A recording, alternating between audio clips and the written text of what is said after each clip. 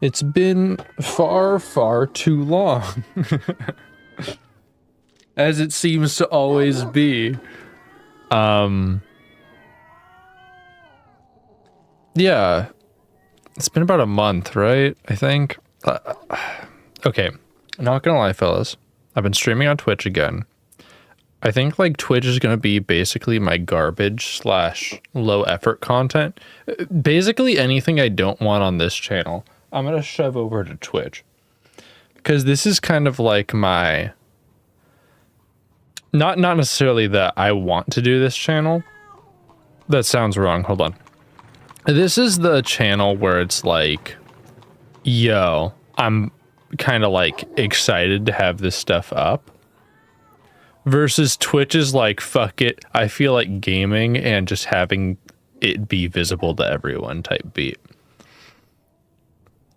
That's kind of how this is going. Versus like this, which is more of like, okay, I'm either gonna like maybe make YouTube stuff out of it, or I'm just doing it here because I want it to stay up. Because God knows Twitch is a fucking dumpster fire that's going to collapse any day, so I can't really rely on all my archived stuff on Twitch to stay there for long. Either way, that's kind of like the current state of affairs, but I'm kind of bouncing between both channels now, which I realize not the greatest idea. But why is it like going down?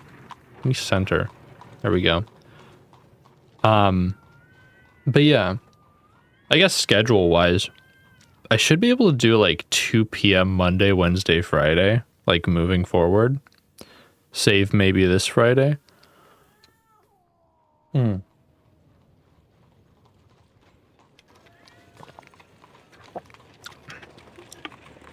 But that's the plan moving forward, and that'll be the plan until the foreseeable future, aka the summer. Either way, let me fucking get the game up, because Sorcery always loves to be a little goofy. For whatever reason, it doesn't like to show up half the time, so I'm gonna have to finesse it.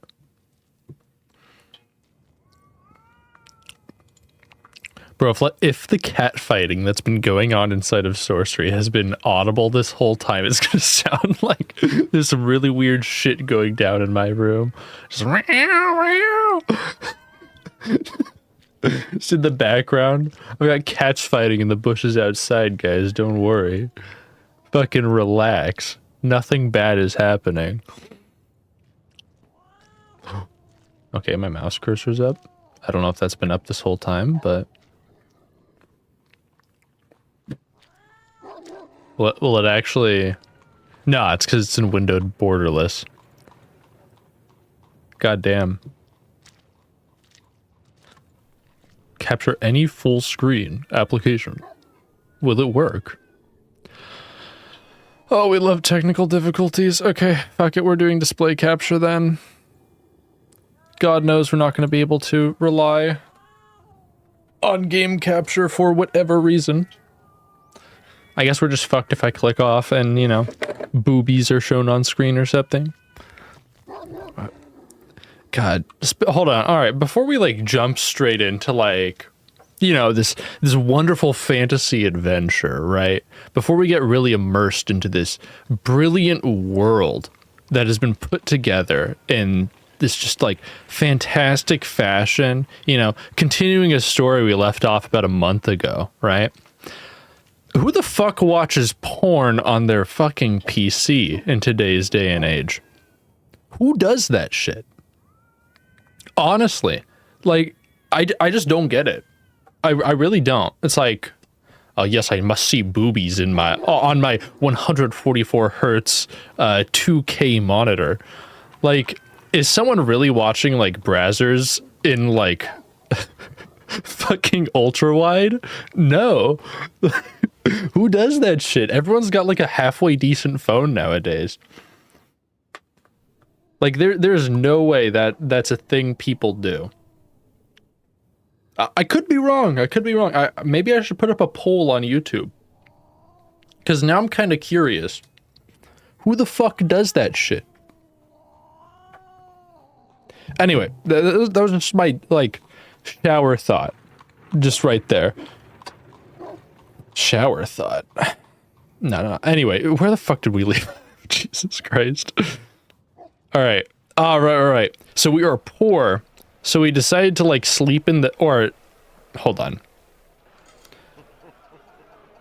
No, I remember what had happened. So we met... What's his name? Flanker? I forgot. Yeah, Flanker. We met Flanker. We went to go see the council chambers. Turns out council chambers are, like, goofy. Council's gone.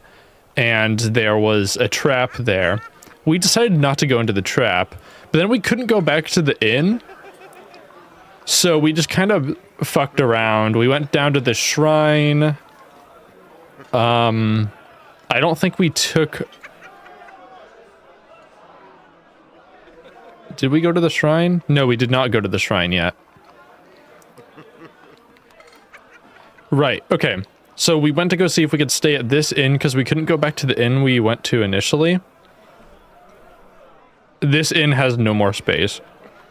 So we tried to sleep in the docks. People are getting kidnapped and shit. So we run away. We keep running, and we're finally able to make it back into here. And we're in the room. Okay. The room is small but clean. You lie down on the bed, tired from your day of walking through the busy city. Then it is time to sleep. You close your eyes, and the noise from downstairs does not trouble you for long. Your dreams are cluttered and crazy. Red-eyed beings loom at you. You seem to be walking forward, traps springing at your feet. Flanker laughs and raises his sword, plunging it deep into your neck. Face after face laughs as you ask about the spells. 4, one says, there are 11 spells, 13, 49. And somewhere, beneath your feet, you hear a man cackling with laughter, and the crown on his head beyond your reach. Okay, next morning. Dawn breaks and you head downstairs. The inn looks like a whirlwind has passed through it. Chairs are turned over on top of tables. Plates and flagons have been scattered around, and several patrons are passed out asleep on the floor. Check if they're alive. You stop by the first of the fallen drinkers and check if they are still breathing, which they are. But their breath is so thick and alcoholic it makes you swoon to smell it. You pick your way across the bodies to the door and go out into the street.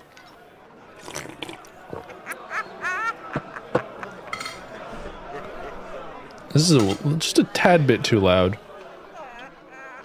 Hold on. I think I messed with my audio settings a day or two ago. Just turn this down to 80%. There we go.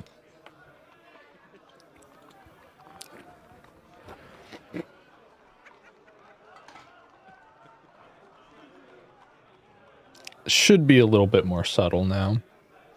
As it should be. I think I broke it. Oh no, here we go. See what's happening outside. Alright. As the sun breaks Let me retry that, Jesus.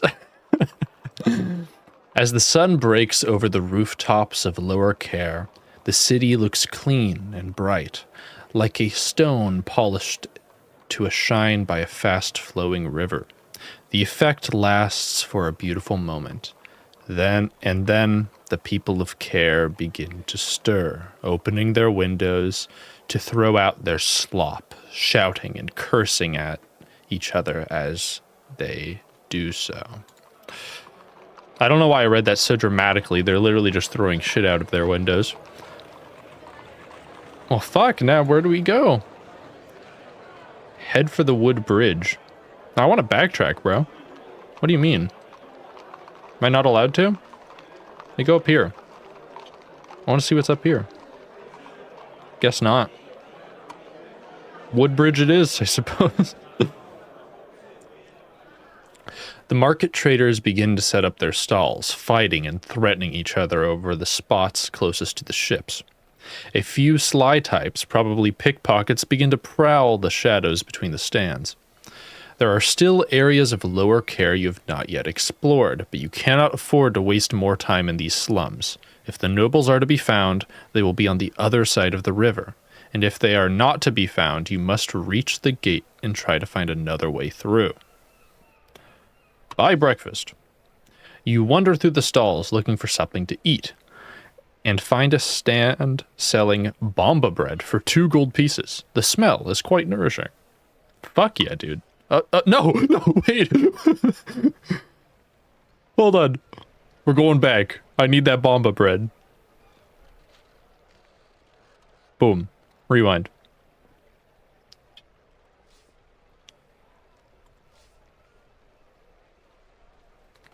You buy a slice of bread. It's pleasantly filling with a sweet, meaty texture. You thank the woman at the stall, then head over to the river to wait for the bridge to be lowered. After a while, a grizzled old man arrives and unlocks a small booth by the harbor bridge. He goes inside and closes the door behind him. Wait. You sit down outside the booth to wait for the old man to lower the harbor bridge. Half an hour goes by and nothing happens. Look inside the booth. You stand up and peer in at the booth to see what the old man is doing. He has his feet up on a low desk, his hands folded across his stomach, and he appears to be consulting a tide chart very closely. So closely, in fact, that it covers his whole face and gently rises and falls as he snores. Knock. Tired of waiting, you go over to the booth and knock firmly on the door. The old man lowers down the window and leans out the booth. What you want? We won't be so direct. Good morning. You begin cheerfully. Ha! The man replies. Just small talk with this fucking guy.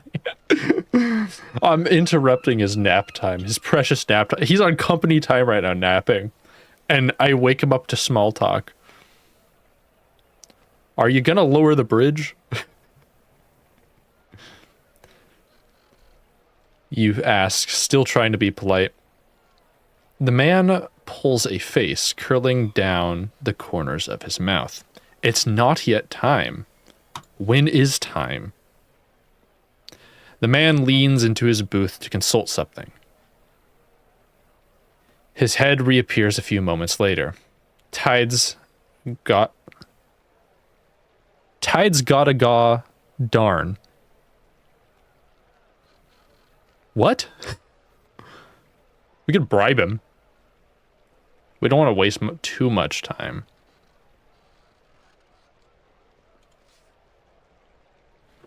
I'll pay you if you lower that bridge. 3 gold pieces.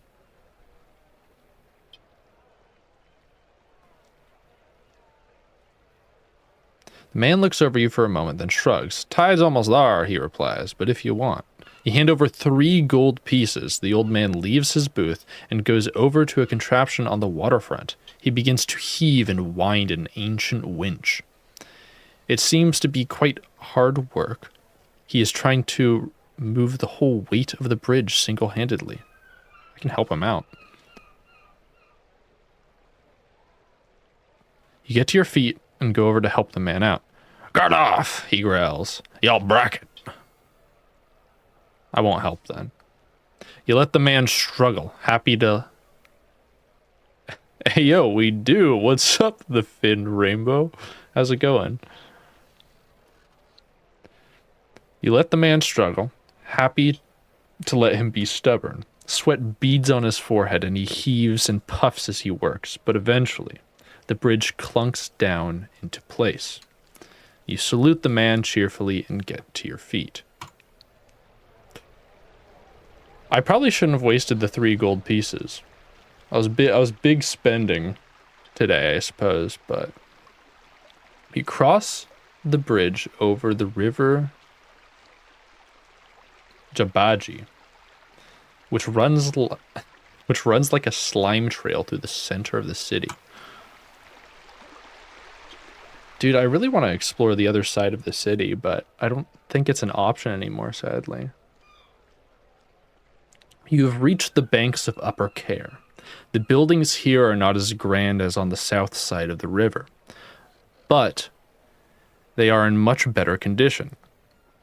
Fewer people live on this side, away from the fields and the hills, but those that do are richer.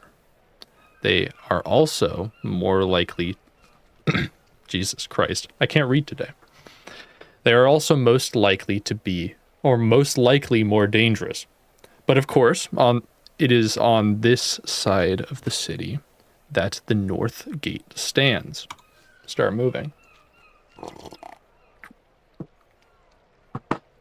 You follow the road away from the river, towards a fork in the road. If there are any nobles still in the city port, their houses are most likely to be on this side of the river. But which way? Let's just zoom out a bit. Oh yeah, we just completely passed up Mansion Row as a whole. Not to mention the Artist's Quarter.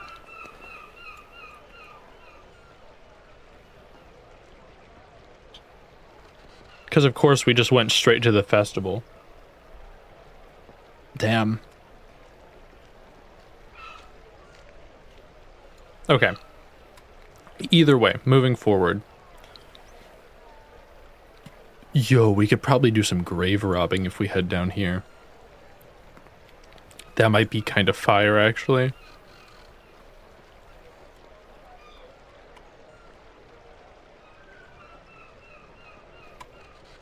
Fireview Square. The Red Quarter sounds dangerous, to say the least. Oh yeah, it looks like we have to head through the necropolis either way. As well as by this Mayan-ass temple.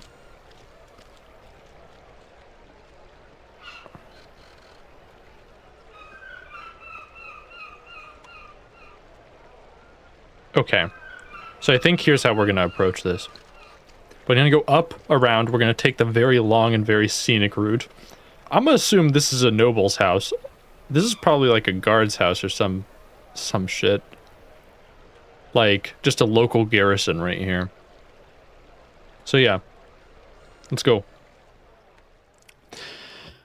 The early morning sun is beginning to wake the streets of Care. A few creatures roam this way and that. In one corner, a spring bubbles with fresh water. Yeah, just drink from a random spring. Fuck it. Let's look around first, at least. Looking left, the road heads through into a residential area that seems well cared for. A short way off to the right is an open plaza. You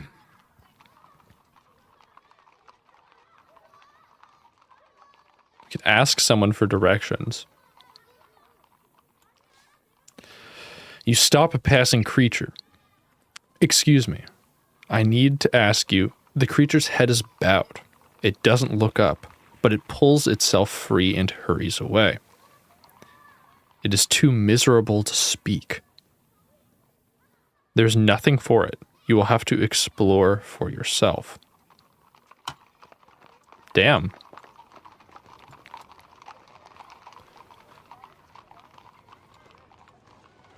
Left seems like the best way to go here. Okay. You follow a narrow, winding street past the shops and stalls. It is still early, and they are not yet open. But there are stirrings from within the houses as the day's activities begin. A face appears at one window and seems to watch you pass, although the creature's eyes are closed and you're not sure if it actually notices you. Wave at the creature. You wave to the creature, but it does not react. Its eyes are still closed. Another creature Another similar creature stands in a doorway across the street, washing themselves from a bucket. This one is thin and spindly with a long face. Not exactly a human, and not exactly elven either, but something in between. Oh no. They're all blind, aren't they? Like their eyes are taken. Greet it. You try to greet the washing creature, but it too has its eyes closed. Perhaps it is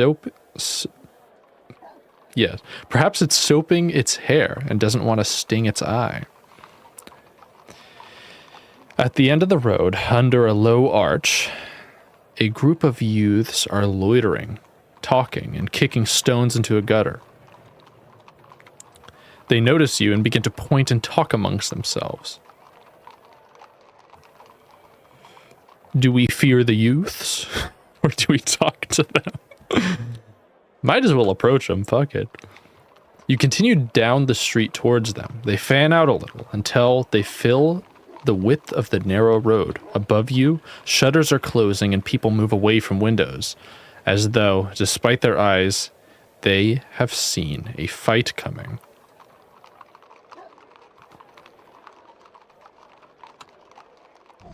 Let's at least see what spells are open to us. I'm not gonna, like, full up fireball this group of children. But we got Gob, probably. What's Gob do again? Summon a goblin. Right.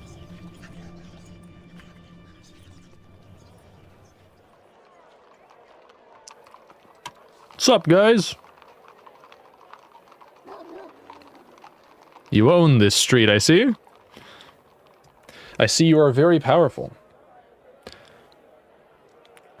I wonder if you have any idea how powerful, the youths reply quietly. Would you like to find out? Yeah. My pleasure. The youth opens his eyes and suddenly a streak of burning fire shoots from under his eyelids, scorching your side. You gasp in pain and he laughs. Then the other creatures grab your arms from either side. Don't struggle, one whimpers, or we'll look all over. Or we'll look at you all over. Jesus Christ, okay.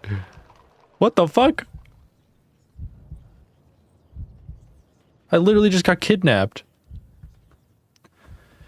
You are marched away through the alleyways to a building surrounded by a high wall. It is a prison.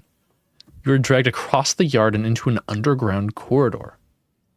A cell is opened and you are thrown inside, landing squarely atop another creature. God damn it, why do I have to fucking talk to people and get immediately punished for it? Hey, what's up, guy? You pick yourself up to your feet and dust yourself off. Apologies, friend, you say to your cellmate. It is an elven, like the ones you met in the Shamutanti Hills, but he seems worn out and exhausted. The creature nods to you.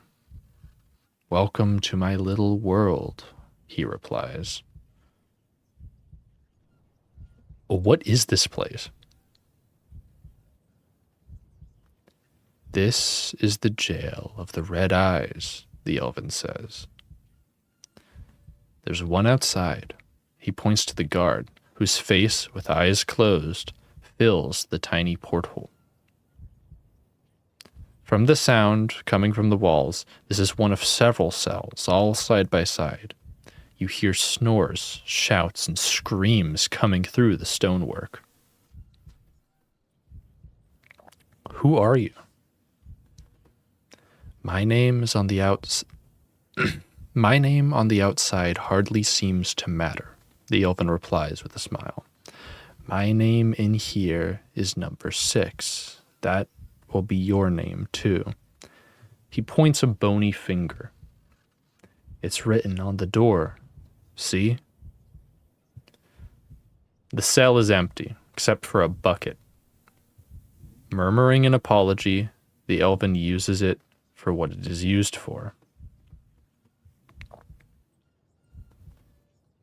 You're an elven. I've met your kind before. I have the freedom of your village, or I have the freedom of your village in the hills. He shrugs. If you go back, they'll probably try to rob you, he says. But that's not what they locked me up for.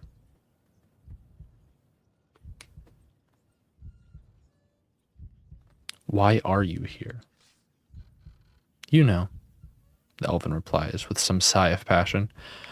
I've asked myself that every night since I was arrested months ago, and I still can't figure it out. I didn't do anything to upset these people. My only idea is that the Red Eyes aren't happy unless they've got someone locked away. He smiles thinly. Maybe now you're here, they'll let me go.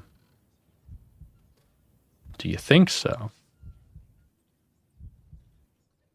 No, he sighs. I don't.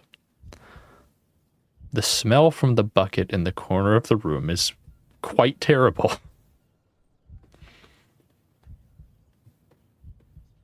How can we escape? Escape, the elven laughs. If there was a way to escape, do you think I would be here? And do you think I haven't already tried? I'm an elven. We're not known for sitting still. And it's true, even as he talks to you, he's constantly fidgeting. Oh, we could fucking pray to the monkey. Oh shit. Hold on. Monkey, intelligent but cheeky, the monkey understands others, but does not respect them. He is quick to turn his tail, but not rash. What he lacks in courage, he makes up for in caution.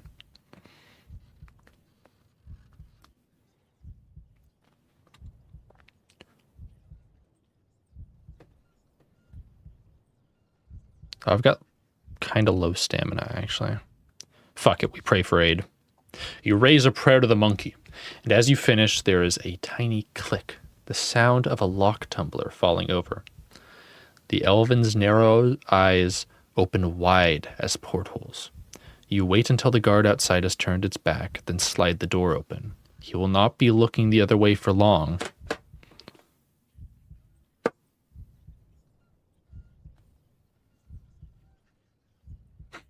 I could throw shit on him. Yo. That might actually be fire. I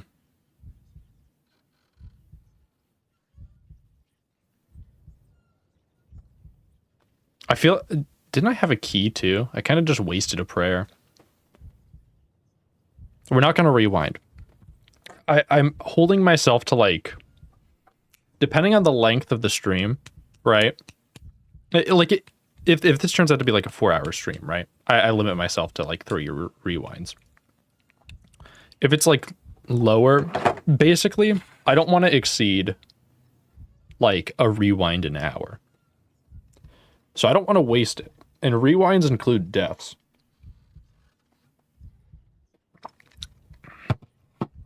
So we could cast a spell. We could see what we have at least.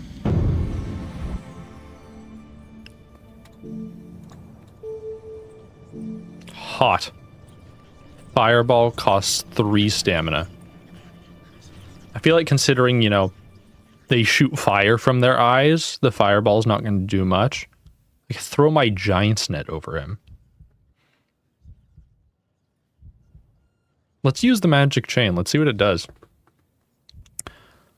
You pull out the magic chain, whip it forward, wrapping around the guard's body. I've got him! But you have not covered his eyes, so when he turns and opens them, a blast of fire is devastating. Well, what is my fate?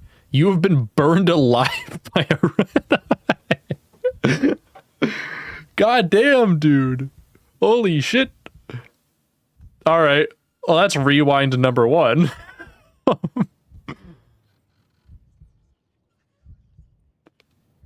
Greet the creature.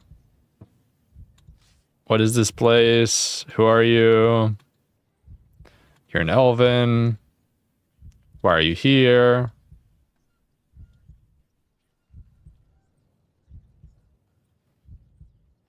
Do you think so? How can we escape? Not cast a spell. We're going to try a key. Dig through your packs of keys. Try the copper key. You still have a chance. Okay.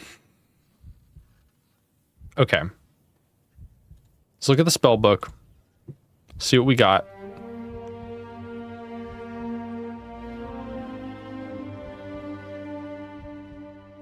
We could do Dawes, probably.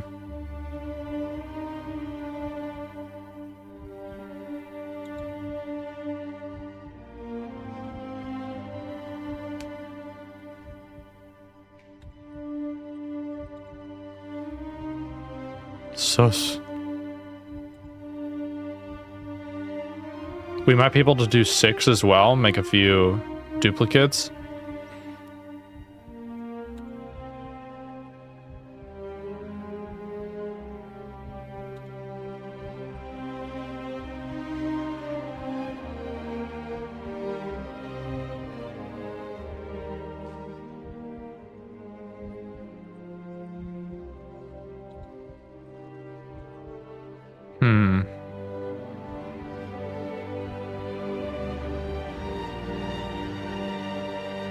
Foff might be good.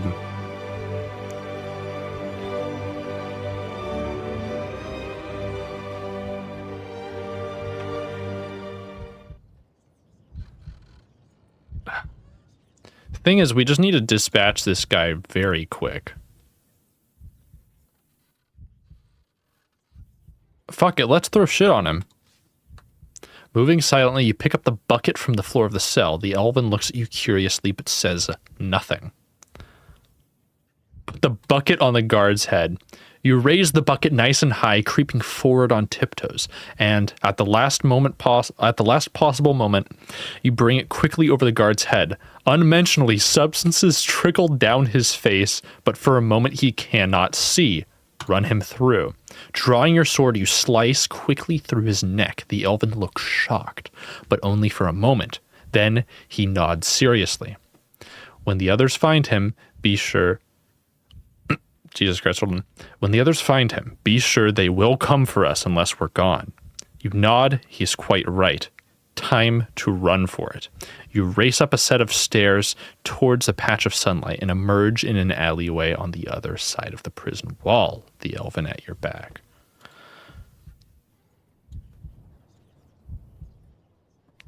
You emerge on a quiet side street and begin to weave and duck through the alleyways.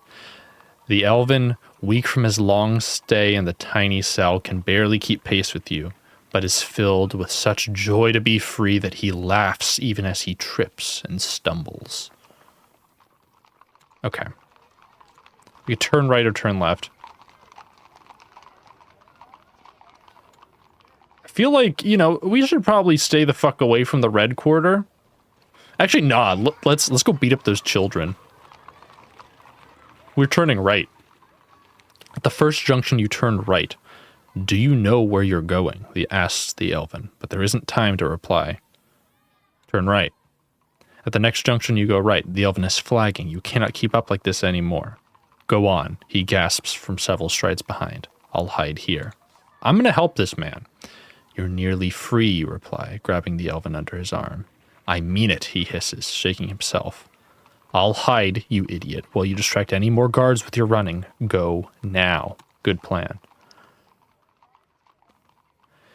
It would have been, the elven replies. And you turn to see he's quite right. Another guard has entered the alley behind you.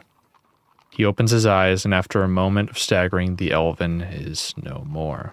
The stench of burning flesh is in your nostrils. You race out of the alley. Quite suddenly, you emerge from the alleyway into a wider, busier street. With great force of will, you stop yourself running to a slow down to a walk.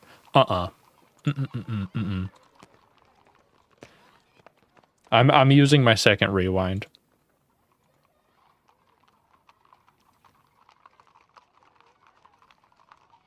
We're turning left. Do you know where you're going? Asked the elven, but there isn't time to reply. We're turning right. I'll hide here. The elven is flagging. He cannot keep running like this anymore. Go on, he gasped from several strides. Behind. I'll hide here. Leave. It breaks your heart to leave him, but you know he is right. You wish him luck and hurry your way. The elven crawls into a pile of junk and beds down. Perhaps you'll see him again. Turn right. You keep running, taking a right. Quite suddenly, you emerge out of the alleyway into a narrow street filled with smoke. You force yourself to stop running and catch your breath. Okay. A street. All the way down here. The street is filled with a sharp, acrid smell. Burning. Looking up ahead, you see a column of smoke. Is the district on fire? Let's do sus.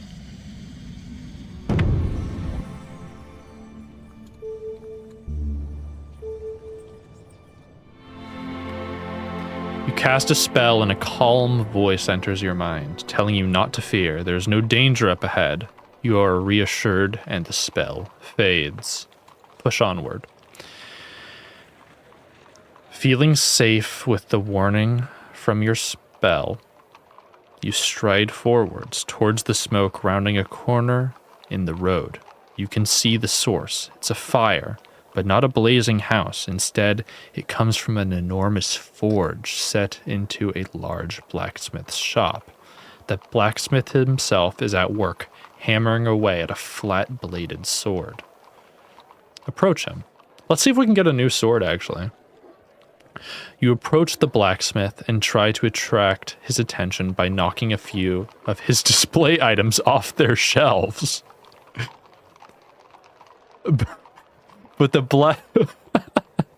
but it seems the blacksmith is quite deaf. Years of hammering on sparking metal has left him quite oblivious to everything around him.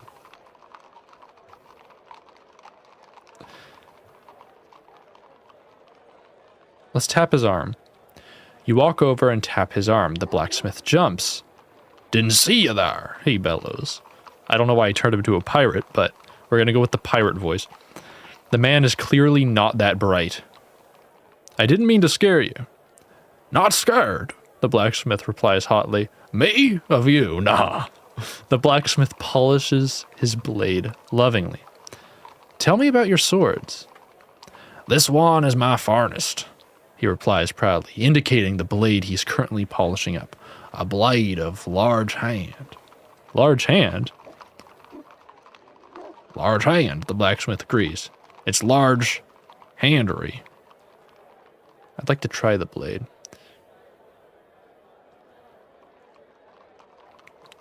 You reach out to try the blade, but the blacksmith catches your arm. I warn you, he says. Once you've tried it, you won't want any other, and it's not, and it's not a cheap blard. I'll risk it. The blacksmith shrugs and releases your arm. Go on then.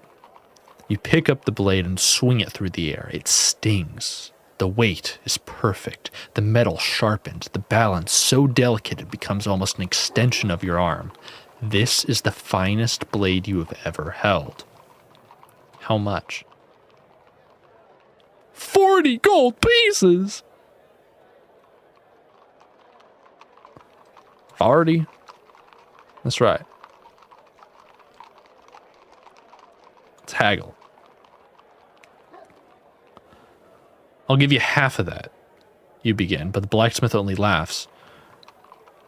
You aren't talking to a child, he replies. 40.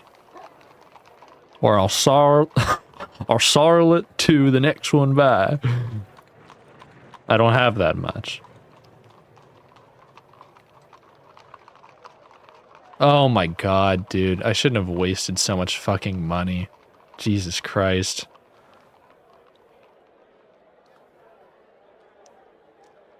Okay. I'm interested in the Northgate spell.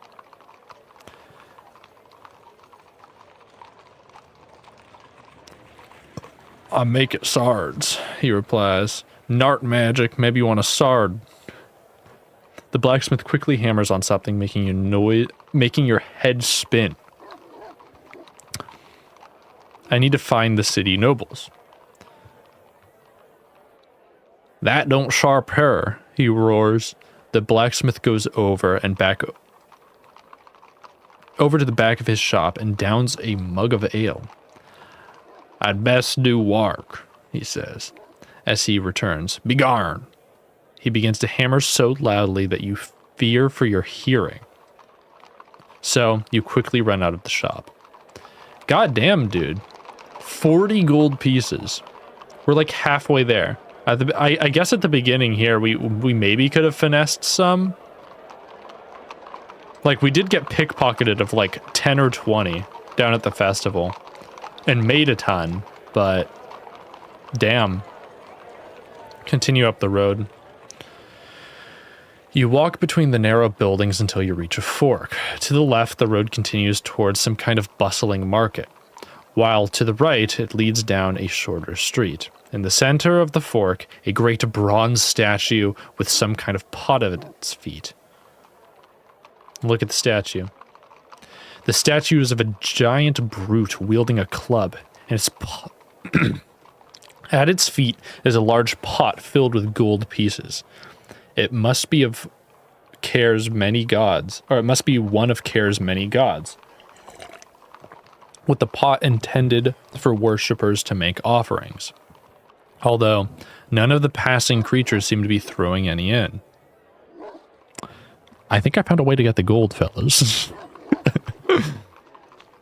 Make a move. Wait, it's not what... I'm going to the statue. You go over to the statue and look into the pot. It seems to contain almost 20 gold pieces. Fellas. That's about perfect. I'm gonna look up at the statue first. Tilting your head, you look upwards at the statue. He is an imposing figure, at least 4 times your height and solidly armed. You do not recognize the god depicted. Do we finesse this? Is this a good idea?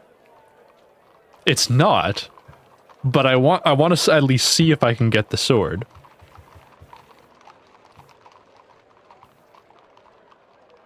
Oh god, dude, but if am I really going to use all of my rewinds right now? Because something fucked is going to happen. You know something fucked is going to happen. The god's going to pop out, fucking smite me, and then there's my death. And then I'm basically committing to like a 7-hour stream. God, this is fucked.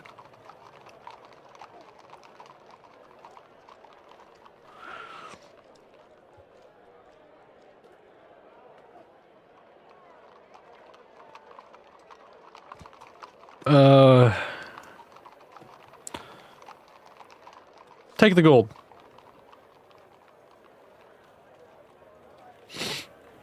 You reach down to scoop for the money from the pot into your pouch. Easy enough.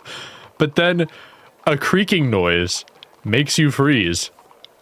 Run. We're out of here. We've got the money, fellas. Let's fucking get out. You turn and run. Just in time, the statue behind you has started to move, and it is on the attack. It smashes down with its club, catching you painfully in the middle of your back. You stagger to your knees, gasping. You pick yourself up quickly and see the bronze giant has leapt from its pedestal and is advancing towards you. Cast a spell. My god.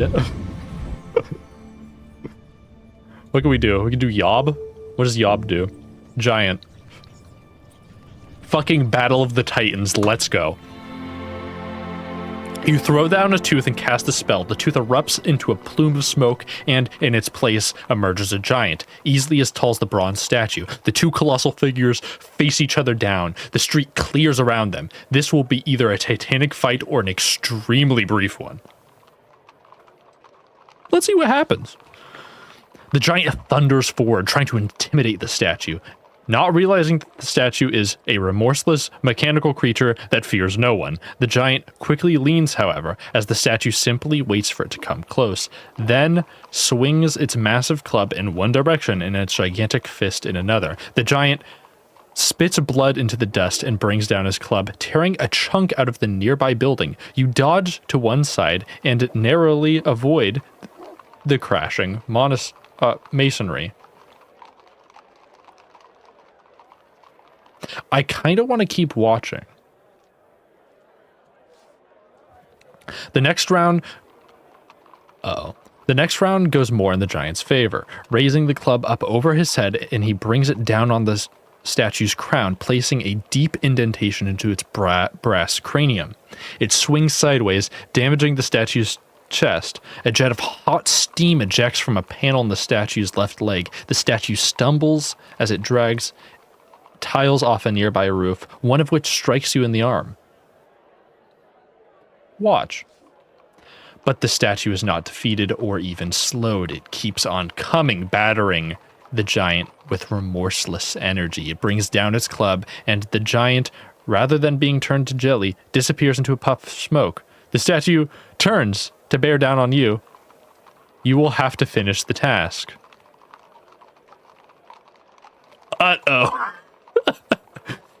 In the milliseconds available, you scour the creature for scratches, blemishes, anything that might suggest a chink in its armoring.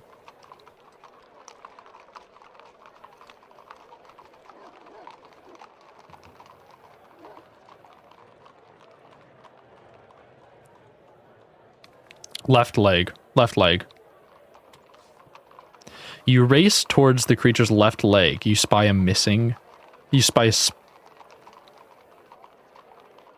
Huh? Why is the dialogue in this game so horny immediately when I join? My brother in Christ, I don't know what you're saying, Murph. We're chilling. I have to dude. I am fighting a giant brass contraption because I stole money from a god, okay? We're vibing. I summoned a giant to take care of it, intending to run away to go buy a sword that costs 40 gold. Yeah.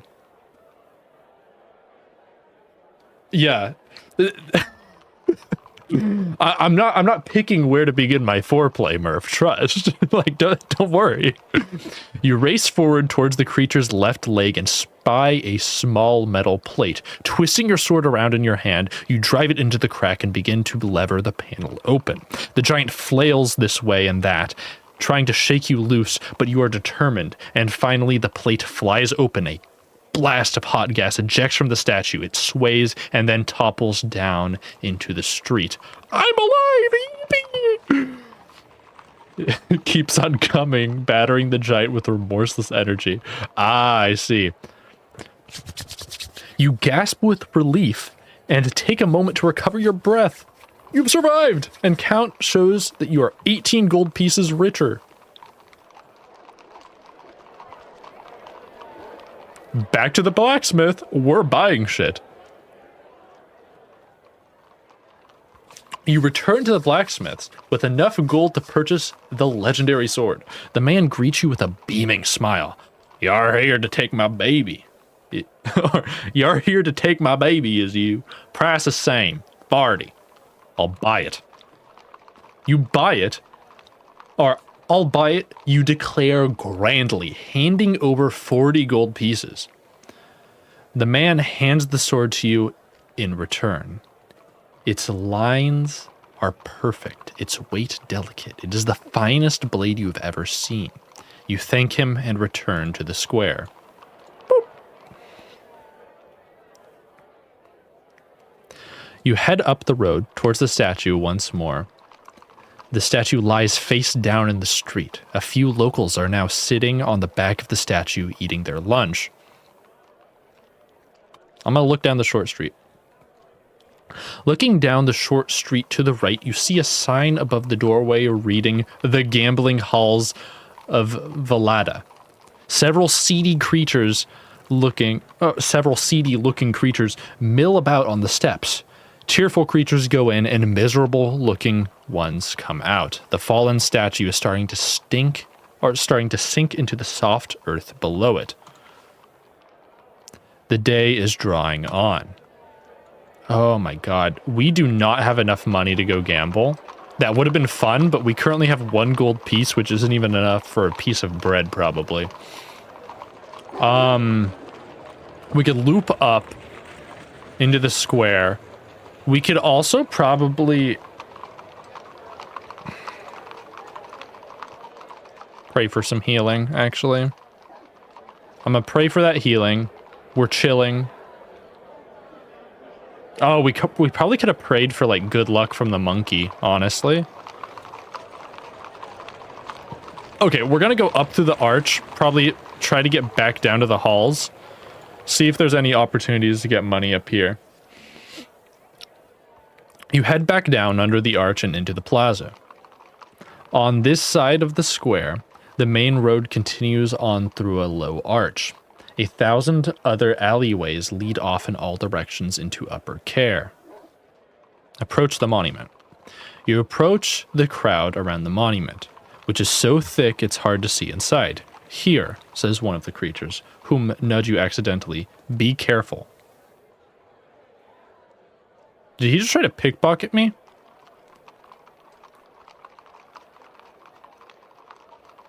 I'm gonna apologize. You apologize, and the creature huffs and moves through the crowd, clambering up the steps of the monument. You finally get to see inside, but the monument seems to be empty. There's just a circular rug that fills the floor space. The crowd murmur and whisper.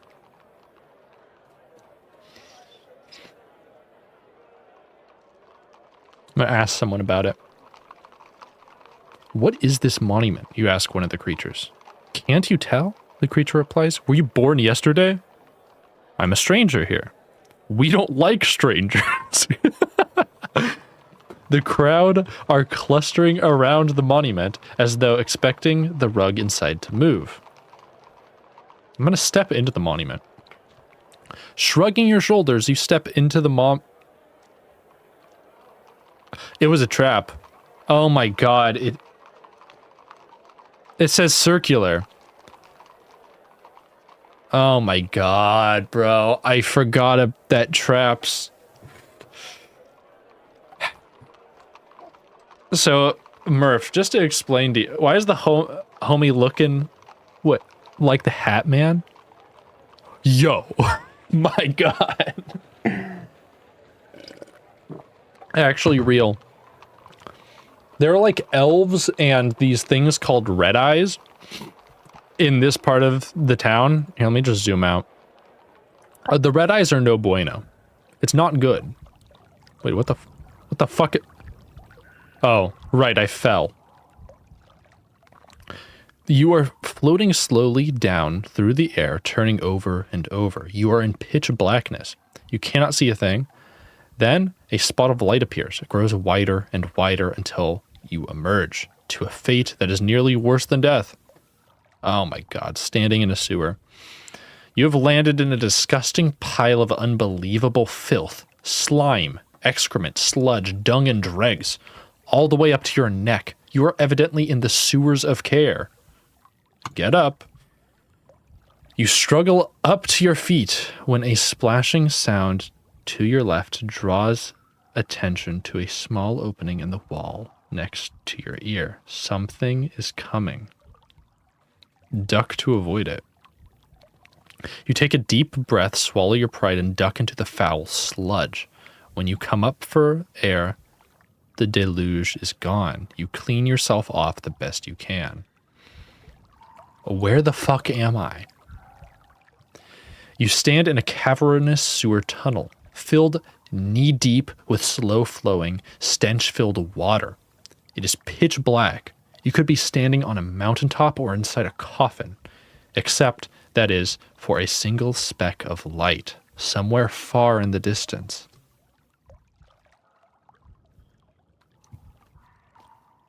Wait. You wait, and within a few moments the tunnel is filled with goblins. Not one or two, but a whole army led by a tall, stocky elder goblin, chanting a weird guttural song. They pause a short distance away from you, and the leader steps forward. You should not be here, the goblin declares. This is the domain of the Mad King and of us.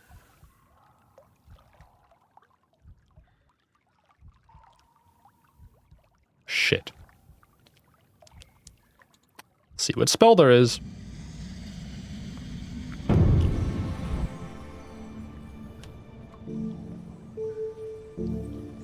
Slowness, that's not going to help against the whole army. Dud. Illusion of treasure. I'm just going to be like, yo, I bring an offering to the king. I'm out of here. You cast a spell filling the sewer with illusory gold and riches. The goblins cackle with glee. You are wealthy. We'll be glad to rob you from your body when you are fallen. Damn. Alright, fuck it. We killing the goblins then. The goblin marches forward through the filth. You ready your sword grip and bring your sword up to cover your chest. It drops away, quaking with fear. The creature watches your movements fearfully. Okay. I'm gonna go for like a 5. Fuck him. You dart forward, the power of your head. You dart forward and power the edge of your blade towards its chest. The goblin's weapons takes the worst of the blow. The goblin growls and hisses. We're going again. Fuck him. He's dead. Following the creature, holding your weight back, you swipe to one end. You've defeated the goblin. The goblin elder laughs, gestures another minion to face you. Fuck it, let's just keep going.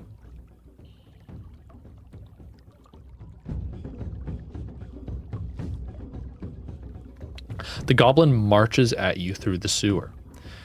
You steady your footing and drop back, sword swinging out to catch your opponent. It dodges through the muck, hoping to cut you in your ribs with its stubby blade. The goblin follows your movements fearfully. Again. It's one done. Chasing the creature, you catch the goblin a slashing blow on the leg. Fortuitously, the goblin's sword deflects most of the blow. The monster follows your movements intently. Again. Goddamn. You keep up the pressure on the goblin and dart forward and power your sword back into its neck. It turns and races back across the sewer. The creature eyeballs your stance. We're going for it again. God damn it, dude. Is he all gonna do defend? Keeping your weight steadily, you cut across the creature's chest. Fortuitously, the goblin's sword takes most of the attack. The goblin is weakening. The monster shows its teeth and stamps its feet in the muck. Defend. Okay. Good. Where you duck back into a crouch, the goblin roars. You knock it away and it tumbles. You hold your focus. It eyeballs your stance. I'm gonna do like a 1 jab. You snick the goblin a quick blow on the side. It shifts and turns across the tunnel. The monster growls and spits. Full force. Is gone. You watch the watching creatures are cheering and shouting as you twist your sword grip and slash for its throat. You've defeated the goblin. 1 stamina lost. Decent dueling. Continue. The goblin leader frowns. He is starting to get angry. He motions one more of his goblins into battle. Did we just fireball this idiot? Honestly? Like, let's see if we can zap. No Z's. What else do we have? Illusion of worship. I don't have a jewel of gold.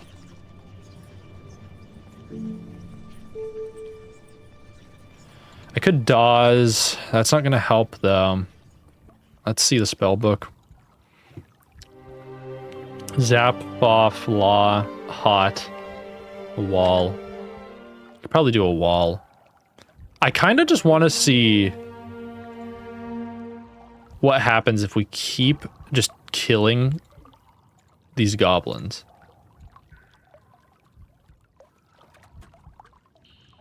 Hold on.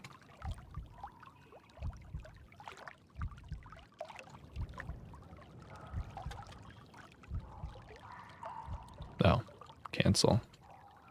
Why won't it let me go back into...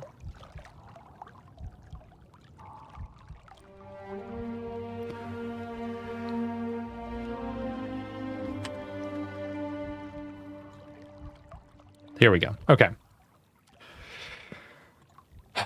See if we can hot. I don't think we can, though. Oh, no, we definitely can. Means 3 stamina, but...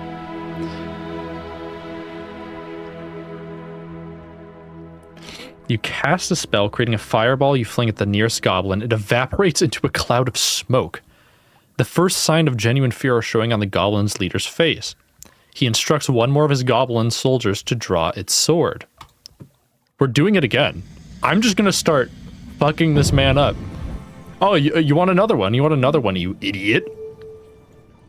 Hold on. I misclicked. I'm just gonna keep throwing fireballs at you. Fuck you. Take another one. You weave the spell and create another ball of flame that you hurl at the approaching creature. It explodes into a burst of acrid flame. Enough, the goblin leader cries. You waste my time and my soldiers. Go in peace. They march off into the tunnel.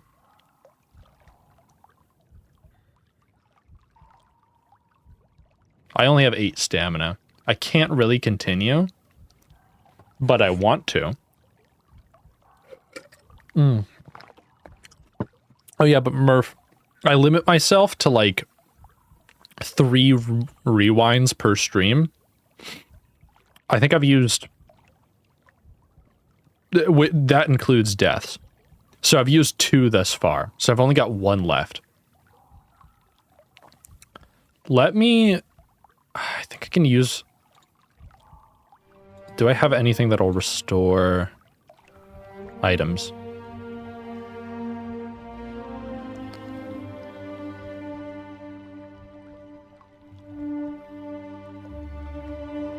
Was all of my food gone?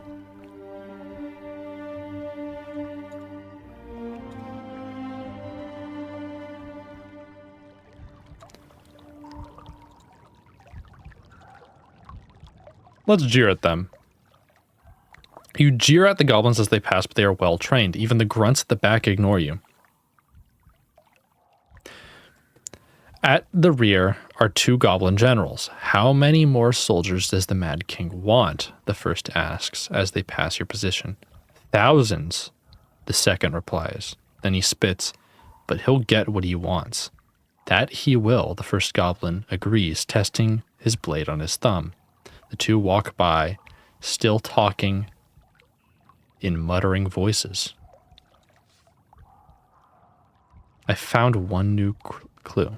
The goblins are tramping up the sewer.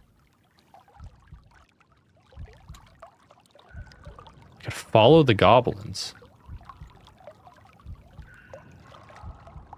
Huh.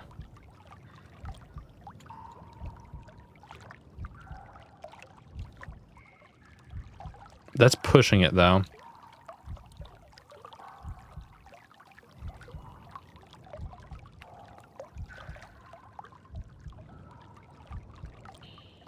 Fuck it.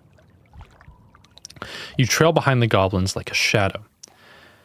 The backland tribes are ready, the first goblin general hisses. The second goblin makes a chittering noise, something close to a laugh. Ready to run through this city like a river of molten steel at the word from the king? A few words, the first goblin replies, but I have learned a few myself. One hisses, stopping suddenly and cocking an ear. What was that? Freeze. You freeze. The goblins keep walking, away out of earshot. not stopping. They do not look around. They do not look round, but continue talking in low voices.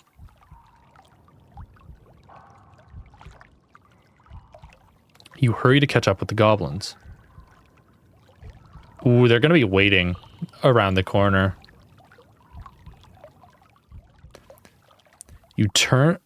The tunnel turns a corner. Something glints from the side of the sewer. Look at it. You stop to look at it, losing sight of the goblins. It's a vial of potion.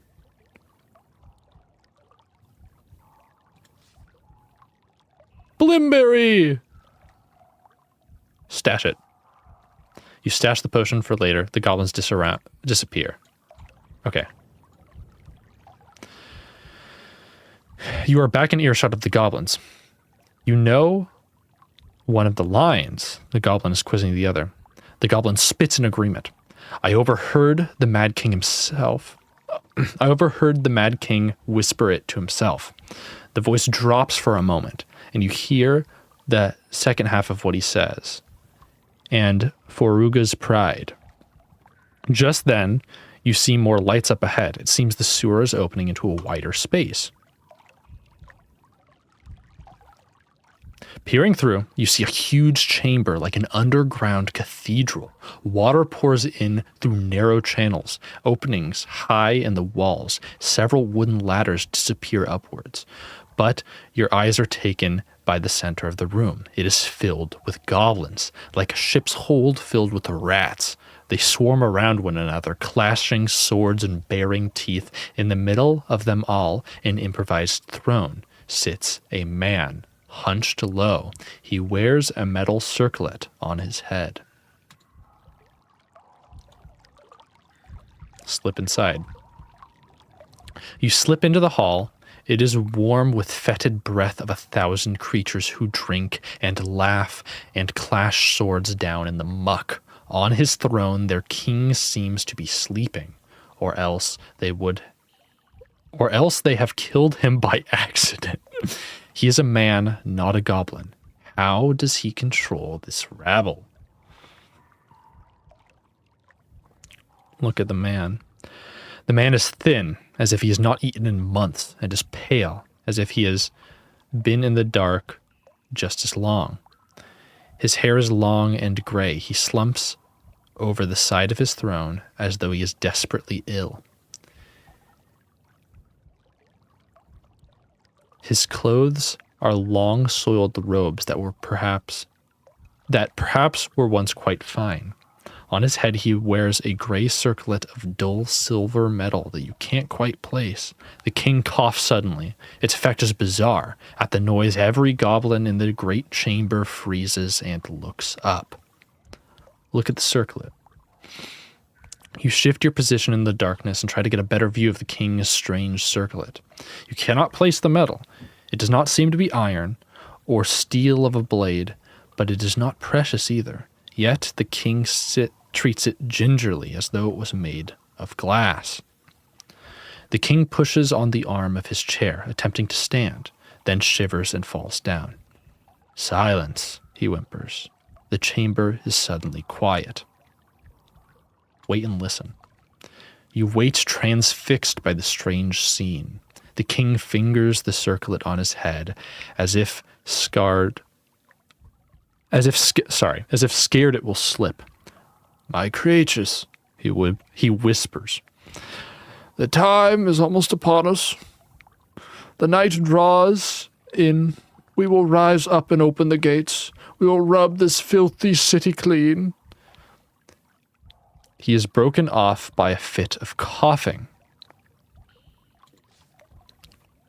You keep waiting, wanting to hear what comes next.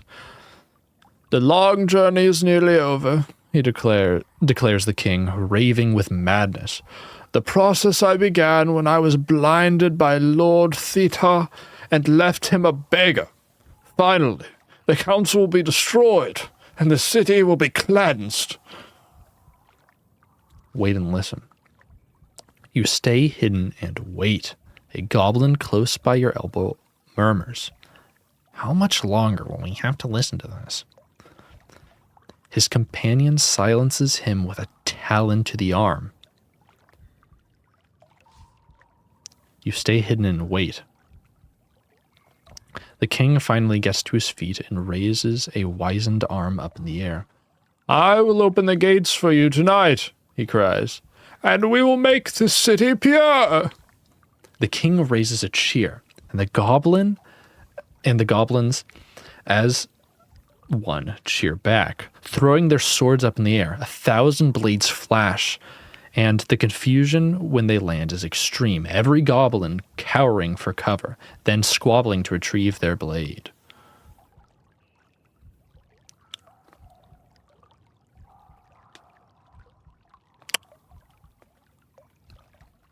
We're probably going to get some words, like, that we need for the northern gate. But apparently this shit's going to go down. I say we bolt right now.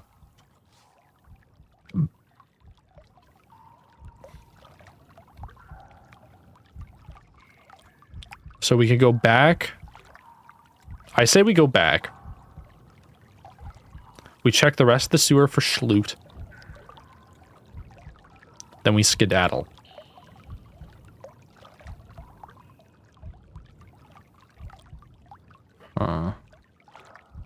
Could also creep up to a ladder.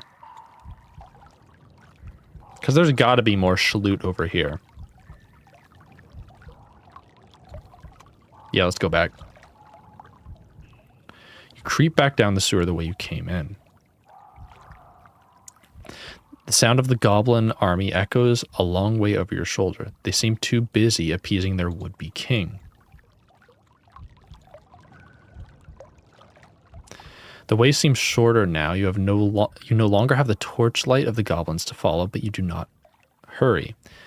To stumble here and trip in the slurry water would truly be a fate worse than death.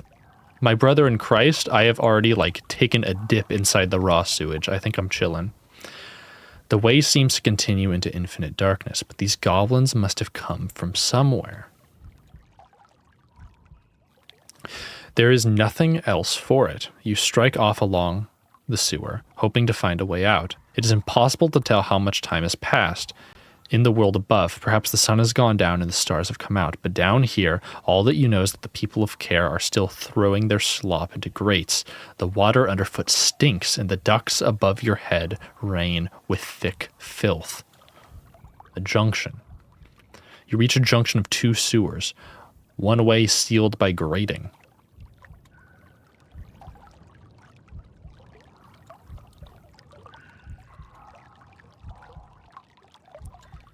Let's go right. You splash on through the water when suddenly your foot strikes something, the base of a wooden ladder sitting in a fork. Test it. You give the ladder a sharp tug to test its strength. The whole thing comes away in rotten splinters which rain down into the water like so much slurry. There's no choice but to move on.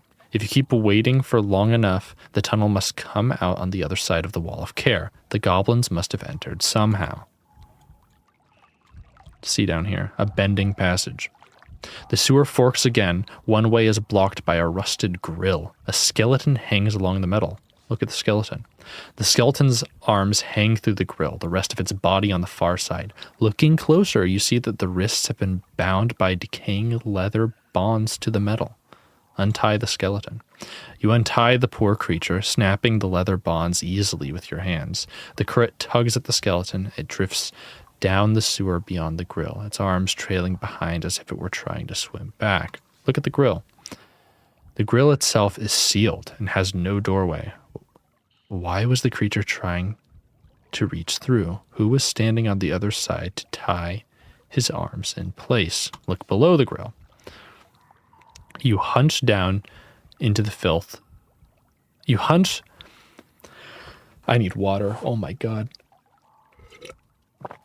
On a hunch, you look down in the filth at the bottom of the grill. Perhaps the creature was handing something through. Indeed, you find a small metal box, but it is nothing, just a tinder box for lighting fires. Once it dries out, it should be serviceable once more. Which way out? The sewer continues for a distance, then ends in a solid Metal grill. There's nothing more here. You retrace your steps to the bend besides the grill. Which way now? Turn back. You return to the junction by the rotten ladder. A thundering sound announces water nearby. The sewer forks here. You follow the sewer. The noise of falling water grows louder until you are standing at the foot of a plunging waterfall. Examine the water. The water falls from a great height above. It must be below a river or a lake.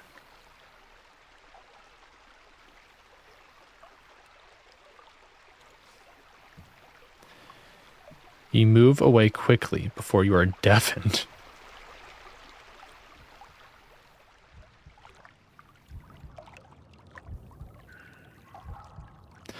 You make your way along the sewer. In the distance, you hear a dull groaning sound.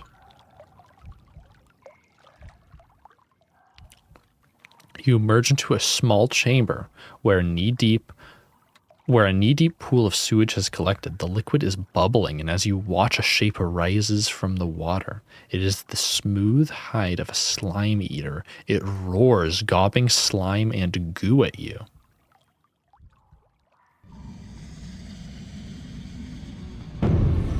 We should be able to do... we could just zap the fucker. See ya. You cast the spell, creating a powerful bolt of electricity in your palm, which you release into the folds of the slime eater's flesh. For a moment, it lights up like a bonfire, glowing bright green. Then the energy of the bolt dissipates into the water. The creature oozes and gasps, clearly weakened but not yet defeated. Finish the task. You draw your sword, which is a mere toothpick compared to the size of the creature. Then you draw in close for the kill. The slime eater growls at you, filth and fetid waste spilling from between its blubbering lips. You drop back through the water and raise your sword, hoping to defend yourself. The slime eater skulks in the water, then rises up and charges. You brace yourself as the creature's arms come down, pushing your head under the water. It drops under the water, almost out of sight.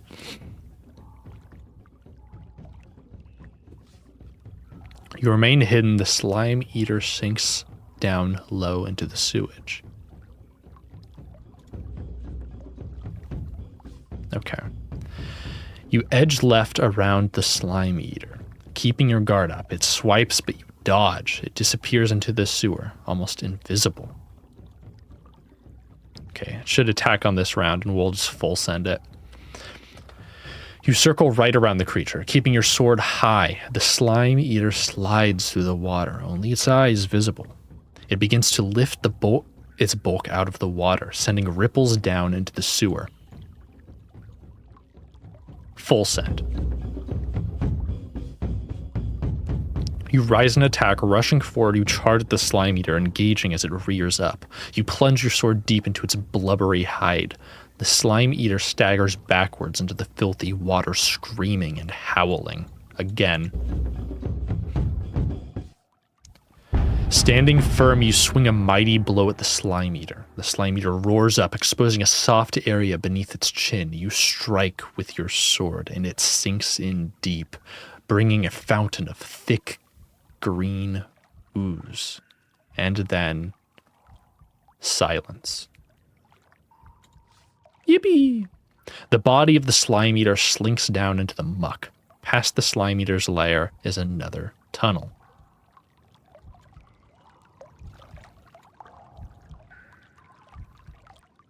Further on, the sewer ends. A walkway opens on the right. You gratefully step out of the filth and muck into a low tunnel. You arrive in a dead-end passageway, but there is light here shining from above. You look up and see a hole in the roof of the sewer. And even better, there's a rope with a bucket hanging from the gap. You have found a disused well. Test the rope. You cannot believe your luck down here in the dark.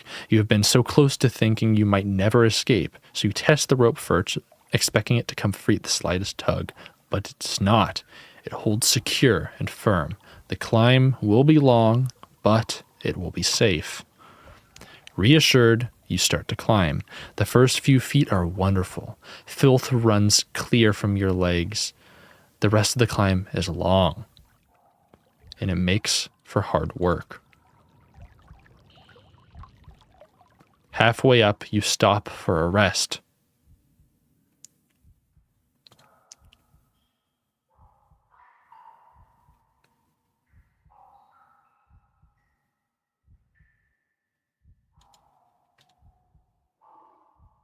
Keep climbing. You continue to climb. It takes maybe half an hour of inching your way up the rope, but eventually you reach the top. You are indeed climbing out through a well into the open air. You take a deep lungful, expecting crisp, fresh air, but what you get is stale and dusty. Where are you now? You emerge from the sewers into a wide area of tall trees and short headstones, surrounded by a tall ironwork fence, overgrown with ivy and gripweed. You are in the necropolis of Care, its city of the dead. The sun is beginning to set behind the city wall to the north. It seems, in your wanderings, you have crossed most of the length of the city. You must be close to the gate already.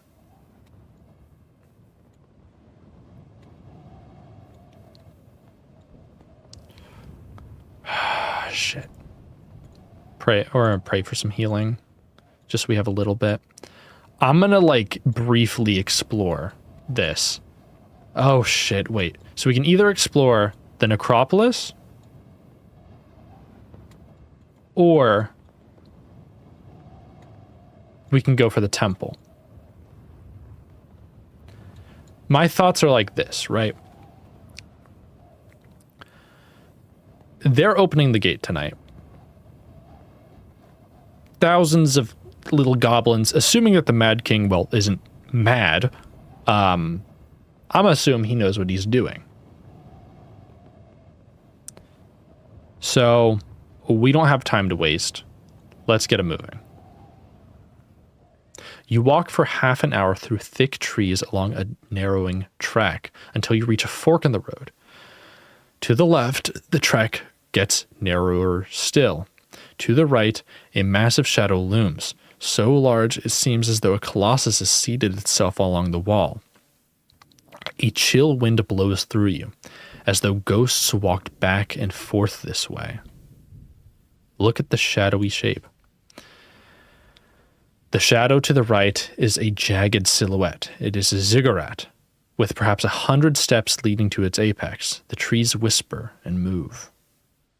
Look down the left fork. Looking to the left, you see a distant flicker. You see a distant flicker torchlight moving through the trees. The north gate, perhaps. Night is drawing in. You should get moving. Things whisper between the trees.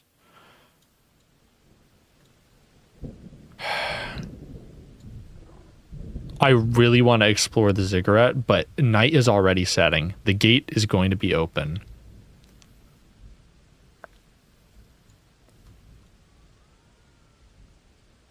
And I don't have that much stamina. But then again, a whole army of goblins is supposed to be coming through the north gate. We might be able to burn some time. You stand at the base of the towering ziggurat, built from carved stone blocks, each the size of a hay bale. The temple rises higher than the city wall, well positioned to catch the first stars of the evening at its uppermost point, a moment which has just passed. Look for an opening. You tilt your head back, looking for an opening, and finally make one out, a small black dot about a third of the way up. But even that is quite a climb. For the less devout worshippers, a small gargoyle by its steps has an open mouth ready to accept offerings. Look at the gargoyle. The gargoyle is carved in the shape of a small but spiky dog with long claws, sharp horns, and a pointy beard. Its mouth is wide open and its tongue lolls out with a coin-shaped slot at the back of its throat. All right, let's climb up. You begin the climb, hauling yourself up the first step. Either the ziggurat was built for giants or ascending is an act of devotion. The next few steps are equally exhausting. You have to throw your pack up first and follow. This is easy. I cast big. Boom. I'm gonna make myself large so the climb is easier. You cast a spell swelling to 3 times your size. You are now able to run up the stairs, but the scale quickly changes. It seems the builders of the pyramid created an optical illusion, and the later steps are not as high as the lower ones. The change is so gradual you hardly notice as the spell fades. You reach the halfway point, almost as high as the city wall beyond, and pause to rest. Halfway up. You are halfway up.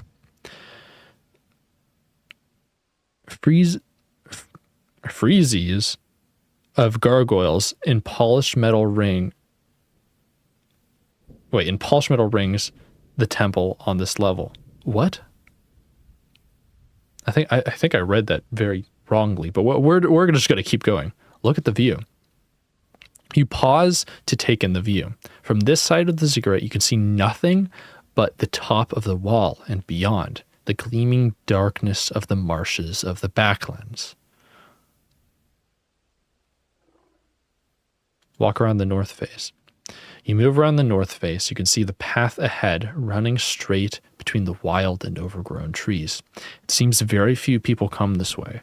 The north gate is now visible, however, and appears deserted. Then you notice a point of light. A torch has been lit between the trees. Watch the torches. You watch the torches move through the trees towards a path. They are making slow progress, but they are moving towards the graveyard, presumably from there on into town. The wind claws at you, trying to pull you to the earth. Climb higher. You continue the weary climb to the first level of the ziggurat. You climb up another 20 minutes up the steep stone steps until you are gasping and panting for breath once more. But finally you reach the dark opening that you saw at the base of the temple. The steps themselves continue up a little further still to the very peak of the temple. Look in the opening. The opening is guarded by rock sculptured images of unimaginable creatures. Beyond, you see a long dark hallway with something large and gleaming at the far end. I'm curious. You step into the temple. The hollow space amplifies your footsteps. They echo eerily for several moments. On the floor, in gilt inlay, is written the name of a god who inhabits this place. It seems that it seems that this is the ziggurat of Korga the Gracious. Wait and listen. You wait for a few heartbeats to see if you have disturbed anything. Nothing happens, and then you catch the tail of a gigantic snake slithering across the floor, disappearing into the crack of one wall. From the markings along its back, it looks highly poisonous. Fuck it, Weeball. You enter the temple, but the snake still manages to catch you by surprise, launching itself from a crack in the ceiling behind you. The temple snake snaps and hisses at the air between you. You drop into a defensive crouch, stepping well back as it shoots forward. It hisses from the darkness. Goddamn, dude. Okay. You stay low. The temple snake tries to knock you over with its thick neck, but you duck. The snake passes. You are backed up against the temple wall. You wait as the temple snake shifts, foolishly exposing its belly, then you attack. Launching off your heels, you lunge for the beast's neck, catching it unguarded. The impact sends trickles of dust from the ceiling. The snake lashes out wildly in agony. Again. It's dead. The temple snake is retreating, but you give chase. Swinging from a low crouch, you aim to sever its head. With a weird scream that echoes through the cold stone, the snake dies, its head crashing to the floor. You wipe your sword clean and wait for the violent echoes of the fight to fade away. Then you go further in. The sight of the shrine takes your breath away. The walls are well decorated in brightly colored murals depicting scenes from religious mythology of care. Fine ornaments of precious metal are set into alcoves among pews, and rich woven tapestries cover every surface. A cunning trick of architecture catches the wind past the doorway and creates a constant ethereal humming, as though a crowd of monks sat in permanent meditation inside. At the far end of the hallway, 4 large gargoyles of winged demons watch over the shrine from the high mountains up in the eaves, guarding the altar with gigantic idol squats, Korga himself. You walk up to the altar across a richly patterned carpet. Something about it gives you pause. Its surface is decorated with wide symbols that seem too deliberate to be accidental. I'm going to avoid the circles. Let's cast Sus, because these are definitely traps. We know circles are fucked, but I don't know about anything else. It's probably just going to say, you cast a spell and a calm voice enters your mind and informs you that there's indeed a trap in the rug in front of you.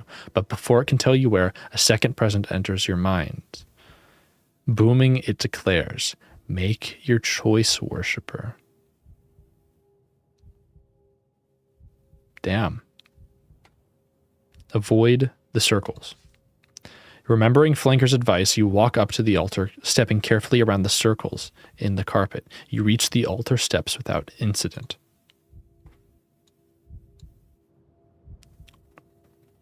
You stand before the idol, a fat statue set with gems and curious, pock-marked features. Above his head is a plaque that bears an inscription. Read it. It reads, on Korga's face you kiss a cross and finish with the lips. For answers to your questions you must err not, else he spits. You step nervously up until the steps. You step nervously up the steps until you are below the great statue.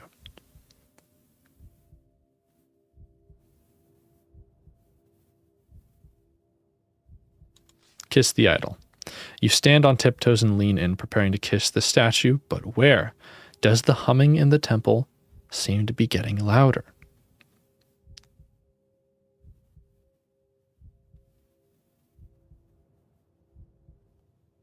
Okay. We're going to kiss the left eye.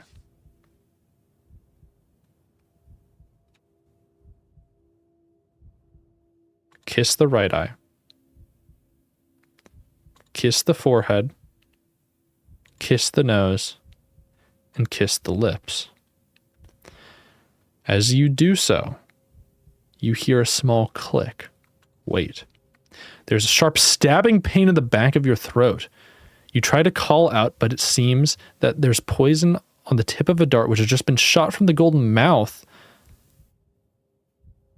into your own that is too fast acting. You stiffen, a silent scream on your face, then slump to the ground in the darkness from which you shall not. Then you slump on the ground and into a darkness from which you shall not away. Such is the price for failing the kissing ritual of Korga. Fate is death. On Korga's face, you kiss across and finish with the lips. Did I not kiss across? Oh, kiss across.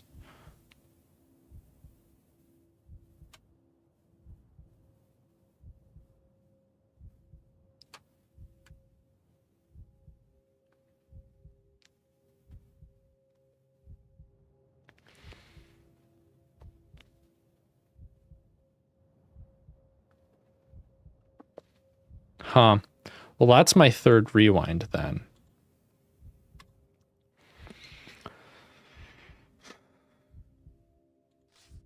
Okay.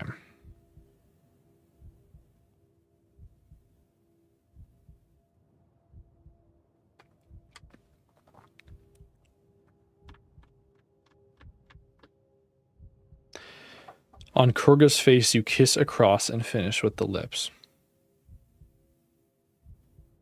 So maybe it's left eye, forehead, right eye, nose.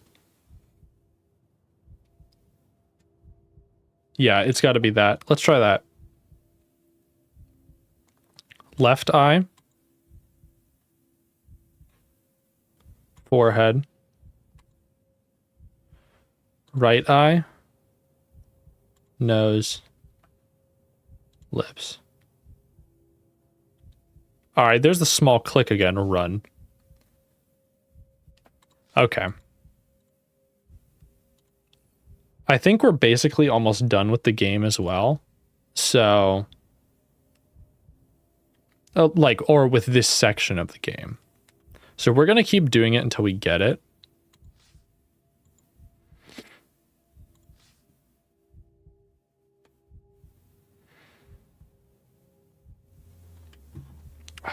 What could it be, dude?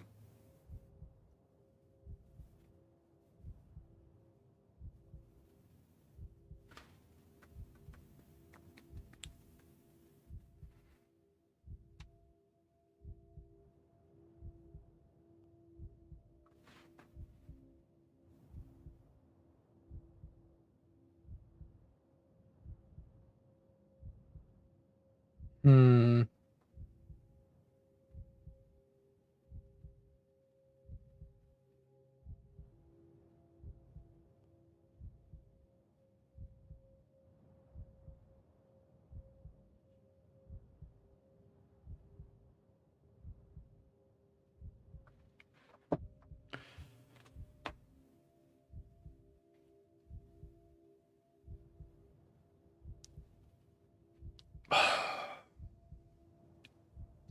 Maybe it just wants me to like make the like ending vertices of the cross. So like left eye, right eye, forehead, lips. So avoid the nose? Maybe? Let's try that. We basically have infinite goes at it, since we're not like actually making a decision here, you know? Finally, you lean low and kiss the idol's lips. You straighten once more. You see the idol's eyes flicker open. A soft voice issues from its mouth. Stranger, you are not of my faith, and yet you have completed my ritual. How can that be? I've used my wits. The god laughed softly. My brother Pashna is the god of thieves and tricksters, but you are in my temple today. My reward is to answer one question. But I am the God of grace, and I require my followers to show grace, and you have not. I can see all, remember. I am God, and I see that you have committed murder, a red-eye guard. I deny you my aid as you've denied others their lives. His voice raises from a gentle whisper to a rolling thunder that echoes around the walls. Now leave, or I will repay you in kind. Fair enough, not going to argue with a god. You don't need a second warning. You turn and hurry out of the temple before the god can exact revenge. You're back in the opening of the temple. Fuck it, let's climb for the top. Let's see if we can loot anything. You turn back and the steps are higher. You're at the top of the ziggurat. Night has fallen, stars have spread across the sky in a peaceful repose that belies their true nature. Warring spirits tussling for control of the world below. Look at the view. You look out across the city. In the far distance, you see torches in the woods towards the north gate. Looking back, you see the lights of care coming on, the shouts of revelers, drunks, and nighttime thieves. Look at the stars. With your head tilted back, you can see more stars than you've ever seen in this city. Perhaps you are above the lights and the smog and the dust, or perhaps more stars choose to cluster here around this sacred site. If you were a true mage, not a mere sorcerer, who knows what spells you could weave at a spot like this. The icy wind chills you to the bone. Try to fashion a spell. You lean back, look up, and try to recognize stars from your study.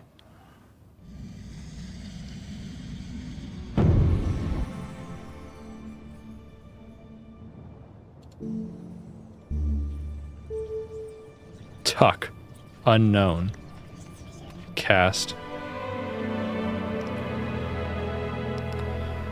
You fashion the stars into alignment and an enchantment is created. Then you feel a ballooning sensation inside your belly. It grows and you become quite uncomfortable. Then, a moment later, you let out a colossal burp. You suddenly feel quite full, as though you have eaten an enormous supper. The spell fades, but the satisfaction in your belly does not. You have found one of the secret spells of the Temple of Kurga. Go down. The view is quite wondrous, but your journey beckons. You start the long climb back down the ziggurat once more. Damn, that's neat. Climbing back down is easier going. Halfway you pause to rest. Look at the view. You look out to the north. The thick trees are still lit by torchlight, and you hear the distant baying of wolves. Climb down. You've seen enough. You climb quickly back down the steps and retrace the steps to the fork in the road. I cannot pray for healing. The mud underfoot is stamped with footprints, between them the prints of many paws. You walk between the clawing trees and thick bushes. The north gate is finally in sight, and you can see its imposing, ornately carved wooden doors over the top of the guard huts and low buildings that lie in the end of this road. Look at the guard huts. You pause to watch the guard huts. They seem quite still. One has a hole in the roof. Weed grows through the chimney of another. Are they abandoned? But between here and there is a long road, lined with thick, gloomy trees, a patch of the wild forest like this you haven't seen since the hills. Go cautiously. You make your way slowly forward, trying to ensure your feet do not crunch too loudly on the gravel. Something catches your eyes. Movement in the shadow on both sides of the road. Torchlight. Stop and look. You stop, ducking into the shadows, and watch. Whatever is moving in the darkness, there are a lot of them. Then a gleam in the moonlight catches one, and you see clearly a wolf clad in tight metal armor. No, a werewolf sniffs the air. It has caught your stink. The foul air of the sewer still clings to your clothes and hair. Ready a spell. You open your mind to patterns in the stars above, but just at the last moment, you freeze. A werewolf you could probably defeat with a spell, but suddenly there are more. 10, 20, 30 werewolves pat down from the shadows onto the path, forming an arc in front of you. Wait. You wait, tensed and ready to run if necessary. Then you notice a man stepping from the tree line beyond. Who goes there? He demands. Friend or foe? Friend. The man does not respond. Clearly he is waiting for something from you.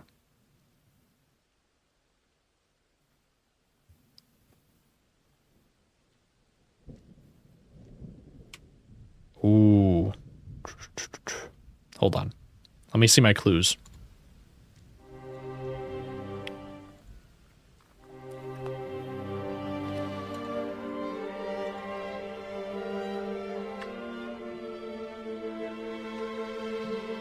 Let's see.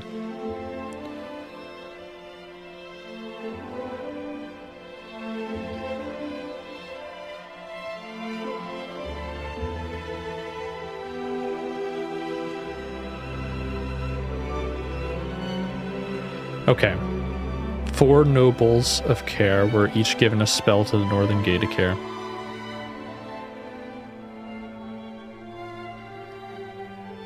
I feel like it's still too loud. Hold on.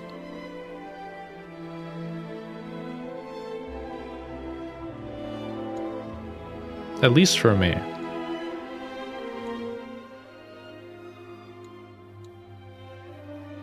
Get it down to about 60, then it's not as deafening. Yeah, okay.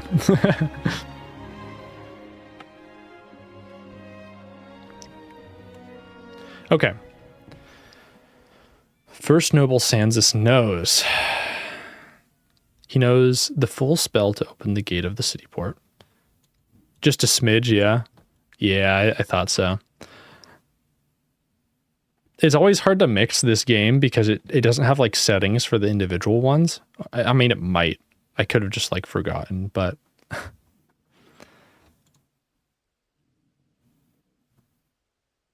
Lord Larog is one of the nobles of care.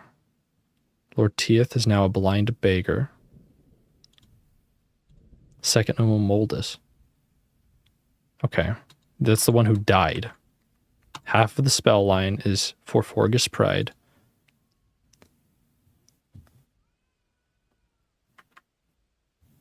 Armored wolves, werewolves draped in lupine form by magical plate armor, are stalking the city at night. Okay. Vic. A man named Vic runs several businesses in the city port. Okay. Portal traps are hard to spot as they are disguised as anything. However, they are always perfectly circular in shape. Statue of Matak. The bronze statue outside the halls of Valada has an access panel on the left leg. Yes. Goblin army. In the tunnels underneath Care, an army of goblins are amassing for attack. Vic for First Noble. The inhabitants of Care are greeting each other with the slogan, Vic for First Noble.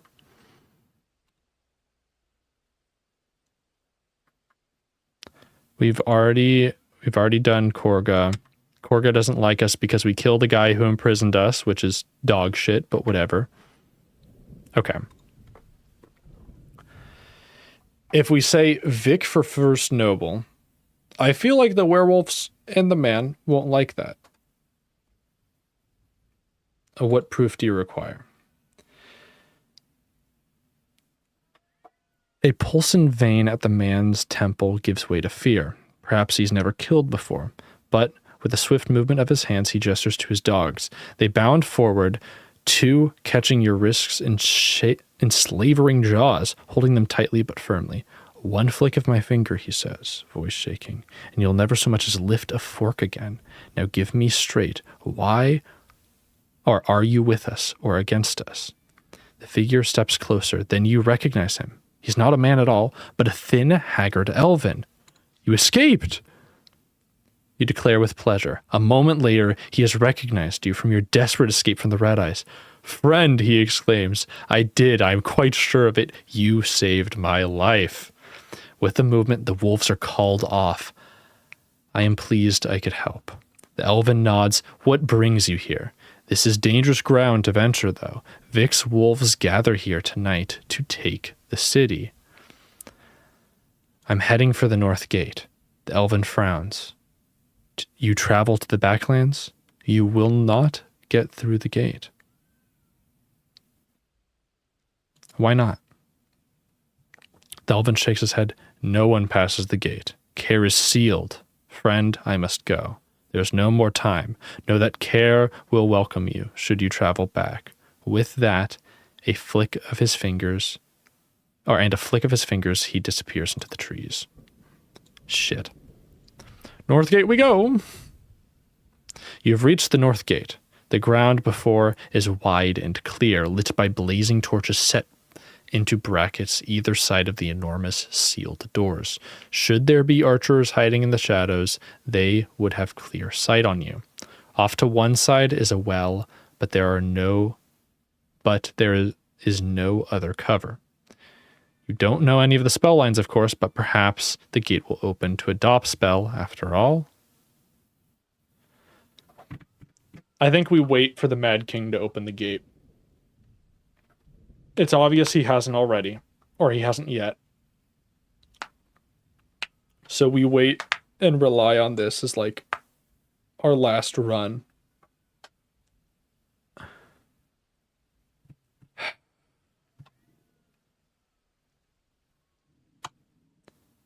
We only have 4 stamina too, which is deeply concerning to me.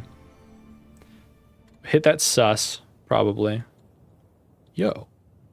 That's actually a cool detail I never noticed. So if you're looking up at the stars, and then you look down, you can actually see the map of the area you're currently playing. That's actually really cool. Okay.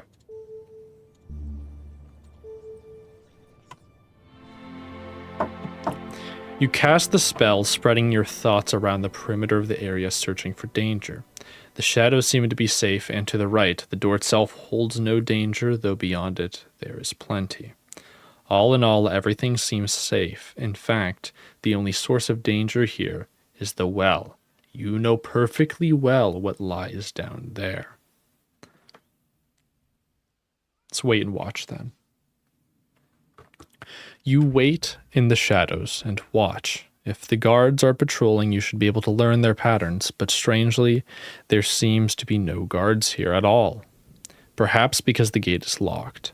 No one bothers to guard it anymore. There is nothing else for it. Somewhat reassured by your spell, you step out of the shadows and approach the gate. It's time to see how great your lock-picking skills really are. You reach the other side of the clearing unscathed and stand below the enormous doors.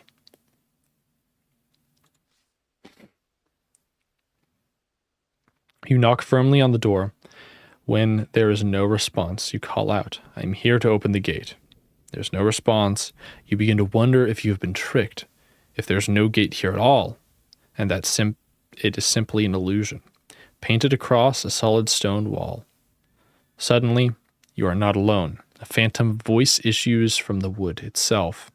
Do you know the spell which controls the gate? Not in its entirely. I do, you reply. Perhaps you can bluff your way throughout knowing any of the lines. Then I await your command. Open sesame. You stand back to see what effect your lines have had. The voice has gone silent. Wait. You wait impatiently to see what will happen. Then the voice booms out. Incorrect.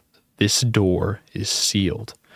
There's no time for another guess. From behind you comes the sound of feet and swords. You turn, expecting to see a guard, but instead a horde of goblins has appeared from nowhere and is charging across the dust towards you. It seems the army from the sewers has finally come up to fight. Dash into the shadows. There is no way you can fight 100 goblins. You dash aside into the shadows. The goblins pour up to the gate. Are they going to try to ram it? But they stop, and in their midst, a small figure is being propelled forward. It is the Mad King. He is surrounded by a guard of nearly 20 goblins. Intrusive thoughts make me want to kill this man, but just let him open the gate. We're going to hang back.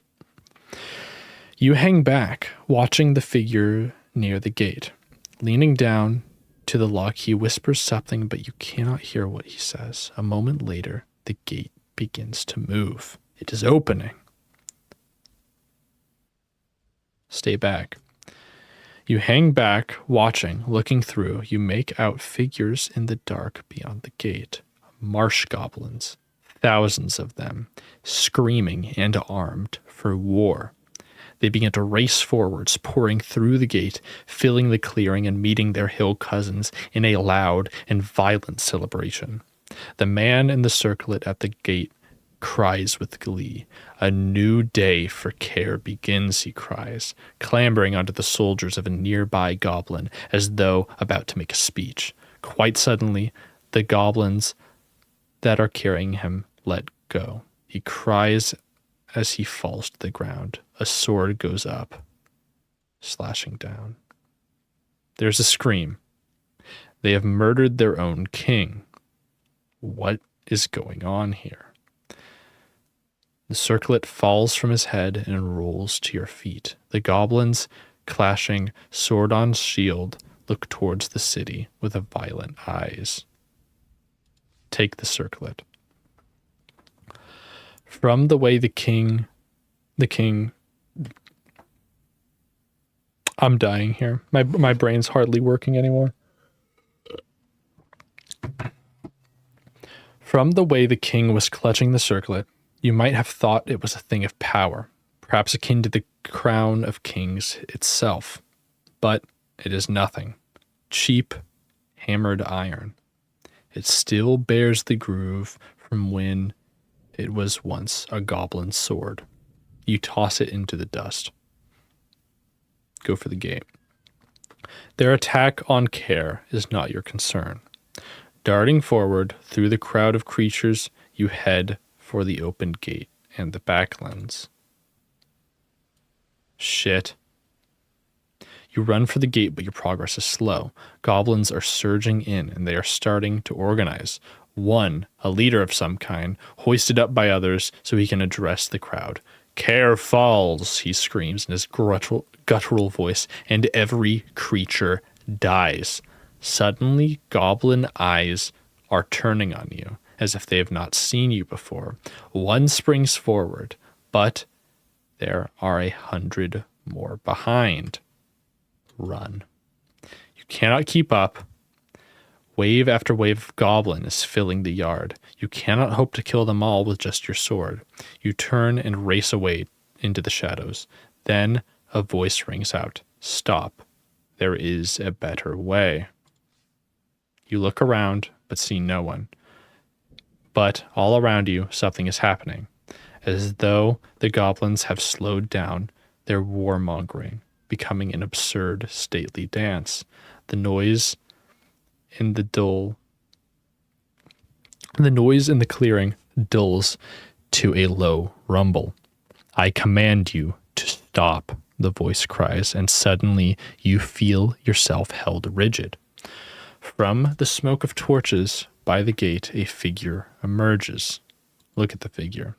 It is an old man with a long beard and deep black irised eyes. He paces through a churning goblin army to stand in the open. His legs disappear into a spectral trail. He is at least part wraith. Step forward, he commands, and you find yourself bidden. The goblins seem to part around you like smoke as you approach the figure. I have aligned 3 stars, the ghostly man declares. Vic rises tonight. The goblins show their hand tonight, but also you. You are here tonight. My name, the figure intones, is Lorag. I was once a scholar and noble of this city. Later, I founded it. You founded it later. You reply confused. Who is this crazed shade? I saw Care was falling.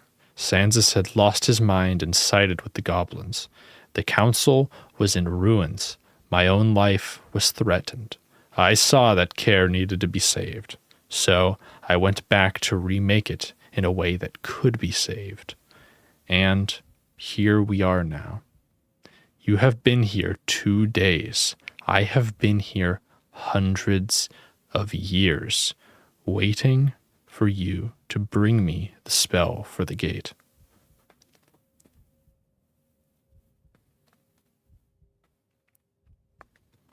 But the gate is already open.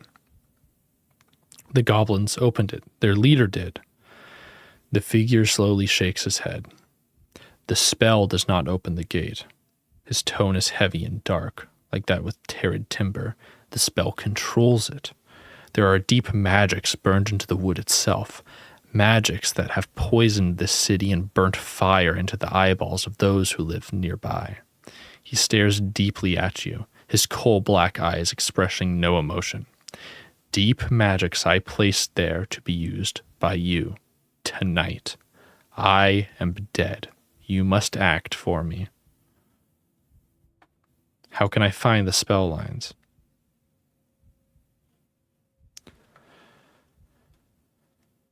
I traveled the city and learned nothing. The lines are known to 4 nobles, Lord Theta the Blind, and living in the wastes, Hey, Ava. And living in the wastes of the Upper Care.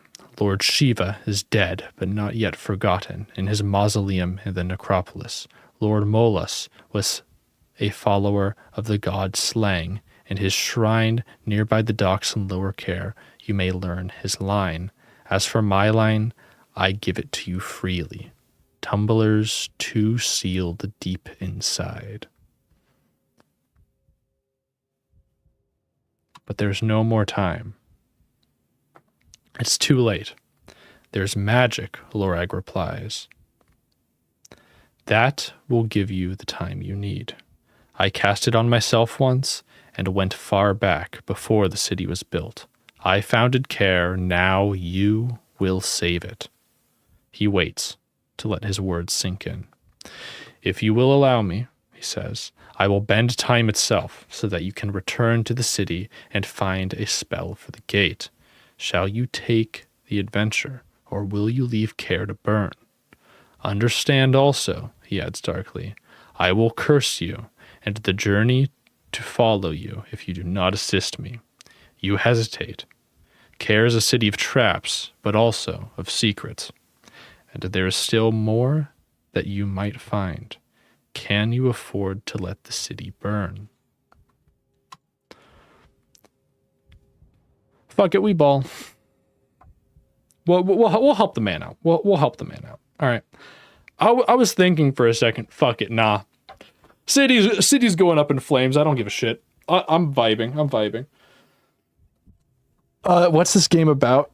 Okay, so basically, here's the spark notes for you, Avo. I'm an adventurer set forth from a king of a land in the south to obtain a magic crown. This crown is held by an evil wizard far to the north. Basically, the crown is kind of like... It's kind of like the Dragon Balls, except you don't get wishes. You just kind of like get really powerful. So I guess it's like... It's more so like the One Ring from Lord of the Rings. Minus like, you know, turning into a fucking goblin if you're a loser. So I am going to go retrieve that crown. I'm a mere sorcerer. So like I can't like make spells unless I find a special area. But I can still do magic if that makes any sense. So basically I'm on this adventure to go get the crown. But I like run into all these little side adventures. This is one of the side adventures. Yeah. It's pretty good. It's pretty good. It's adapted from a choose your own adventure book. I really like it. I recommend it too. I don't think it's that expensive to get into it. Like the games are like $5 each on sale and there's like 4 of them. So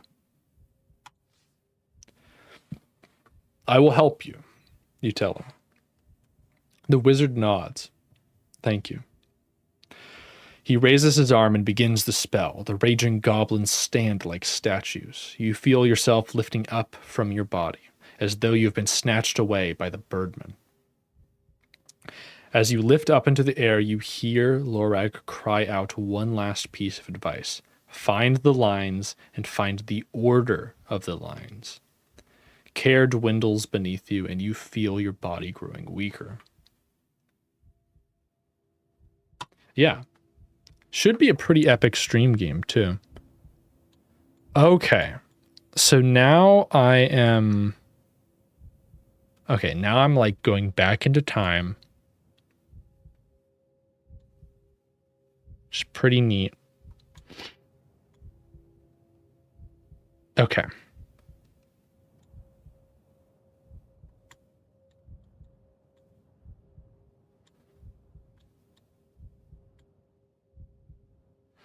We could do Upper Care is not going to work. I think we have to go all the way back. Because what do we have?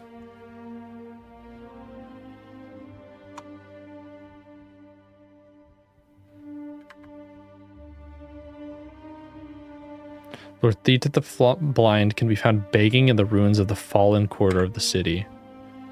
Lord Shiva is dead. However, there are rumors that his spirit still haunt the crypt in the Care necropolis.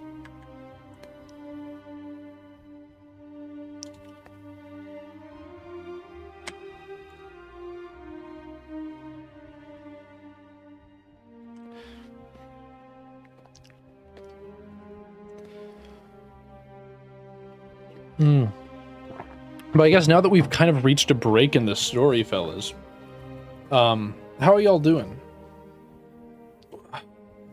What have y'all been up to?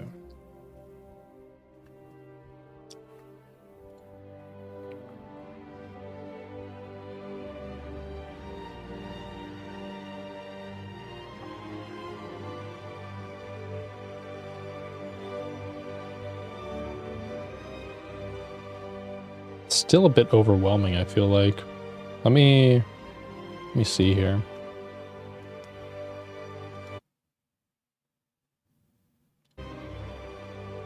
No, I don't want to just like silence the entire thing. Jesus Christ. We're just gonna turn it down to about 30%. There we go. I feel like that's a bit better. Okay. Anyway. It's my only main gripe with this game. The audio mixing is terrible. It's pretty bad.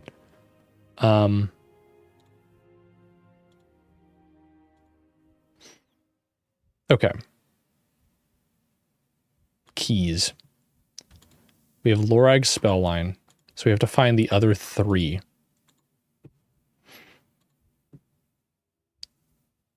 Pretty solid. I'm trying to figure out what game to play right now.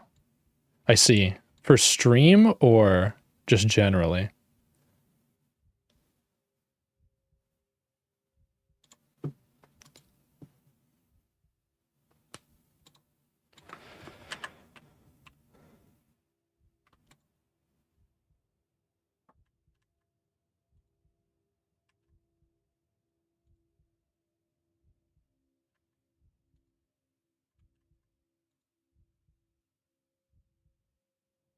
Shrine of Slang.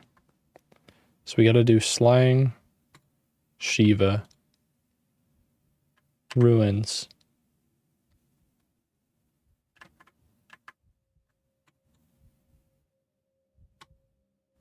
Okay. Dwarf Town Artist Quarter. Here's the Fallen Quarter. So Fallen Quarter, Necropolis. Those are 2 of the areas we need to be at. Let's go to Dwarf Town.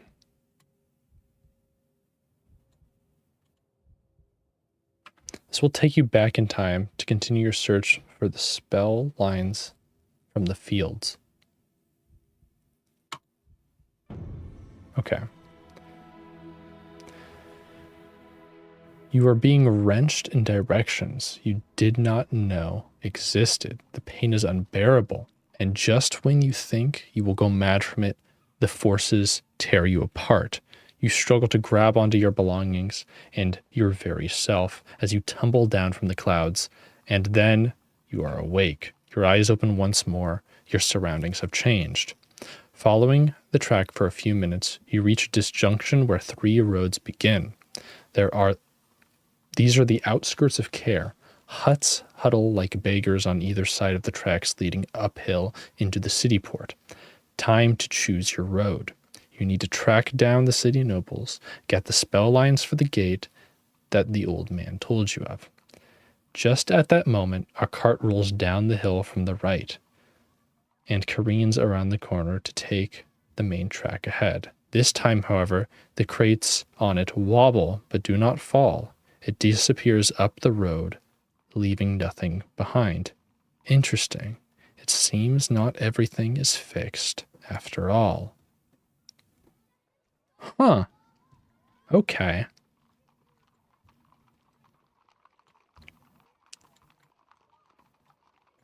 I guess this does give us the option now to go explore areas we haven't explored. Like, I'm not going to go to the Festival of Thieves again. Fuck that shit. Like, Jesus Christ. Wait, do we still have everything though? Like, do I still have my +4? I do. Yes. Okay. All right, we go this way then. Actually, wait, what's up straight? Generally, I'm not streaming today. That's a Friday thing. Fair enough, fair enough. I'm trying to commit to a Monday, Wednesday, Friday schedule, like all at 2 p.m. We'll see how that, we'll see if that actually sticks, but I'd like to at least try, you know? Keep it that way for 2-3 months, maybe. Hopefully that'll be enough. Who knows? Who knows? I am gonna go take a break for the bathroom though, so I'll be right back, fellas.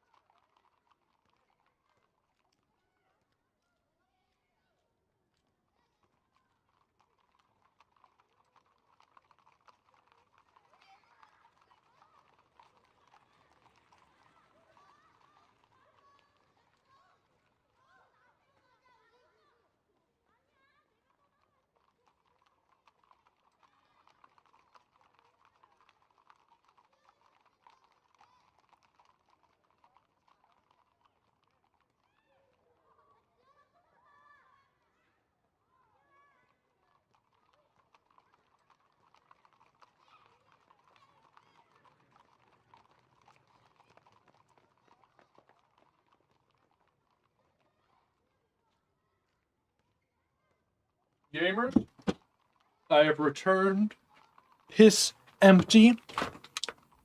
Or not piss empty, Jesus fuck Chris. Piss gone and grain gained. Alright. I got some rice, bruh. This is my food. It's literally just rice. I feel like a starving African child.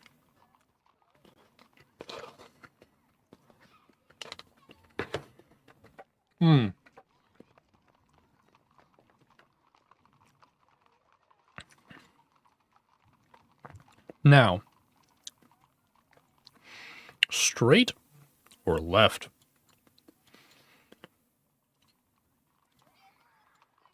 Actually, we should consider what other items do we have? Yeah, because I think all of our rations got fucked up. Sadly.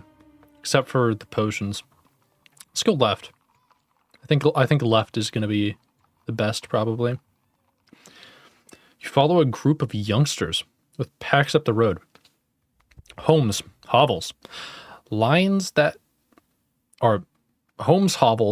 line the track, and strange faces appear through windows, watching you as you pass. Then, from around the bend ahead, a troop of guards appear. Keep my head low. You keep your weary face down, and you must have the right slump to your shoulders as the guards pass straight by with no more than a derogatory comment. A pleasant herbal smell drifts from the doorway of a nearby hut. Am I literally going to be floating in the air, like smelling a pie, like into this hut? Of course I am. It's food. Let's go, dude.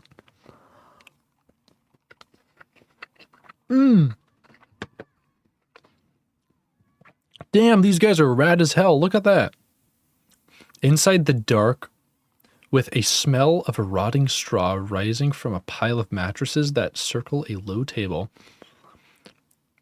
it is only after a moment that you notice these mattresses are occupied. 3 ugly faces peer at you through clouds of smoke rising from a hookah pipe that sits on the table. We're just going to pop our head in and pop. We can examine the people. I was about to say, let's just pop our head in and just, all right, sorry for interrupting, man. But I'm curious. We can talk to them, surely. You look at the 3 creatures who are staring at you with lazy disinterest. These are black elves, normally clever and vicious creatures, but these 3 only stare vacantly into the clouds of smoke at the top of the hut. Talk with them. You turn to the nearest elf and nod. Greetings, you say. The elf nods back in return. I want to ask for your help. The elf nods deeply in reply. I hear the north gate is locked with a spell. The elf nods a 3rd time, more profoundly now. I'm an ordinary trader. The elf nods once more until you realize that he is asleep. This is useless. The smokers are too confused and vague. Huh. Well, so much for talking to them. You thank them and make to leave the hut. You lift the flap, but the first elf suddenly wakes and grips your arm with a vice-like strength. Do not let him do his experiment, he says with great urgency. You can never trust a noble. Then he collapses on his cushion, and you leave the hut. Interesting.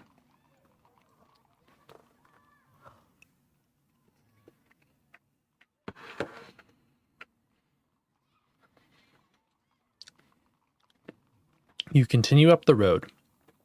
It is packed either side with mud brick hovels, but most are deserted.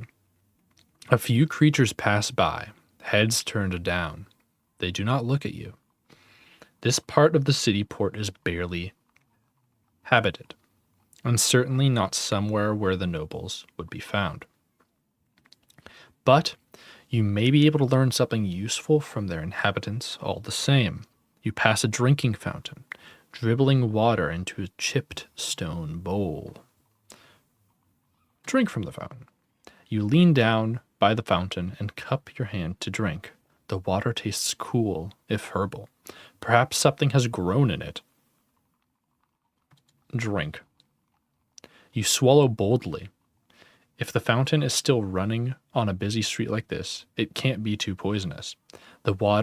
In fact, the water seems quite fresh. You swallow a few more mouthsful, and finding you had not realized how thirsty you are. The dust of the streets and the baking heat has been tiring you out. But now you feel somewhat refreshed. Stop a creature to talk. You stop a stooped orc-like creature. I am looking for the Shrine of Slang. At once the creature seems to brighten up. I love slang, he answers with genuine enthusiasm. Though I have been there once a week for the past year, I have never seen anyone attempt the impossible question. I'd love to see that. What's the impossible question? Exactly. I have no idea. I've been told it's never been asked. That's the whole idea. It's a question with an answer, but one that's never asked. The creature shakes his head. I tell you, if I could try, I would, but I don't dare. The creature looks somewhat uncomfortable talking to you. I'm looking for the nobles of the city. If you find them, the creature replies, tell them we need...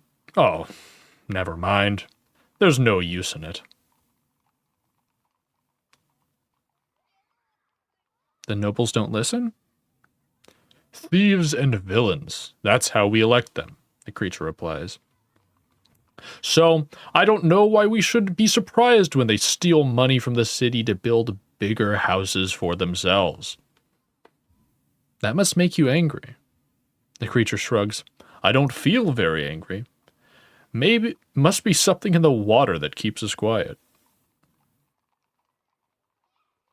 I'm heading for the North Gate. The creature nods sadly. The North Gate. I've heard about that. Once. What did you hear? Oh, I don't know. The creature sighs. I think maybe they took it down, but then I've never been able to afford a cross across the river. Is it that expensive? I don't know, the creature answers. It's all relative. Excuse me. I have to be going. With that, he shuffles away, and there's nothing else to do here. You continue up the road.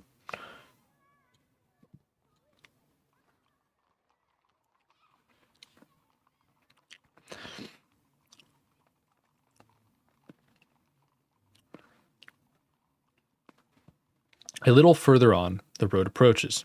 The first stone building you have seen since the hut by the gate. It has windows of glass and a wide yard inside is uneven. And a wide yard inside its uneven high wall. Whoever lives here is wealthy and understandably cautious. They have, however, left a fine stallion only loosely tied up outside. Very interesting.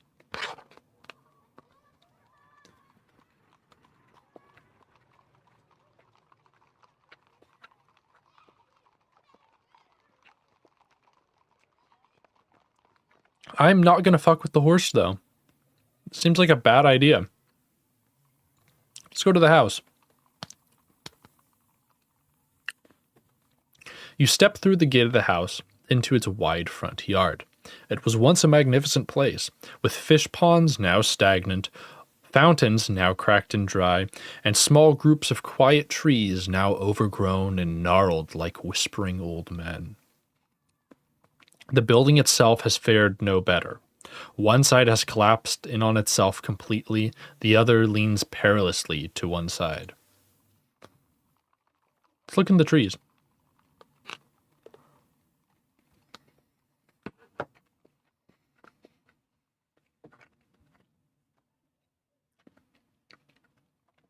You pause to look around the trees and shrubs. That's when you notice two gleaming eyes staring back at you. A giant bat hangs upside down from one of the branches, watching you. Walk on by. Oh my god, dude. What's this bat doing? You hold the bat's stare for another moment, then walk on. But the rustling in the leaves behind you is pretty clear. You spin around in time to see the creature coming for you with talons drawn. You draw your sword and quickly engage the creature. Fuck you. The bat's wings buffet at your face, making it hard to see. Buffet? Whatever. You swing out wildly, hoping to chop it from the sky, as the bat dodges back, cutting with hooks on its wingtips. The giant bat tumbles backwards into a tree in a crash of branches. The creature's eyes glow a fierce, maddening red. Again. Another chance follows. Pushing off a tree trunk, you thrust forward, powering the bat's wings and claws, overpowering the bat's wings and claws. The giant bat can barely stay in the air. The giant bat flaps its wings threateningly, clearly trying to frighten you. Once more. The creature is now afraid. You cut a sideways blow. The bat falls to the ground, and the light in its eyes goes dark.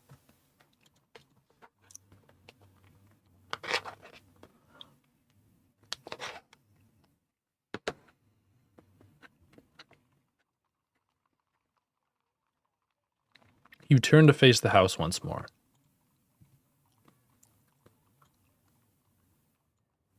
Let's go. The front door is as wide as two men and stands imposingly sealed. A small path winds around the back of the house.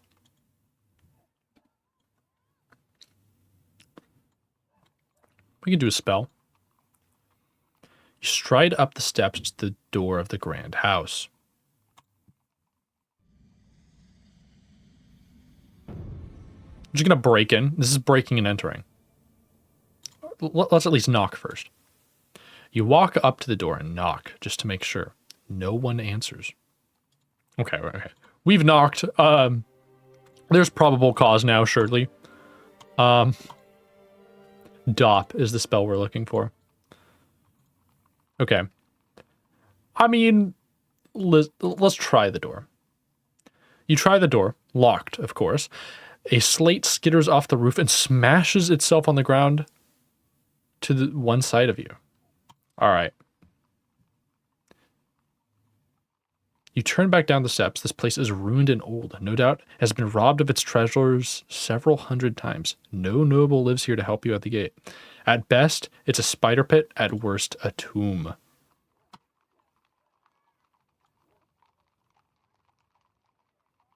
Wait, hold on. This doesn't count. I meant to click on the other thing. Can I not? Knock. Okay. Cast a spell. Dop.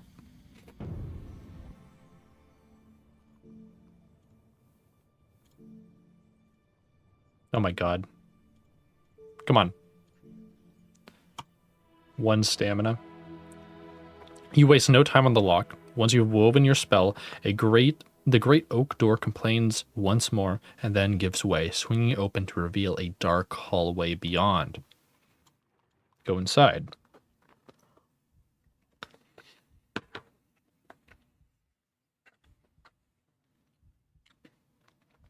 You step inside the great stone house. A cold silence descends, quite different from the dusty heat outside. This place feels like it's not been lived in for decades, although, judging by the lack of dust, it may have not been quite so long. Floorboards creak underfoot. At the end of the hallway is a sealed door. Is that a chink of light just visible underneath the frame? Look at the light. The light beneath the door flickers, now bright, now faint, all as though a figure paced back and forth. Its shadow is coming and going, but you hear no footsteps. The house is home now to only ghosts. You hurry back. Oh, that's not what I meant to do! What? No. Alright.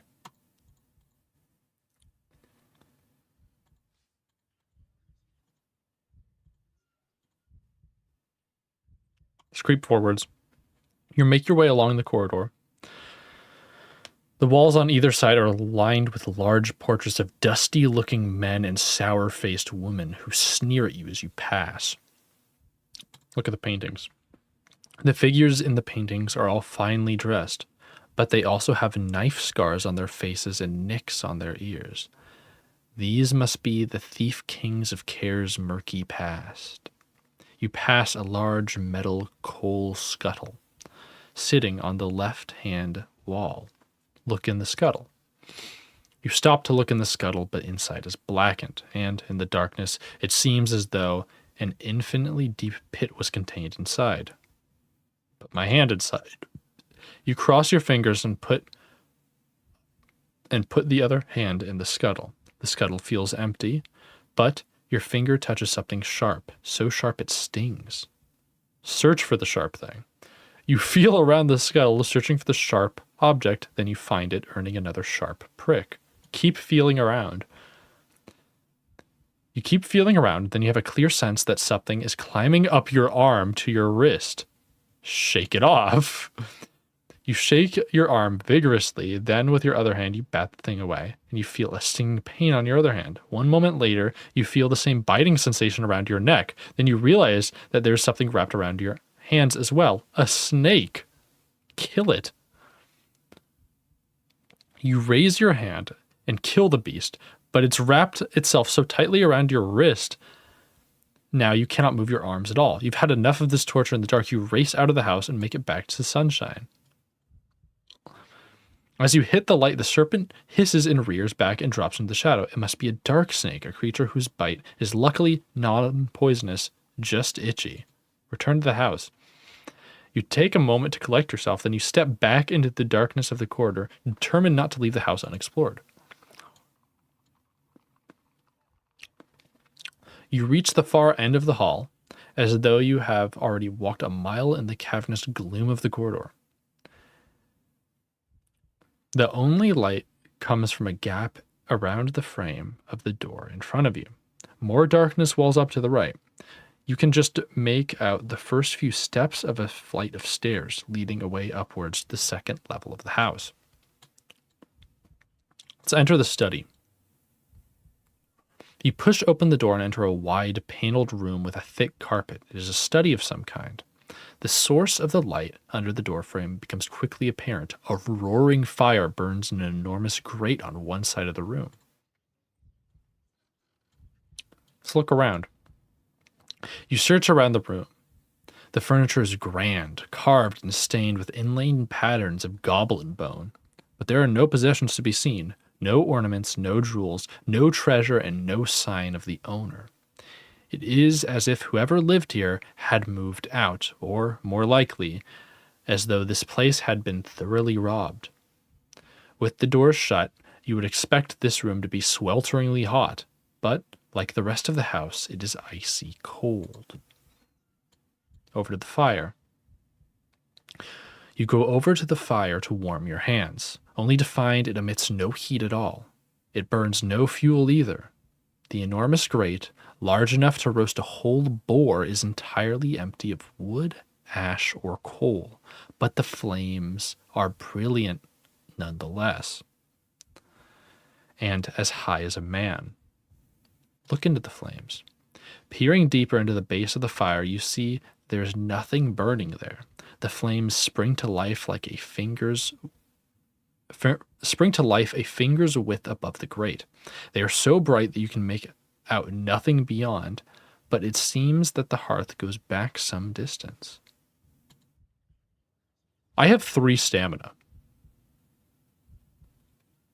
I might die if I step into the hearth. Whatever, we haven't eaten today. Bloomberry juice it is. Get a little bit of stamina back, maybe pray for some healing. There we go.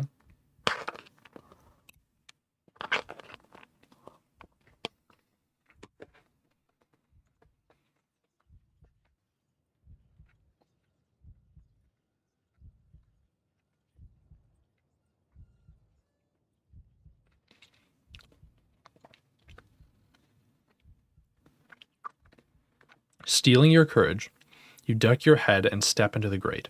The flames surround you, their crackles whispering in your ears as though you stood in a pit of snakes, but you feel no heat.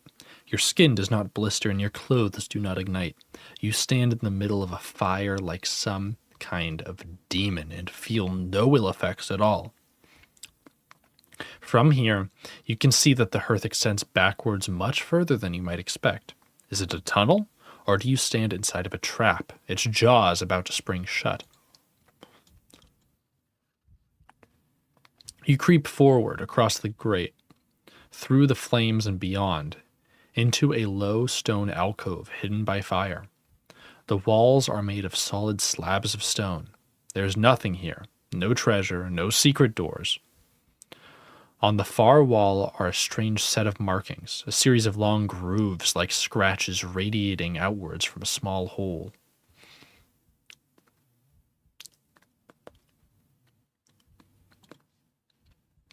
You run your fingers through the grooves in the stone wall. They've been carved lightly and roughly, with a dagger point rather than a chisel perhaps, but the small hole at the center is much more cleanly formed. Hit that sus right now.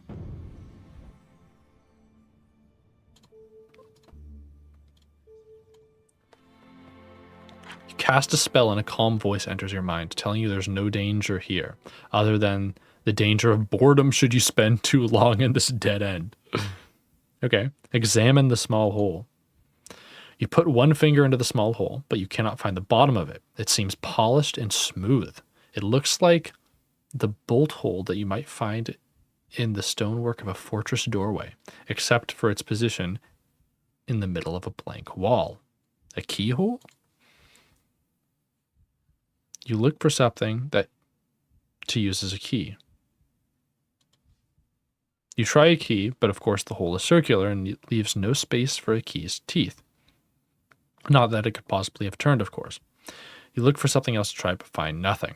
Let's go back to the study and loop back around.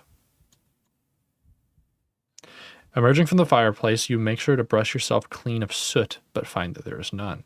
The fireplace crackles and spits, but it is strangely quiet for such a large blaze. Let's go upstairs. Then we'll continue back down there, if it'll let us. I expect to find something up here. You head out of the room, back into the corridor.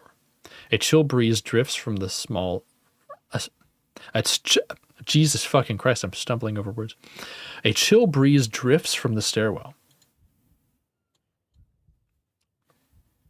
You place your foot on the first step of the stairwell, and suddenly it begins to move. Is it alive? Some kind of thin, flat beast, or is it a trap? It's a rug, probably. Stay still and try to balance. You stop dead still as the stair moves underneath you, trying to balance. It's not easy. You are definitely rising into the air and curving around the bend of the staircase as you go. As you reach the top of the corridor, you see appearing almost close enough to jump for it. Wait a little bit longer. You wait a moment longer, and the stair beneath your feet continues to rise. What will happen when it reaches the top? Will it crush you against the ceiling? Wait. You hold your nerve and wait a moment longer until the step reaches the top of the stairwell. Then it stops. You step easily onto this upstairs landing. Ah, interesting. You look around, and you are on an upstairs landing with doors on either side. Let's do the library first. This is a library in darkness. At the far end, a pair of eyes stare back at you. Look at the eyes. You step forward boldly, your own eyes fixed on those across the room. They do not blink. They do not even move as you approach. Stare it out. You stop and stare the creature out. It's agonizing work. A minute goes by and neither of you have blinked. Keep staring. You keep staring until your eyes begin to ache. The eyes do not react. Then you see why. These are the eyes of a large portrait that hangs over the far wall, in shadow but for a dim sunbeam falling through the gap in the roof above.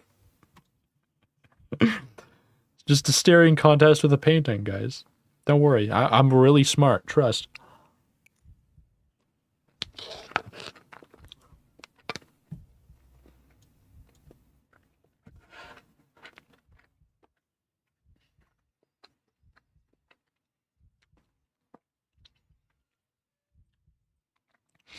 The painting is of a proud and stern-looking man, dressed in loose leather armor, with a serpent emblem stitched along the length of one arm.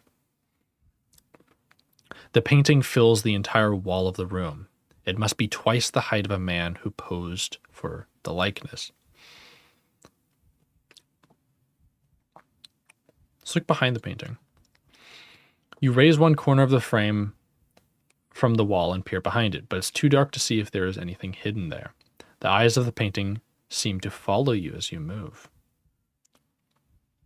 Look at the man. You step back a little to regard the man in the picture. The most striking thing about him are his eyes, cold and cruel. They seem to gleam with cunning and the will to survive. These are the eyes of a man who would harm you if it suited him. Knowing full well what was Jesus Christ, what it was he did. Otherwise, he stands tall and proud, with one hand on the hilt of his sword, the other wielding a tiny dagger. Everything about him reeks of power and of threat. The picture must be of the man that lived in this house. For anyone else, it would surely cast too long a shadow to live beneath. Lift the painting down.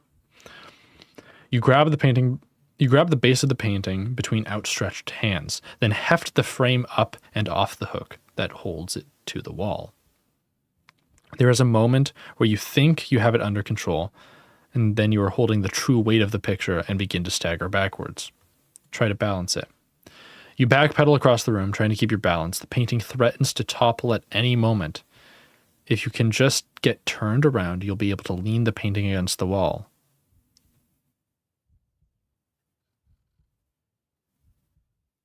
Let me see here.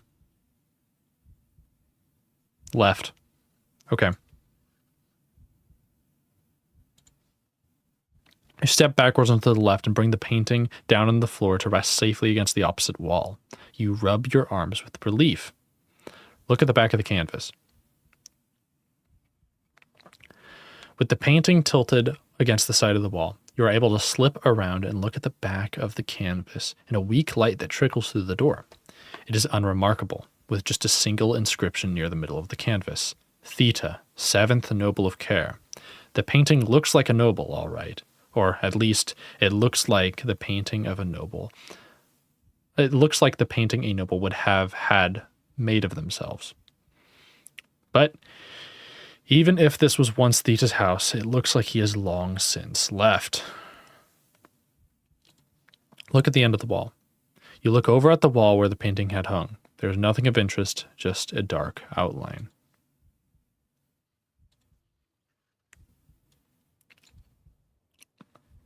You return to the top of the stairs. Bedroom time. You step through a doorway into a simple bedroom. The bed is unmade and looks as though its owner had left in a hurry. Personal effects are scattered all over the floor as if the place had been ransacked, which it probably was. A cane leans on the bedside. You see nothing else of interest. Look at the cane. The cane is a simple, straight stick with a leather lop on the top to slip around the wearer's wrist. It does not look like any sort of weapon, and it does not appear to be magic. Take it. You take it, although you cannot think of what it might be for. The second door leads down further into the house, or you could return to the stairwell. Bathroom. And I think the cane is that key, so we're chilling. The further door leads to a bathroom. There's nothing in it, not even a mirror, only a gap where one could be used to hang. The only fixture is an empty iron bathtub in the middle of the tiled floor. Look up. Oh, now I want to look under the bath. Hold on.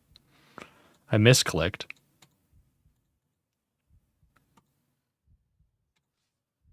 You crouch under and peer underneath the back. Something darts at your face and you leap back.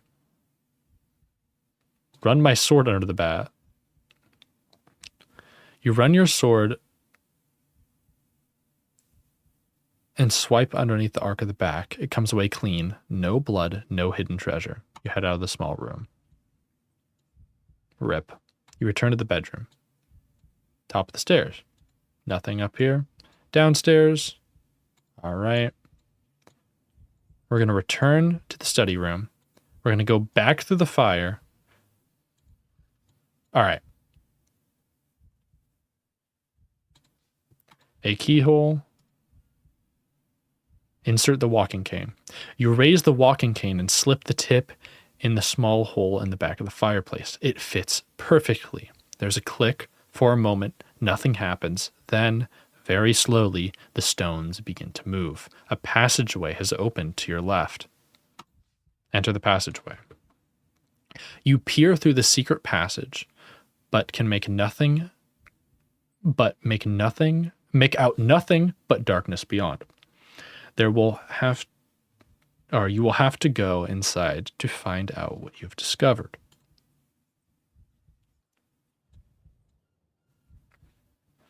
Slipping through the narrow opening, you find yourself in a slightly wider space. The walls are cool.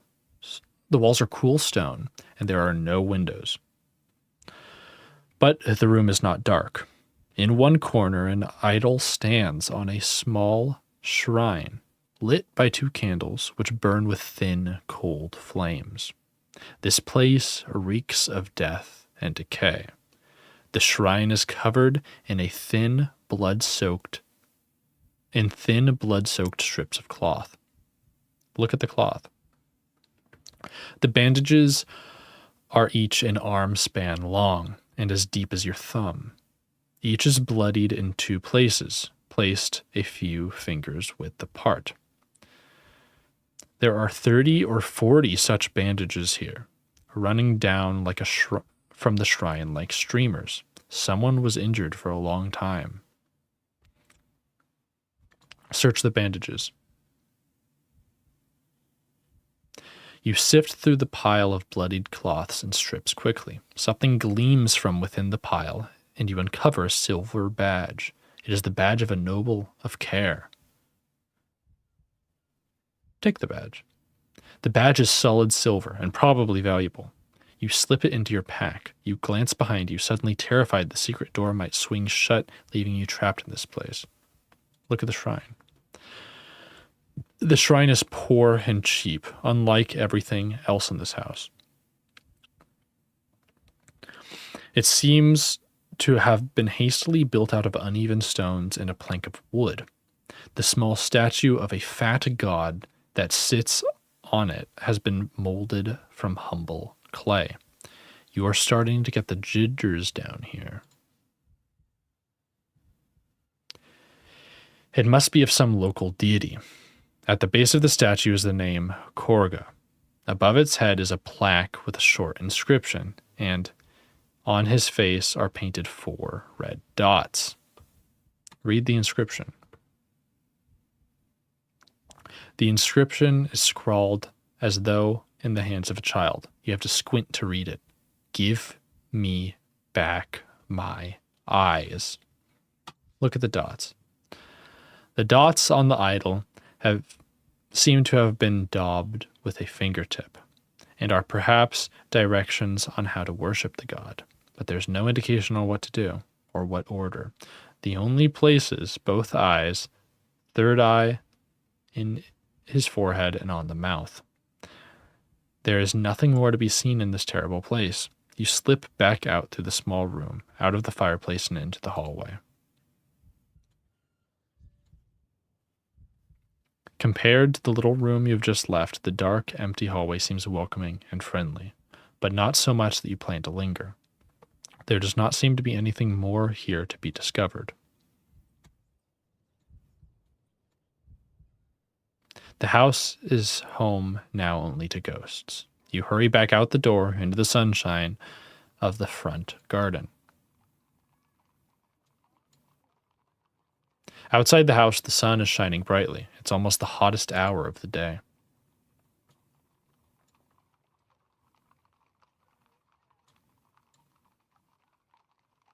We can go around the back. Oh, you follow the path around the back of the building. The rear is simply boarded up and secure. There's a low stone wall, partly ruined, through which the path continues, turning into a track that runs away through the fields. Nah. Back to the yard.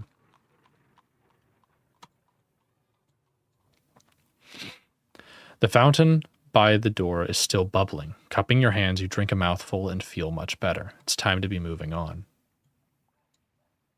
Okay. You head through the front yard of the ruined house and out onto the main street. The horse at the post whines and shakes its mane. I feel like the horse is definitely like a trap, and I'm just going to get jumped if I'm there.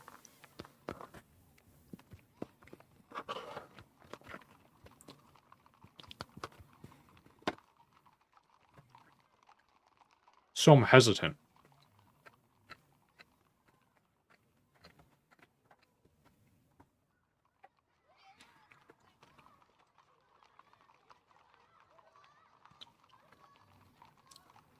I mean, I can follow the main road up here. You follow the road past the grand house. A side road appears on the left. Look left. Looking left, you see an arch, and beyond that, a wide yard, as you watch a guardsman walks past. There's no point in going there. We're following the main road. As you press up on the road, you notice the huts on either side are getting smaller. The roadway is now bustling with dwarves and other small fellows. It seems from the contemptuous looks you are receiving that the inhabitants of this sub-hamlet are not kindly disposed towards human-sized outsiders. Walk on my knees. Jesus fucking Christ. That's almost more insulting. Keep going. You walk on, smiling down at people you pass. You reach the middle of the dwarf ghetto, a small square with a general store off to one side. Further up the street, you see a small crowd gathered around two scuffling creatures.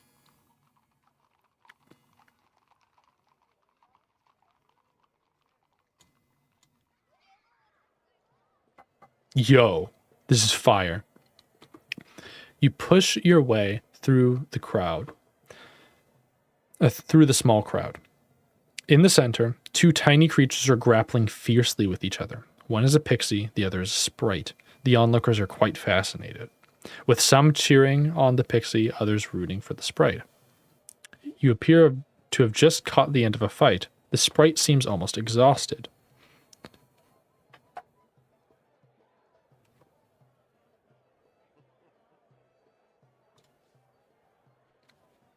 You look around for someone to place a wager with, but there isn't time. The sprite goes for the pixie with a tiny arm lock. The pixie ducks, spins around with a flying high kick, knocks the sprite reeling backwards across the dirt. With a hop, skip, and a jump, the pixie is sitting on this fallen sprite's chest with two fingers up its nostrils. Do you yield? It squeaks. The other creature makes a yelping noise, presumably a yes. The crowd cheers and debts are settled up. Eventually, the crowd disperses. Damn. I don't have any money to enter the store, sadly. And I feel like browsing will almost be insulting, so. You follow the road up a gentle rise towards a building with a large domed roof. All of the various alleyways converge on it, and it is thronged with people. From here, it seems there's no other way out.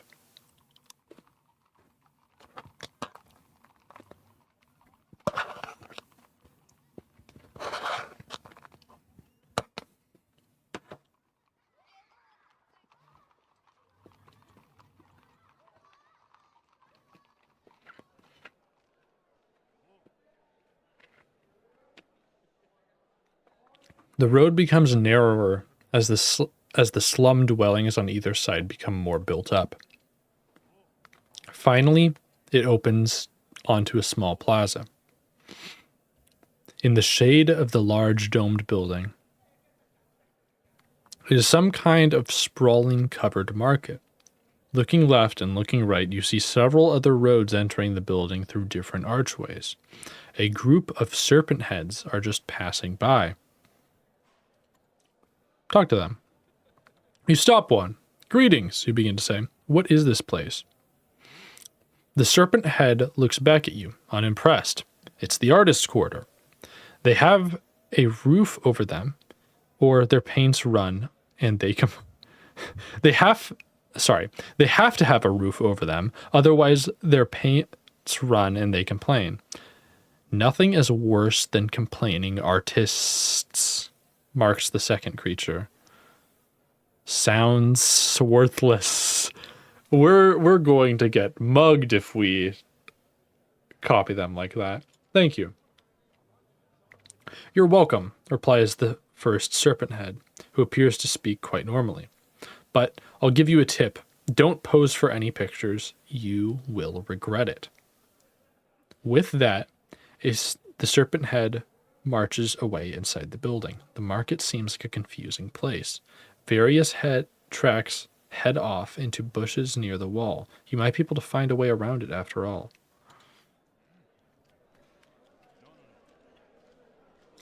I'm curious.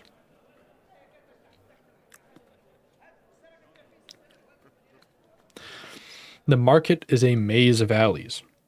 Every inch of the space is being used for trade, with shops, stalls, and piles of goods set out on crates and barrels. Hawkers bellow their wares, each trying to shout down the next. People in all manners of strange creature mill about, quite lost, but very few seem to actually be buying anything.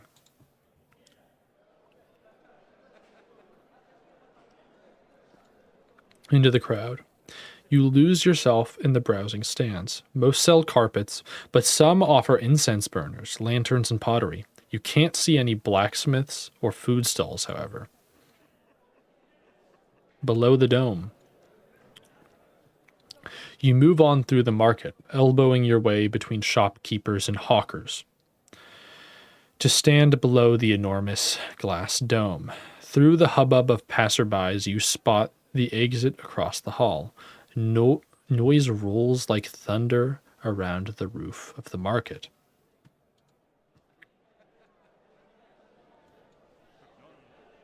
Let's go to the far end. You walk to the furthest end of the market. On your left, a man grabs your sleeve. You want to buy a carpet? He asks. These are the finest the finest carpets this side of the Backlands, made from real moths. Shake off the man's grip. There seems to be not much else except carpets on this end of the hall. A fight has broken out in one corner of the market and is quickly settled by a score of passerbys. Below the dome. You return to the middle of the market. Looking to one side, you spot a small artist studio. Find yourself in here. An artist sits outside. You have a feeling there's something strange about him, but you cannot work out what it is immediately.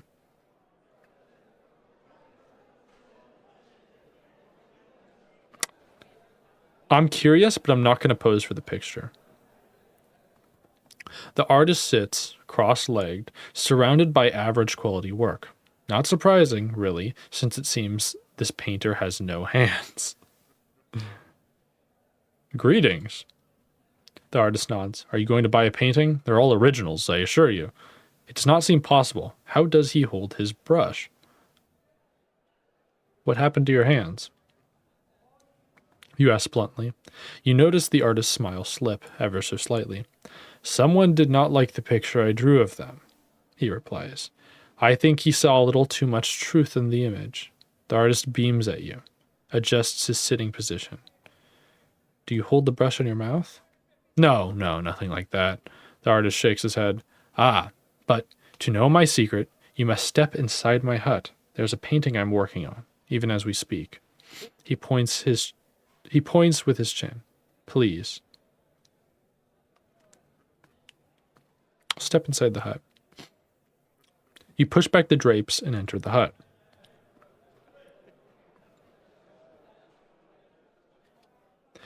The walls of the hut are covered in sketches. The floor is splattered with paint and ink.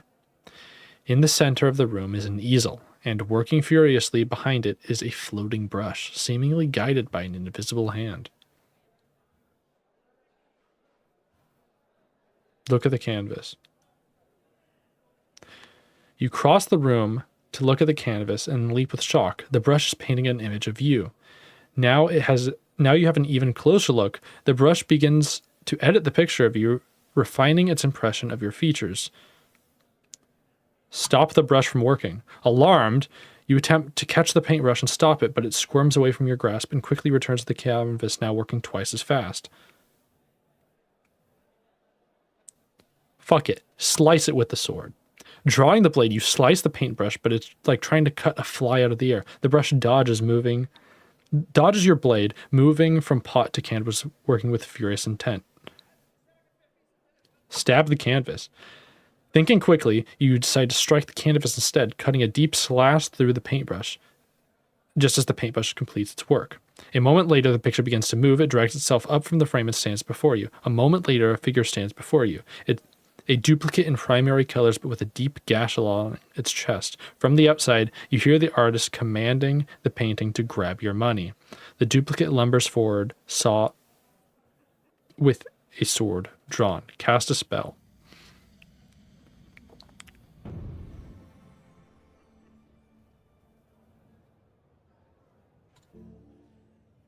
Not gonna zap. What's the fireball?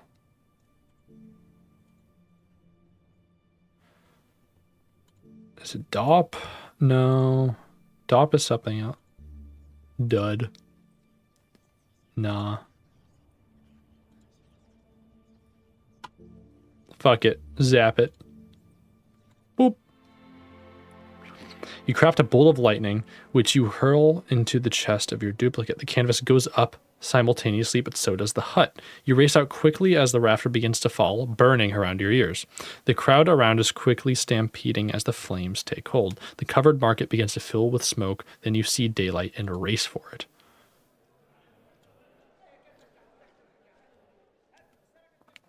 This is a paved clearing, perhaps intended for visitors to the market.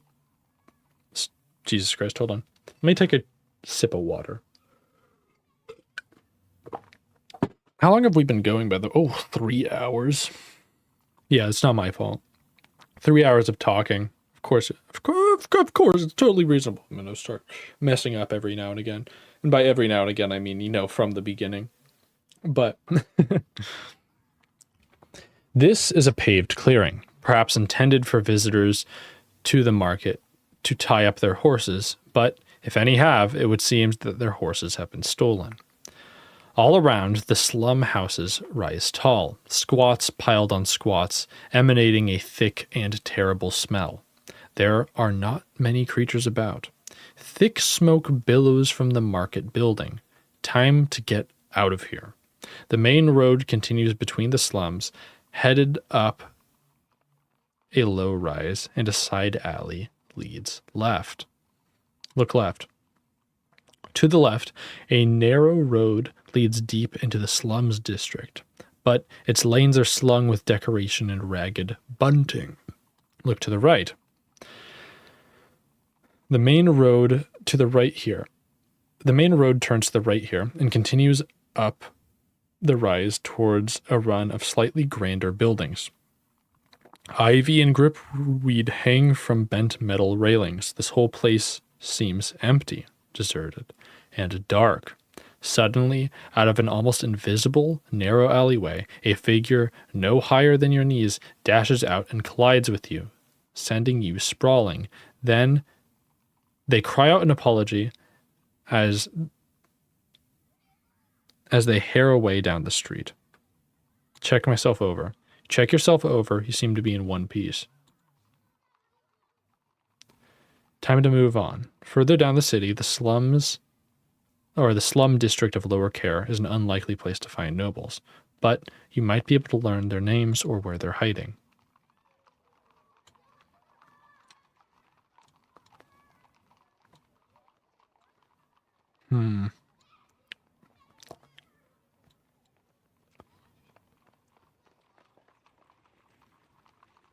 Into the slums. I think this is where one of the guys are.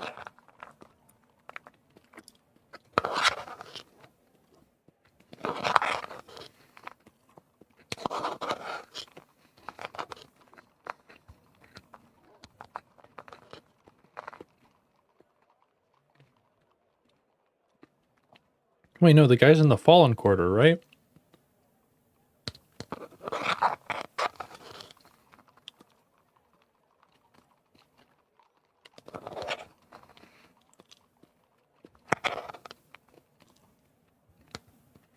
I think.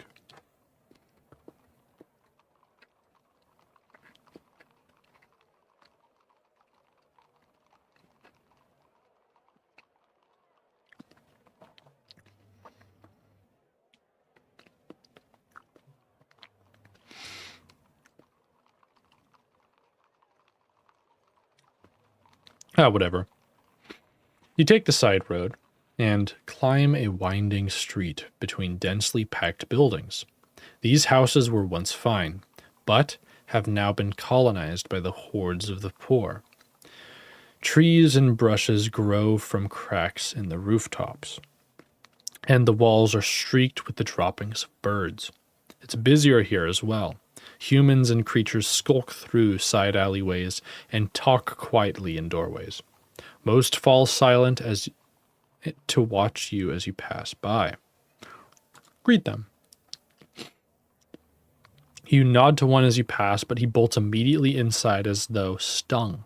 Another creature with strange bony plates in its back draws a dagger and snarls at you. Don't mind him, says a voice at your side. He's quite harmless. Turn to look at the speaker.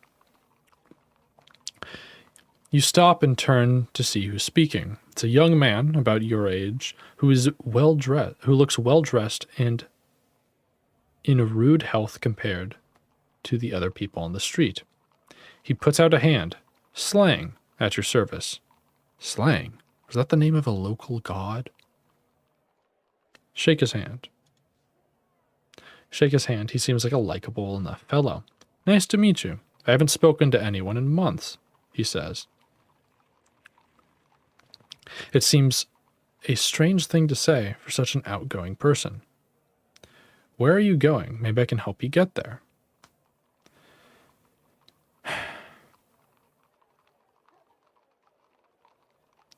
Ask about the North Gate. Where can I learn the North Gate spell? Let's see. He ponders.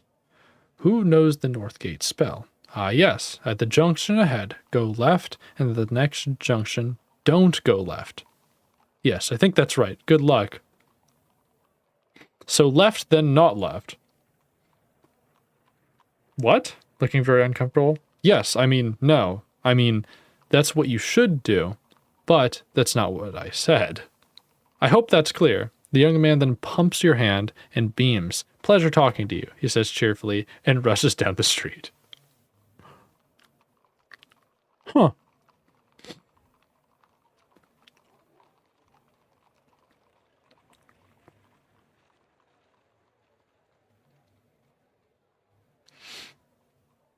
Very interesting. Are we even going to run into him again? Hold on. I want to try to run into this man again. See what his other dialogue options are. Seems like a goofy enough fellow.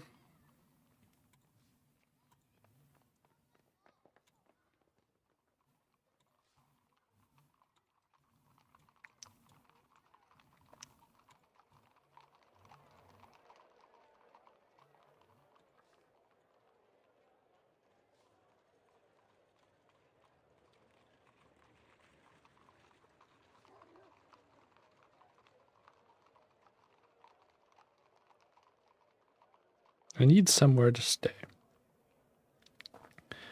I wouldn't. Inns here are overpriced and they all have bed bugs. Sleeping rough in care is perfectly safe and quite a bit more comfortable too. He lets out a long, contented sigh. I love this city, I really do. You couldn't find a finer place with finer people. But what are you doing here?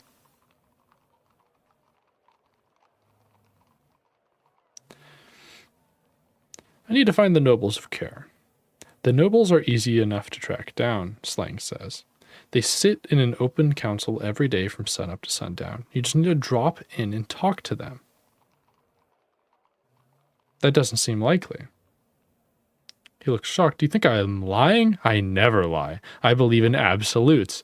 Everything you ever say could be totally true or totally false, and everything I say is true.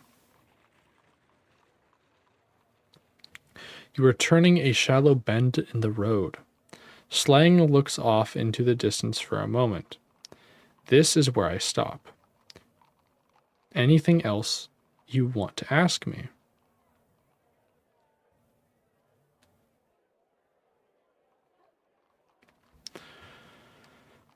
Huh.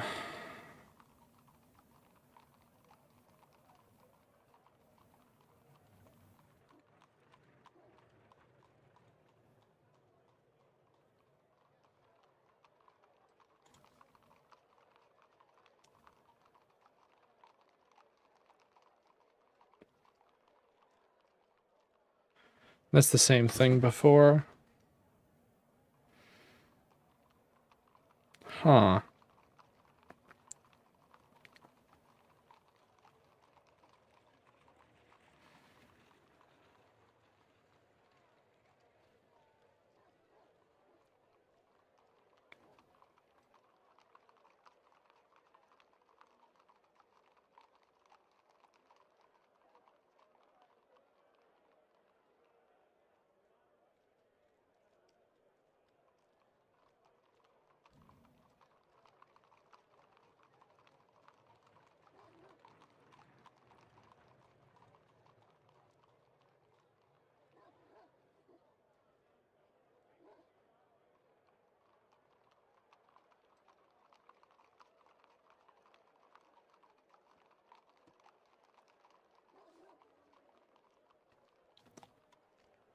Interesting.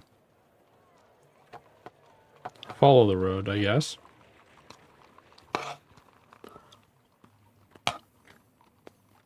The road becomes well paved, and the house is more intact. There is washing on the balconies and slop in the street.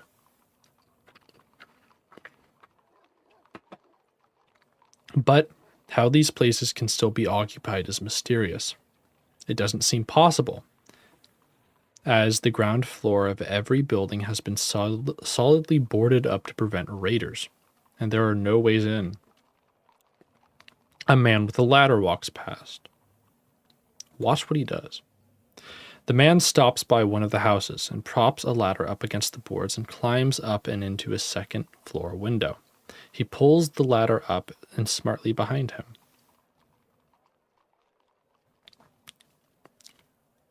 Move on.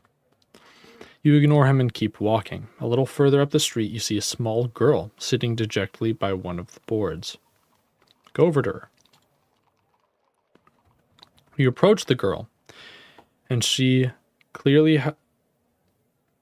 has clearly been crying out, but wipes her eyes quickly as you approach. What do you want? She demands. I ain't selling any turnips now. God damn, you're a turnip seller? Of course I am. Can't you smell them? Now she comes to mention it. The odor of vegetables is indeed quite strong. You've been crying.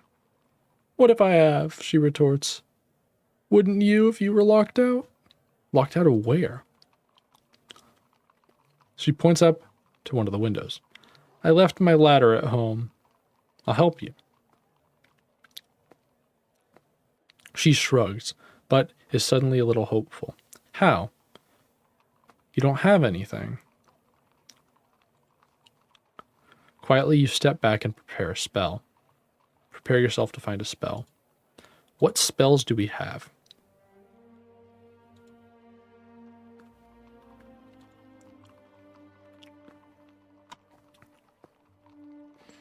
I could yob, get a giant to, like, help her. That's gonna be a massive waste of a giant, though.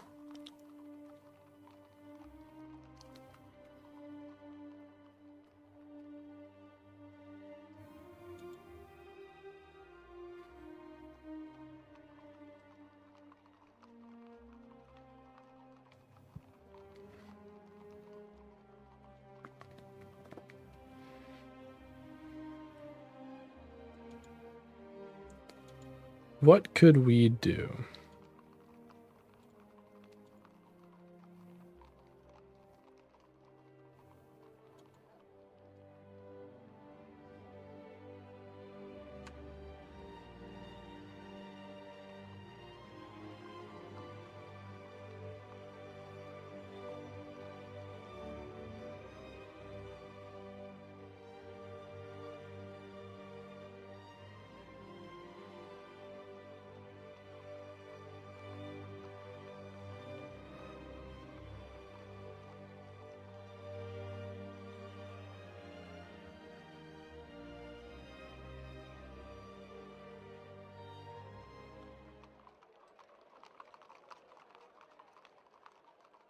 Let's just see what letters we do have.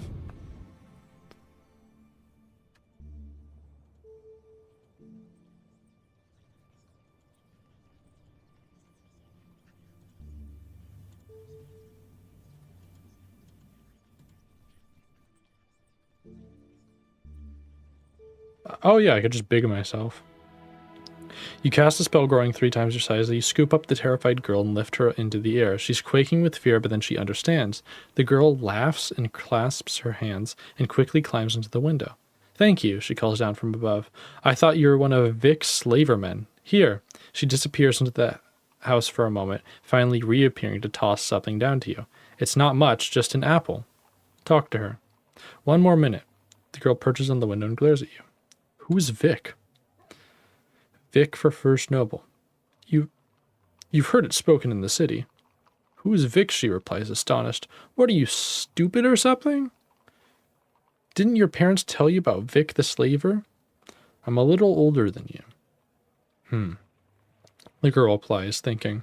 Well, I suppose when you were a child, Vic wasn't a proper slaver yet. He was probably just a bully. What does Vic do? He takes people away and sells them. Then he plows the money into expanding his business empire. That's what my father says. The girl grins suddenly. Anyway, it was fun talking to you. Then her face disappears and the window slams shut. Walk on. A little further on, the road ends in a wall of stone, through which someone has hewn a narrow archway, perhaps with a mining pick. Squeezing through, you find yourself in a slightly wider lane that leads left and right.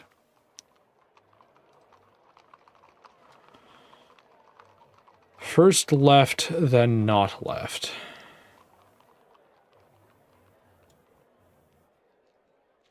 You stand at the foot of the city wall once more. The road runs from the right uphill to the left. Now, what was it that Slang told you? A fountain dribbles water into a stony bowl. Drink from the fountain.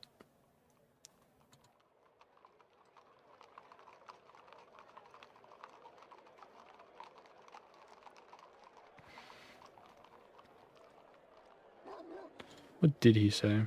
He said left, then not left. But he's also a liar and a thief and a goofball. So I don't know.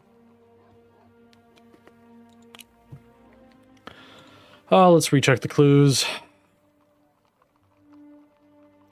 Right, now a blind beggar. Theta.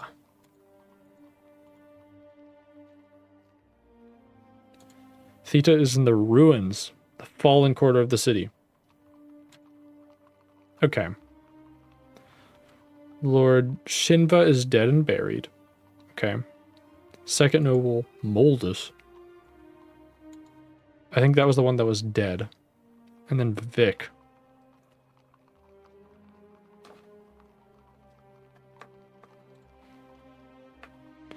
Lord Lorag is a scholar.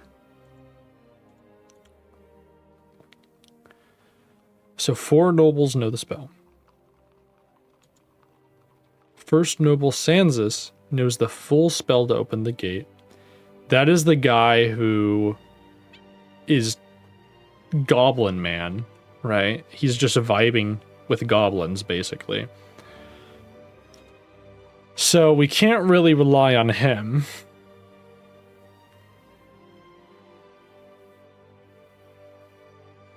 We already have a portion of the spell. So, Theta's in the ruins. We have another portion of the spell. Half of a spell line. Forgus Pride. Okay.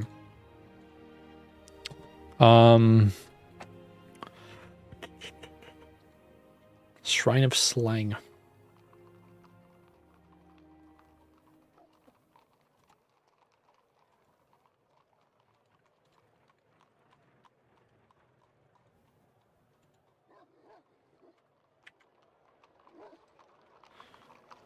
Hmm.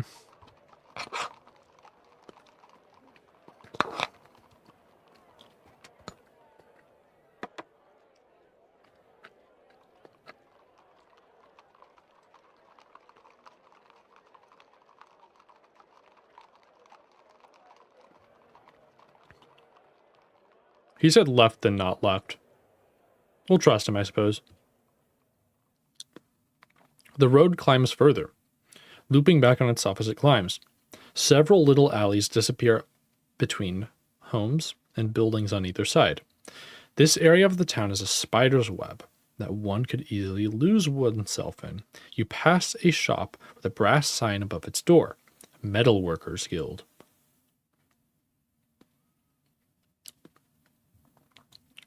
Let's go here. You open the door and enter a small building. You find a messy workshop littered with pipes, tubes, and barrels that leak hot gases into the air. A gnome and a troll are leaning over the innards of some kind of machine, tinkering and turning spanners. They didn't notice you come in. Fucking look for something to steal? Really?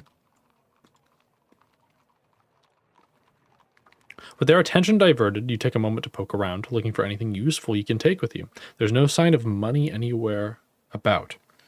And most of the tools are strange, specialized items that you have no idea how to use or what they might even be used for.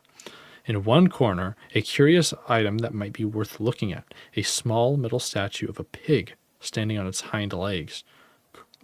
Quite ordinary, except that every few minutes it hiccups.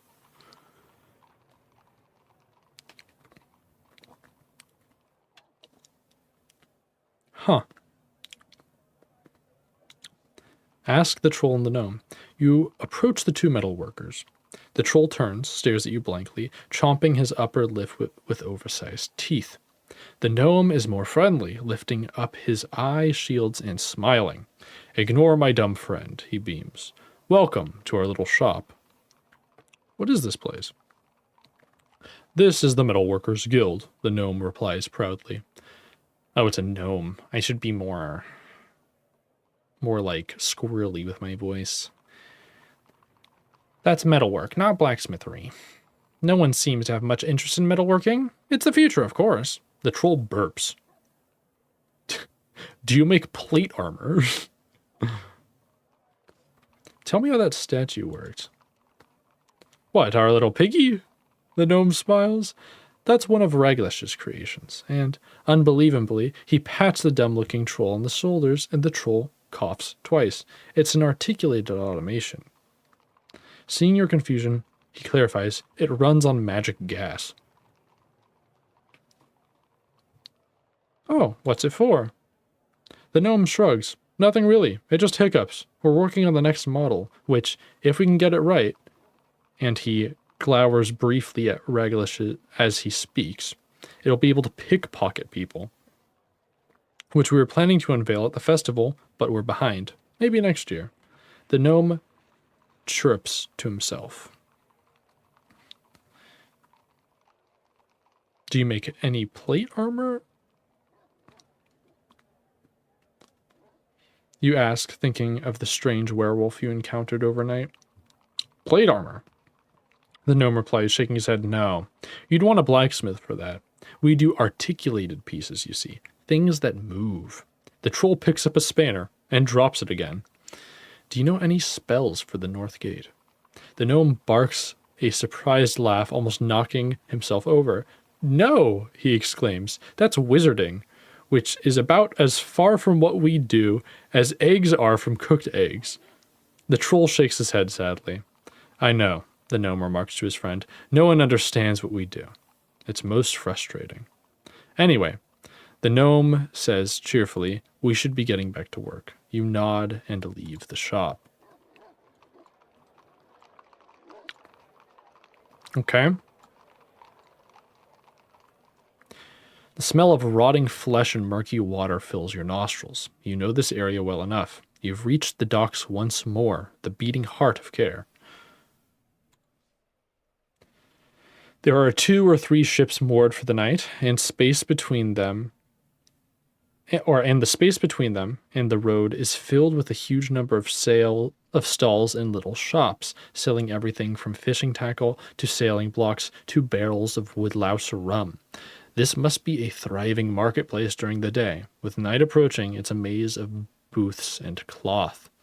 A single bridge crosses the river here, operated with ropes that let tall ships through. Right now, the bridge is up, allowing ships to sail through undisturbed. Two inns are visible from here, the Wayfarer's Rest and the Meat Cleaver. There's nothing obviously different about either of them. Also somewhere nearby is the Shrine of Slang.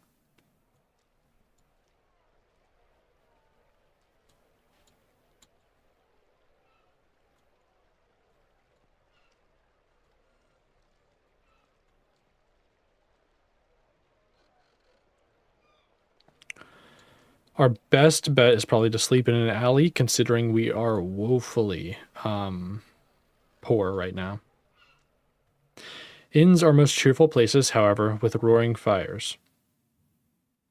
Finding an alley around the back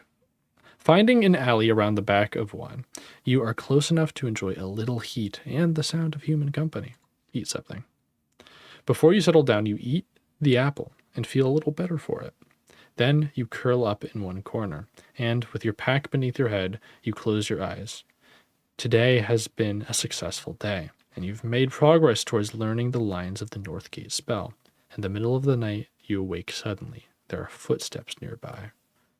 Peer out. You peer into the darkness, and you can make out a little gloom of the alley. A figure stands at the far end.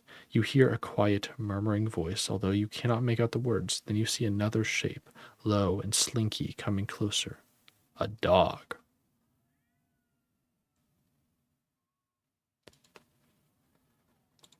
Alrighty.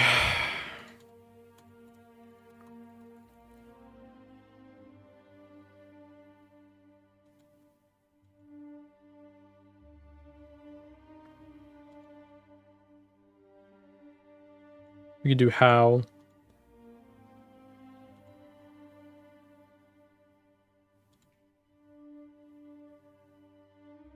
How might be the way to go here. We could do walk, but it's a bit goofy.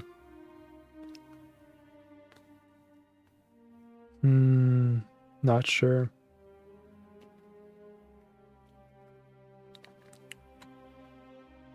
We don't have a lot of stamina to use. Wall would be a good defensive option, especially since we're in an alley.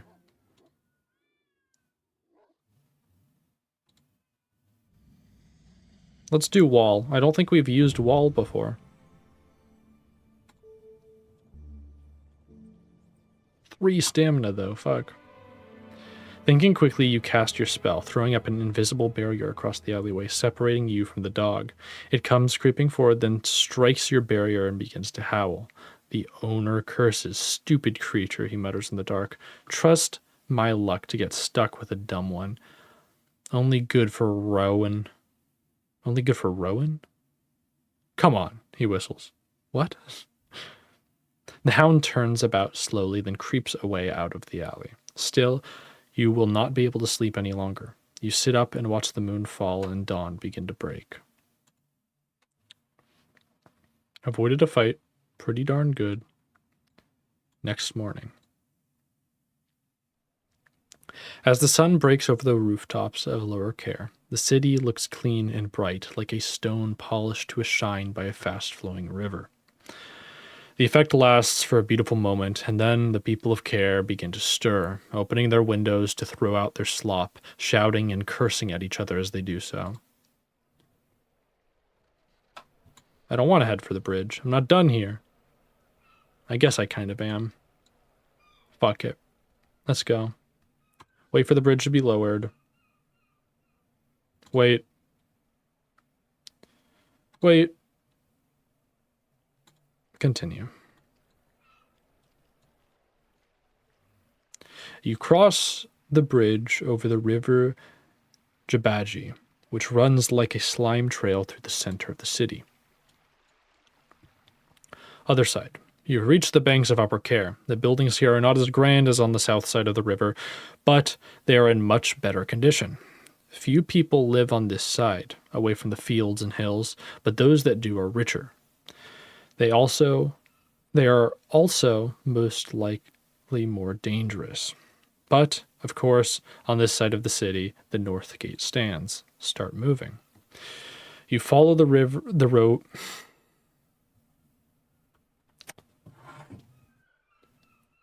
3 hours, 30 minutes is a lot for just reading aloud. I'm barely keeping it together, gamers. You follow the road away from the river, towards a fork in the road. If there are any nobles still in the city port, their houses are most likely to be on this side of the river. But which way? Fork in the road. The sun is rising over the streets of Upper Care. A few creatures roam this way and that, unaware that they have walked these streets in just this fashion once before. In one corner, a spring bubbles with fresh water. Drink from the fountain. You cup your hand to the water and drink a mouthful. It's fresh and invigorating. Okay, move on. Let's head down into the square. You turn right, heading away from the city wall. A sign points towards Fireview Square. You pass a large house that have the aspect of official places of business. One is marked with the clawed fist of a moneylender. An elven woman is just leaving. She looks quite worn out already, this early in the morning. Talk to the woman. You stop by the woman with a gesture. She looks up at you in some surprise.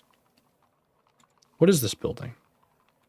The woman looks at you with surprise, as though she thinks your question might be a joke. It's moneylenders, she replies. That's what they call themselves. I don't know. She gulps back a sob. They've turned you down? They're the worst kind of thieves.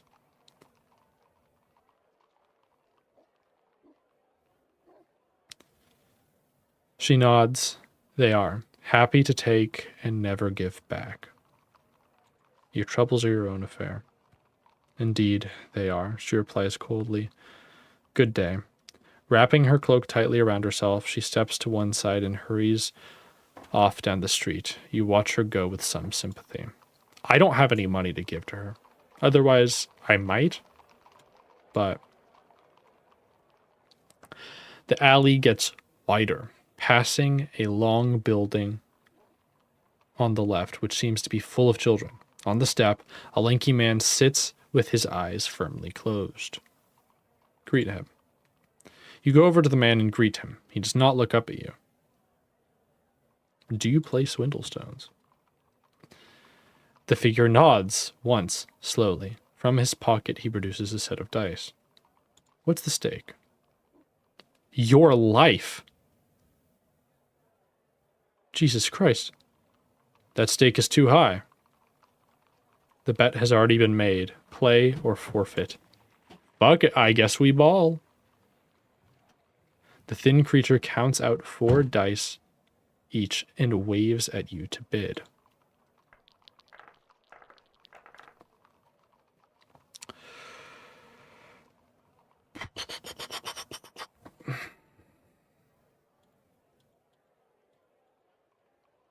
Bid 1-1.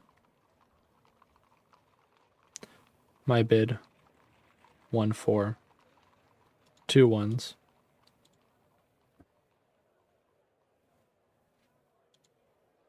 Hold on.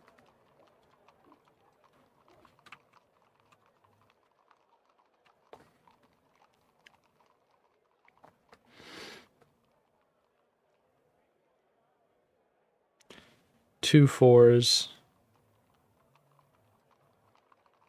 I'm gonna do 3 1s.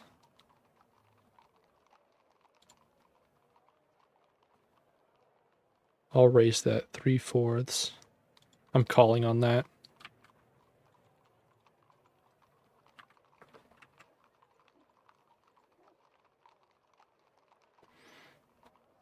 Ah, fuck. Okay.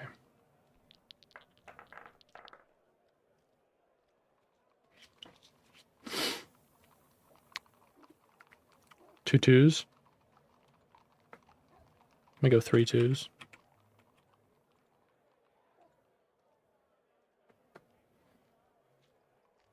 Four twos. It's likely.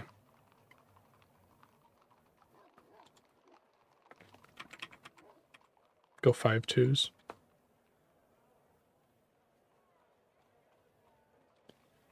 He did. He's losing his life as we speak.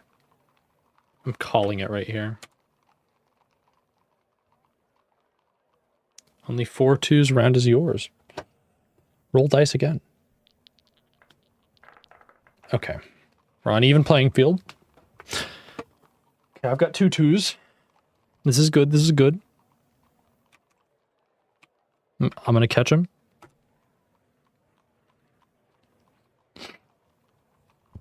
Two threes. I know there's 3 threes.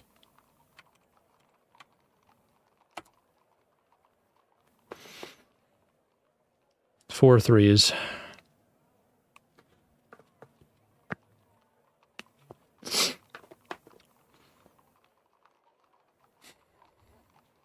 gonna do 5 threes.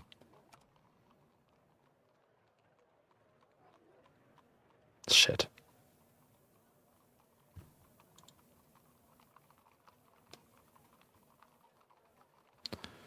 Okay. Might be in trouble. Should have called. This round. 1 3.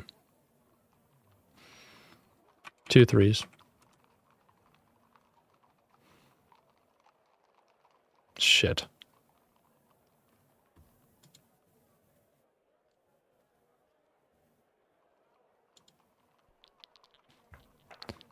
This is bad. I'll open with 1 3. 1 4.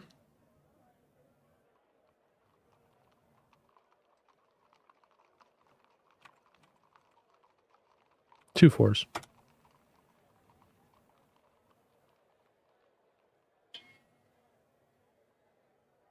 Shit.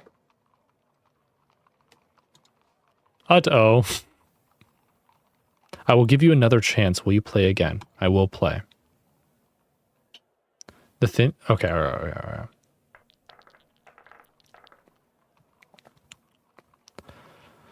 I'll open with 2 threes.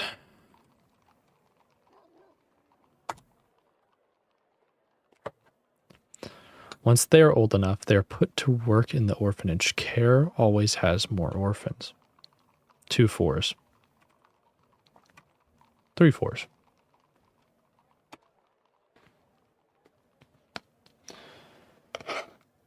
There are always ways to make money when you have idle hands. So true.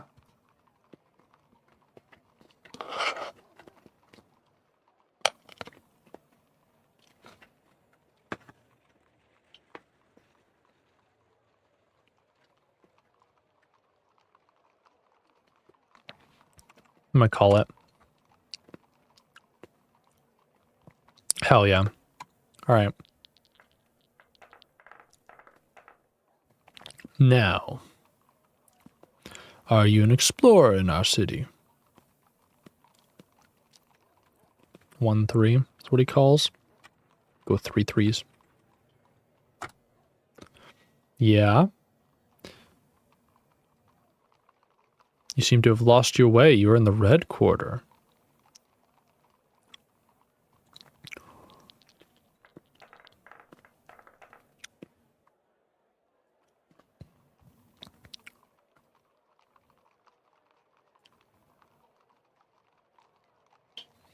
Okay. 2 twos. It's probably about the best we can do. 2 threes. I know there's 3 threes. Safe bet. Myself? No. I run an orphanage, but others have tried. Many have tried to kill them. My God. 4 threes. I think it's safe to call on that. Yep. Roll dice again. Now, I'll open with 1 3. Open with 3 3s. Round isn't over 4 3s. No, sir. That's not possible.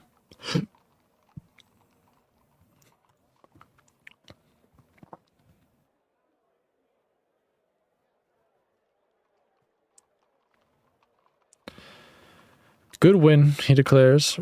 From his pocket, he produces 3 gold pieces. I took these from the last creature I beat. That makes them yours.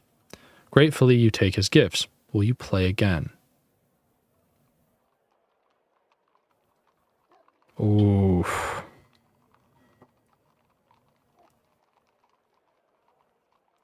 For the same stake, I will.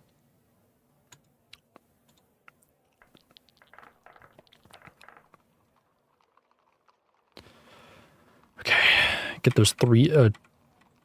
Let's do 3 2s. Let's open it big.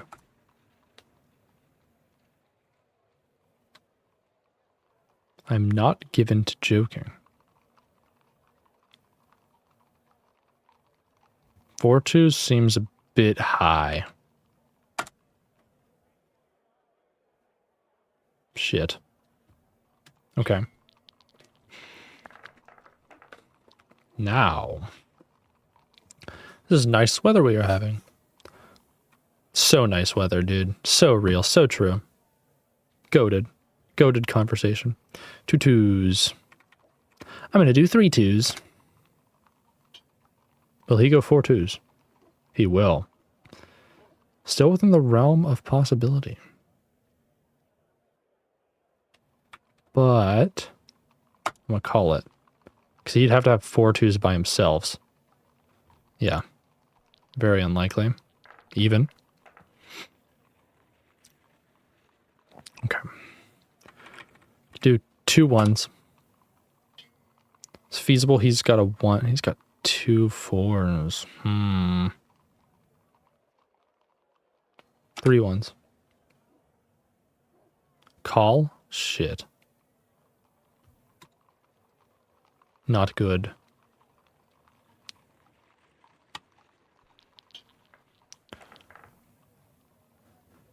Now, here say 1 2.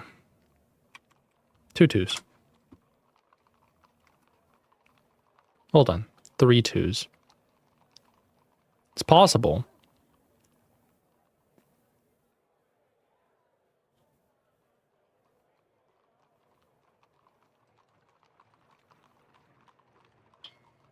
I'm at a disadvantage, though. It could be. Let's call it. Goddamn.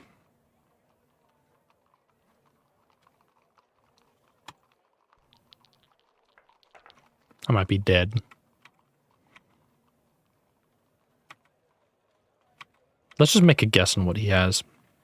2 4s.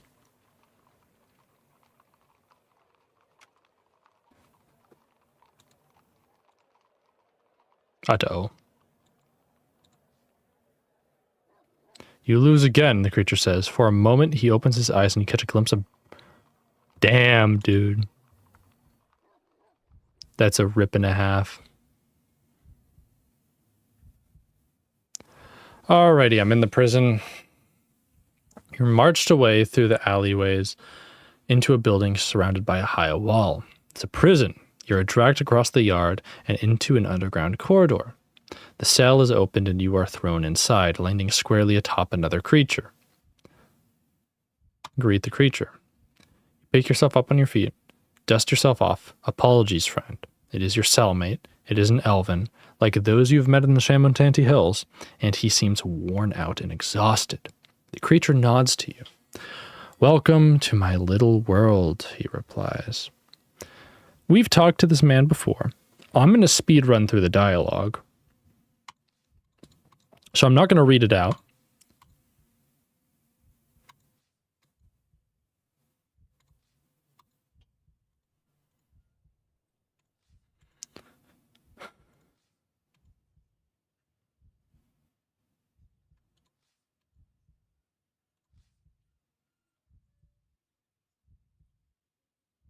Pick up the bucket.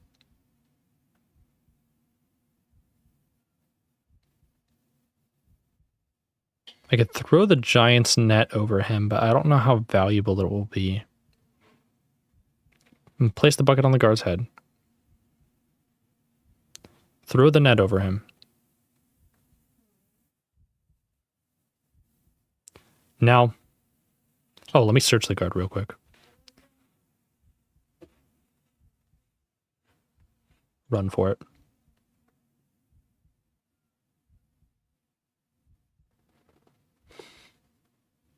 Don't stop. Keep running, the elven cries. You round another corner, but there's a burst of flame and the elven is no more. No. We're rewinding. I don't care.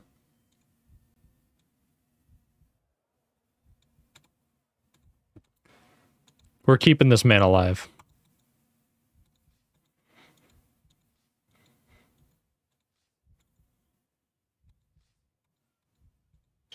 I don't even care. I just like him.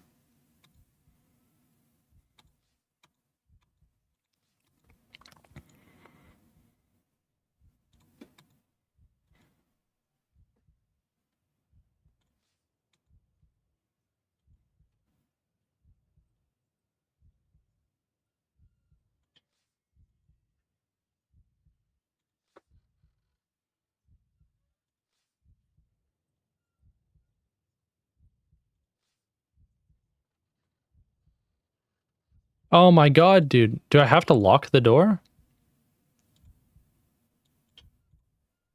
I think I do. I don't know if there's a way to save this man. Like, while also keeping the other guy alive.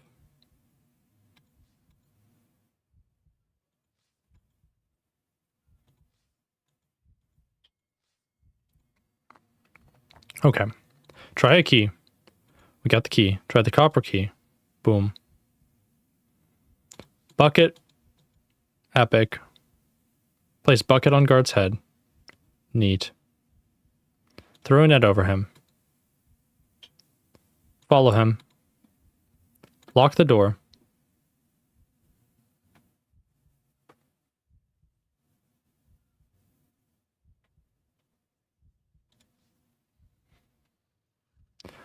There's not a way to save this man.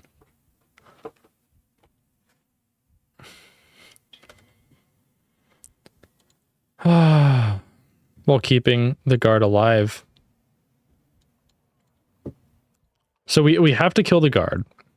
But then we can't use the god's aid. Okay. I guess you can't have everything.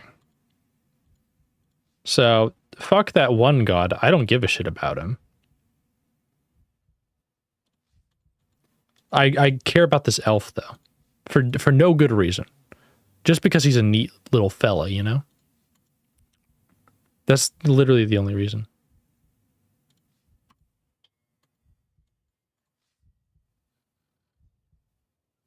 I have literally no other justification other than I kind of like him. That's about it. There we go.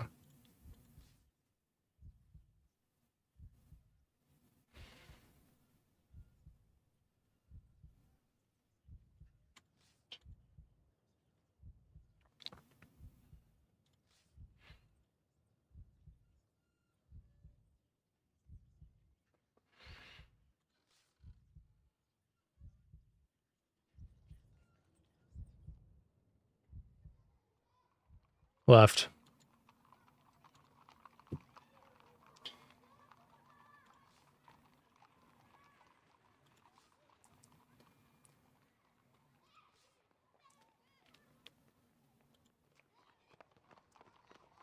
Okay.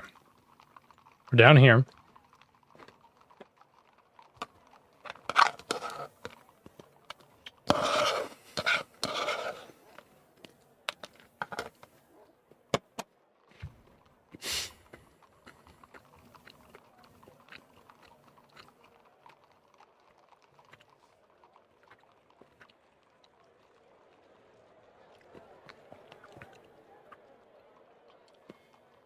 Right. Here we are again. You follow the narrow alleyway, which emerges to a wide square, filled with more of the same close-eyed creatures as before. Once again, you stand in the Plaza of the Red Eyes, the heart of this half of the city port. In all directions, roads lead off, some no doubt to the houses of nobles, and others directly into danger. On the other side of the square, the upper road continues through a low arch. 1,000 other alleyways lead off in all directions into Upper Care. Look through the arch. The arch at the far end of the square is thronged with more creatures. Not all the same creatures as those in the square. There seems to be a bustling hub beyond, a market district perhaps. From a side alley, 2 red-eyed guards burst into the square, looking hot and bothered. They turn their faces this way and that, but don't seem to be able to catch your scent. A moment later, they dive back into the alleyways to continue the hunt. You've lost them. Look at the alleyways.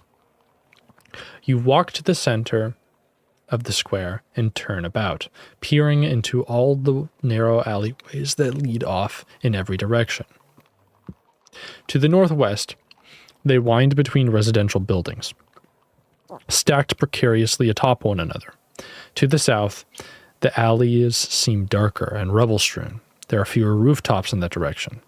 A peddler with a tray around his neck walks past you. Anklewort blimberry, poultice of millweed. Let's talk to the herbalist. You cross the square. You stop to the herbalist. Good day, he greets you. Can I interest you in a poultice, a salve? What are you selling? Oh, let me show you. He rubs his hands together. For instance, this. He digs around in his tray. A mutisk ointment, made of pure mutisk. What does it do? Mutisk is a powerful hypnotic. It can make you believe almost everything. He holds your hands out to smell it. I'm not going to smell it. You lean away, careful not to inhale the salve.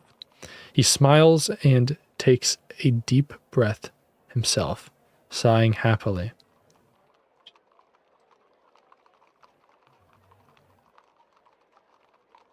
How much does it cost?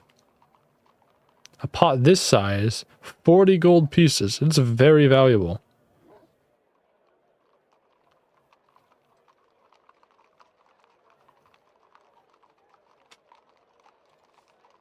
Give me something else. You tell him, you owe me.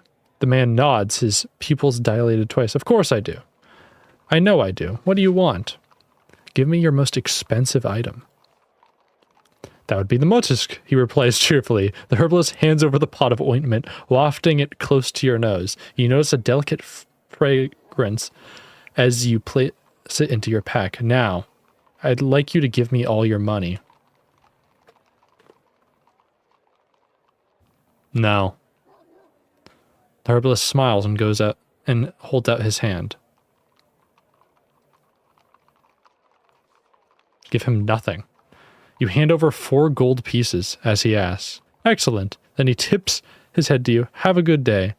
Pausing to only retrieve his mutisk from you. He walks away across the square. The man pushes a cart. Oh my god.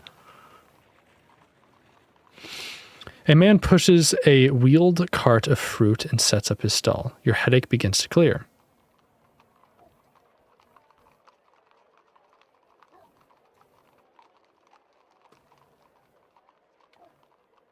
What the fuck just happened? Jesus Christ. I got robbed, man.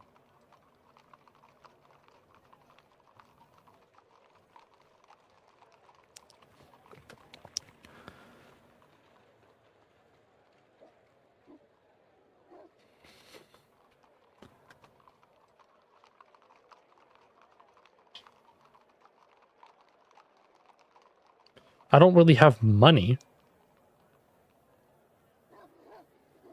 So, do we rewind for that?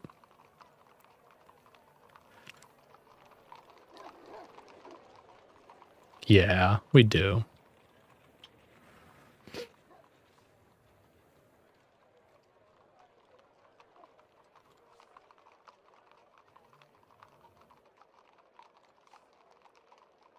Oh, let's visit the fruit vendor.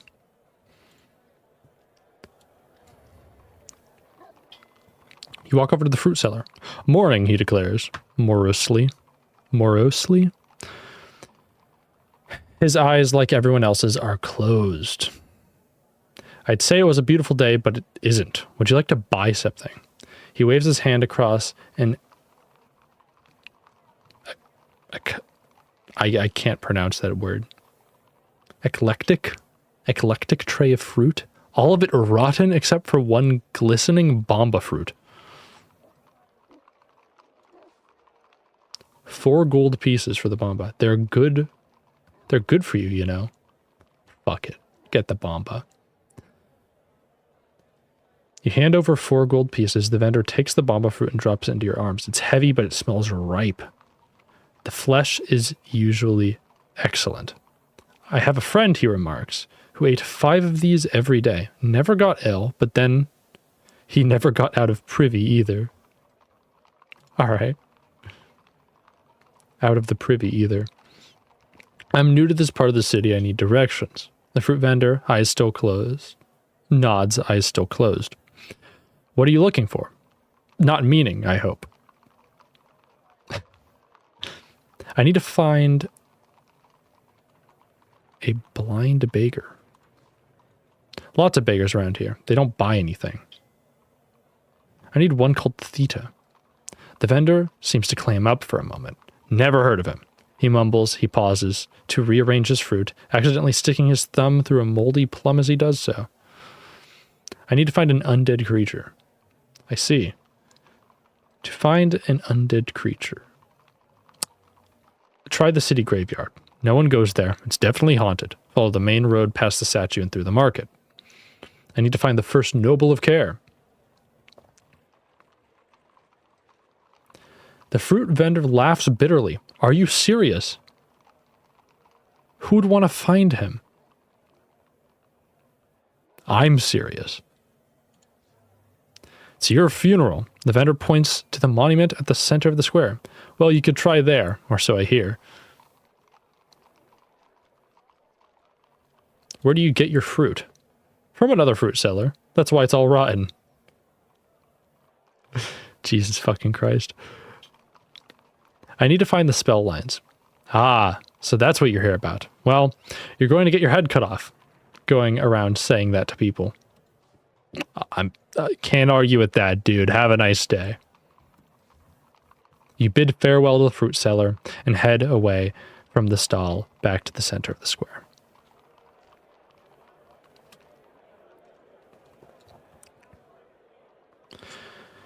You return in the middle of the square. The creatures in the square mill about, talking in hushed tones.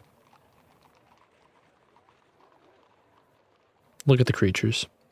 The creatures push and knock into you as they make their way across the plaza, despite there being plenty of space. None of them seem to be looking where they are going. There's something strange about them in general. Their bodies are spindly, their faces long, with downturned mouths. In fact, their eyes seem to all be closed. From around the monument, you hear a sudden gasp. Has something happened? Approach the monument. You approach the crowd around the monument, which is so thick it is hard to see inside. Clambering up the steps of the monument, you finally get to see inside. But the monument seems to be empty. There's just a circular rug which fills the floor space. The crowd murmur and whisper.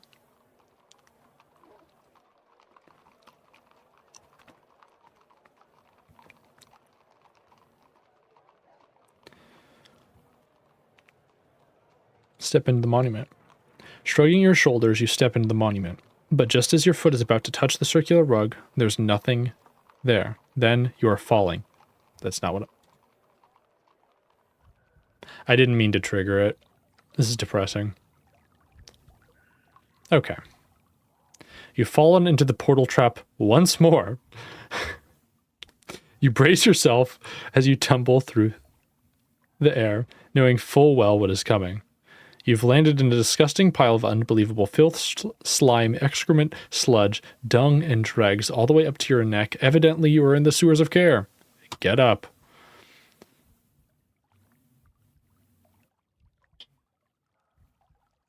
Stay standing still.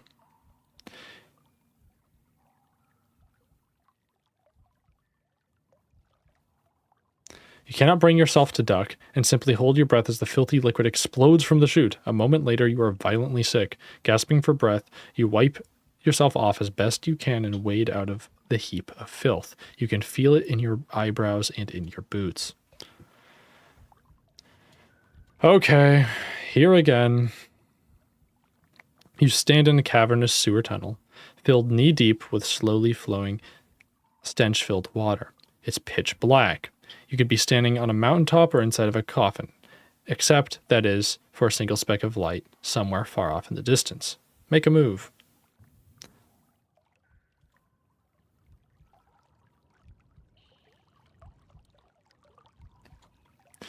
Okay, we know the goblins are coming this way.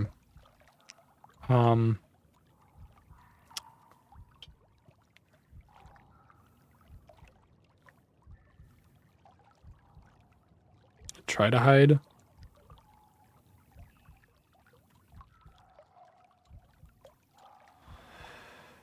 I don't really want to get into another fight with these guys, so I'm not going to, quite simply. We can just hide and trail. You duck into the alcove.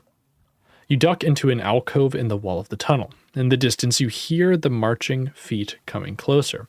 You wait, and within a few moments, the tunnel is filled with goblins. Not one or two, but a whole army led by a tall, stocky elder goblin, and chanting a weird guttural song.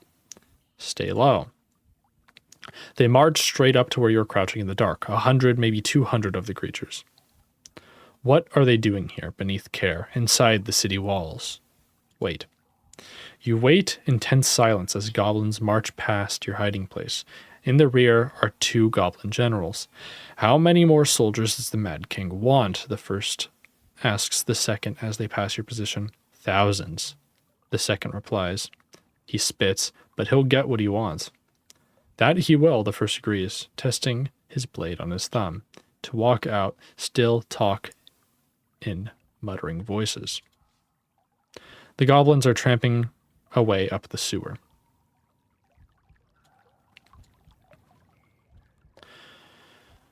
You trail along the goblins like a shadow. Backland tribes are ready, the first goblin general hisses. The second goblin makes a chittering noise, something close to a laugh, ready to run through this city like a river of molten steel at a word from the king. A few words, the goblin replies, but I have learned a few myself. Air, one hisses, stopping suddenly and cocking an ear. What was that? You freeze, the goblins keep walking away out of earshot, not stopping. They do not round, but continue talking in low voices. You catch up with the goblins. Something glints from this side of the sewer. Do we take it? I think we have like 3, right?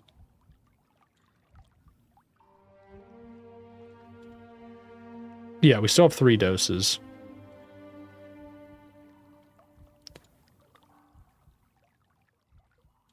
Let's keep moving. I want to see if I can...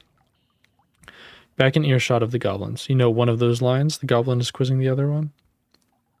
It says the second half. And Foruga's pride. Okay. So that doesn't change. Very interesting.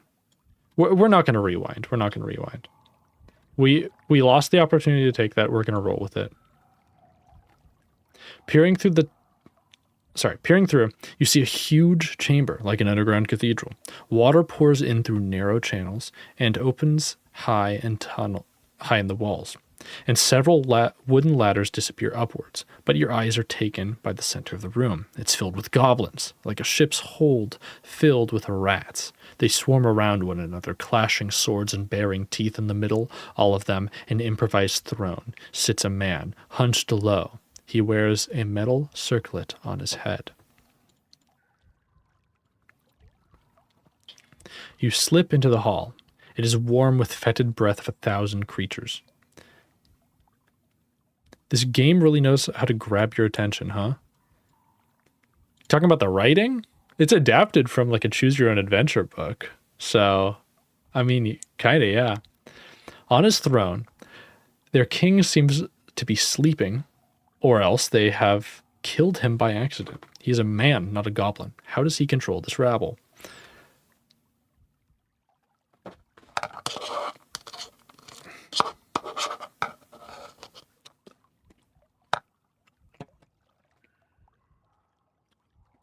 Oh no, yeah. It's been a hot second since I started.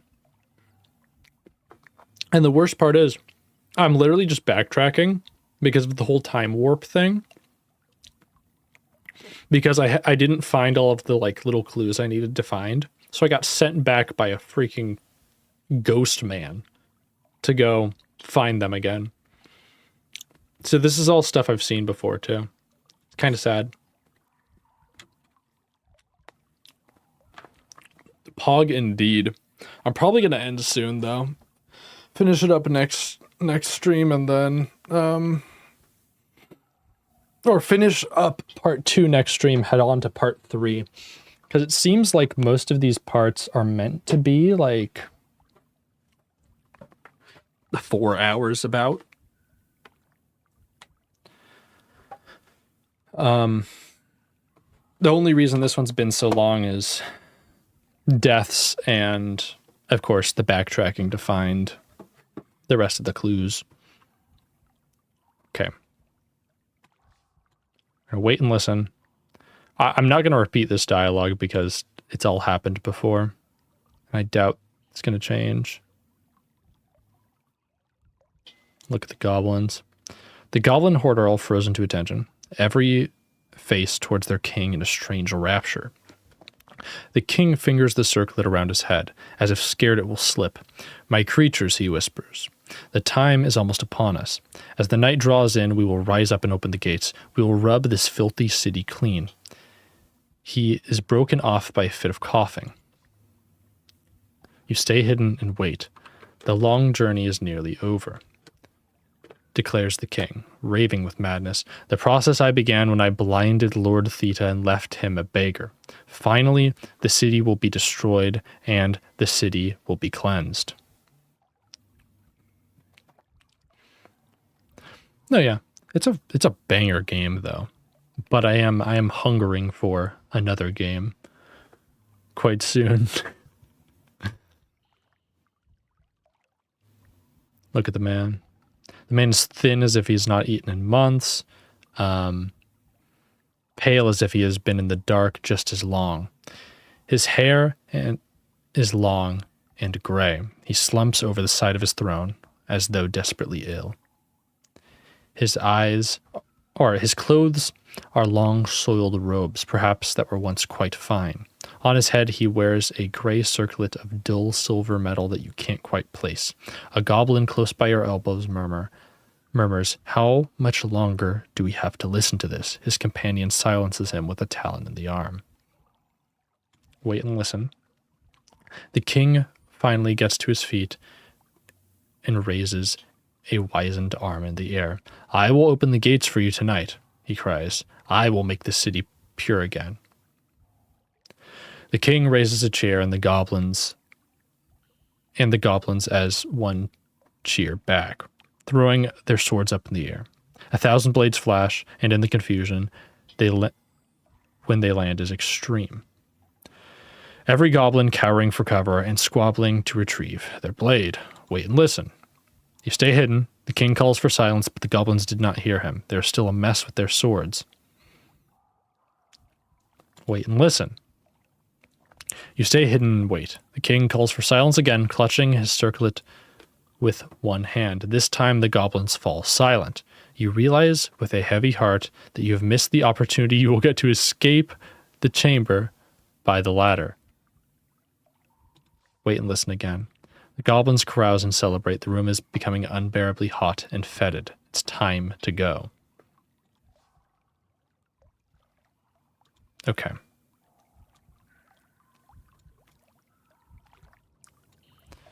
Let me try to figure out where that leads at. Because, all right, so we know from the time warp, this one spits us out in the necropolis. So that other one must spit us out up here. Likely.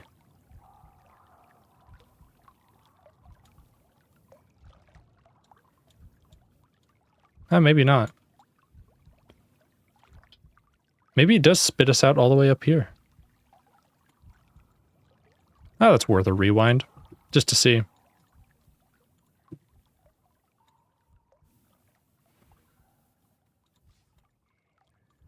Okay.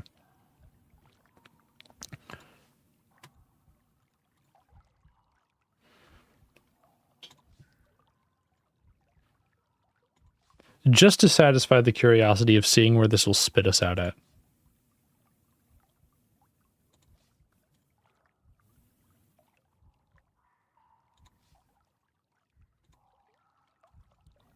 Creep to a ladder. Sticking to the shadows, you begin to creep around the perimeter of the hall, aiming for one of the long ladders that disappear up into the darkness. You get about halfway before goblins nearby turn, pushing at each other. You are forced to freeze. The king calls for silence, but the goblins do not hear them. They are still in a mess with their swords.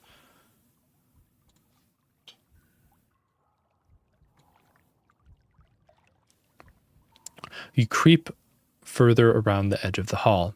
The king calls again for silence, clutching his circlet with one hand. This time,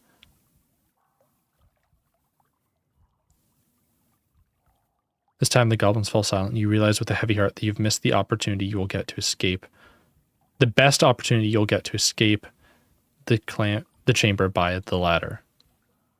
I'm still going to try to make it. Oh my god. So when do you have to... You have to take off pretty soon then.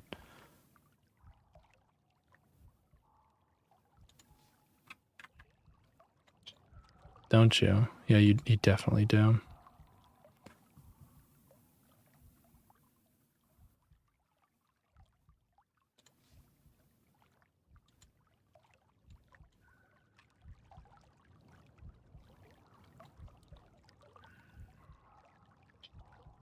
Sorry, what did that say? Okay. I want to...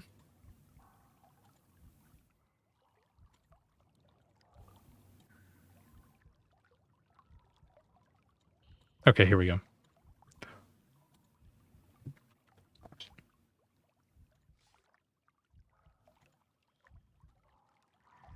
We're creeping around the edge.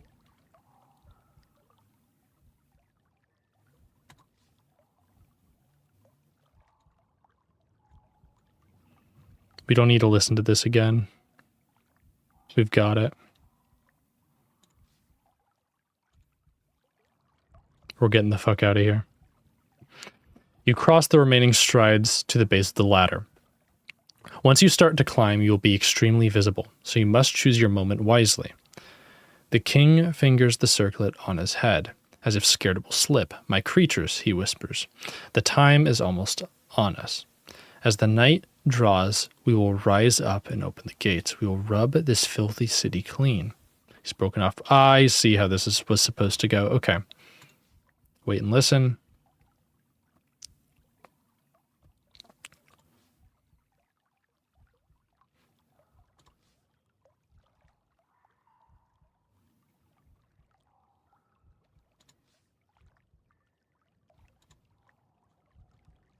Let's go. Taking advantage of the confusion, you scurry up the ladder. For a few rungs, you are in the open. It must look like a strange, oversized rat climbing the rigging in this underground cell, but you climb fast and quietly and are quickly lost to the shadows overhead once more. You climb the ladder to a narrow stone chimney, which climbs at an angle. After a while, the ladder gives out, and there's nothing but stone above you and in the distance, a circle of light.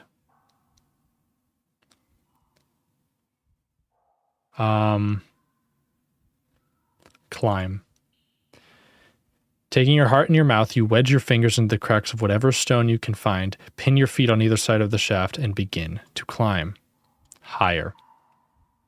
The going is slow, and the dizzying drop below is terrifying. You feel whatever confidence you have built up slipping away. About 2/3 of the way up, you realize how much more there is to go. It is as though the walls are moving downwards rather than moving up.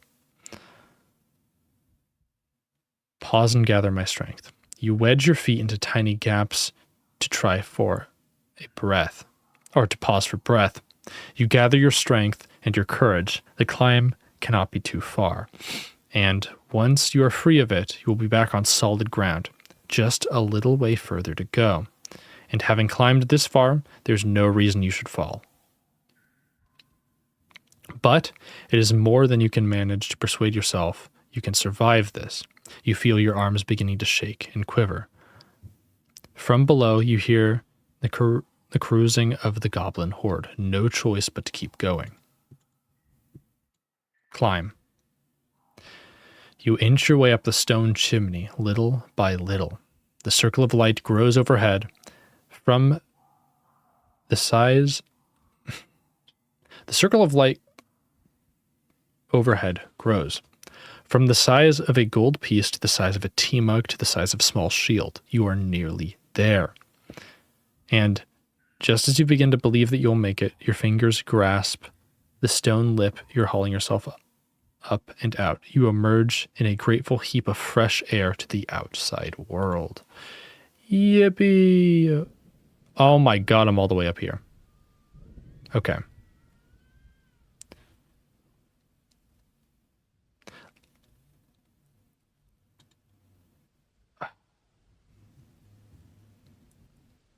I think that was all for naught because I still haven't talked to the men in the Fallen Quarter.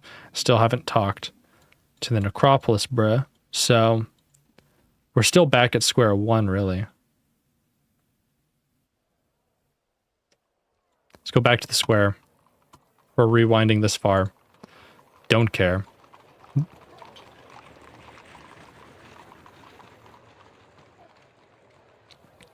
Okay. Leave the square.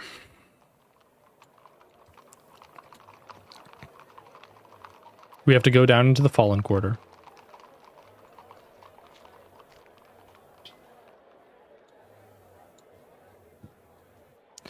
You choose a random alleyway on your right-hand side out of the square and slip into the shadow between the tall buildings.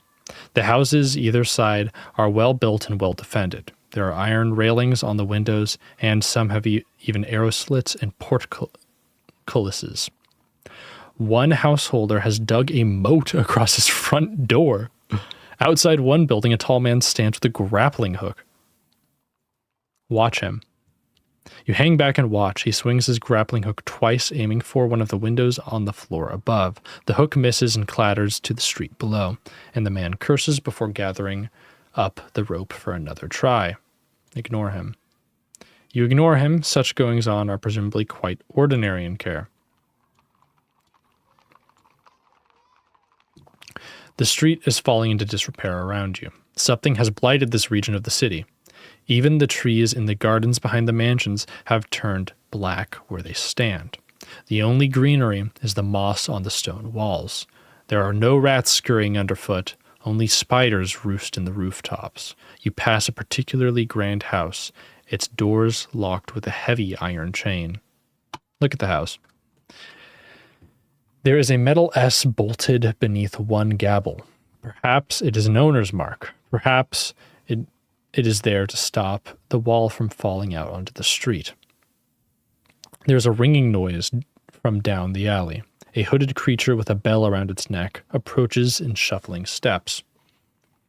Look at the creature. A long black robe conceals what manner of creature it is. It walks slowly, as though in great pain. Around its neck is a bell ringing with every step. Greet it. Greetings, stranger.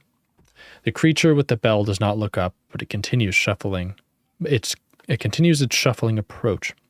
Now the creature is close. You can hear its sighing, painful breath. Open the door to the house.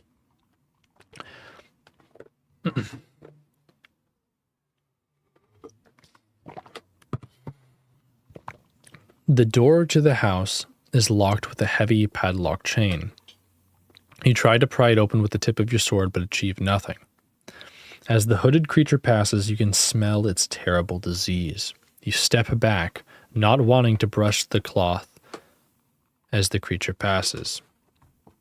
Cast a spell.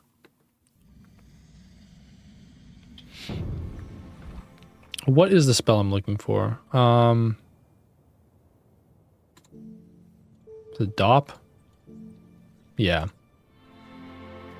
You cast the spell over the heavy chain and it tumbles to the ground. The creature with the bell around its neck passes you without looking up. It shuffles away. Enter the house.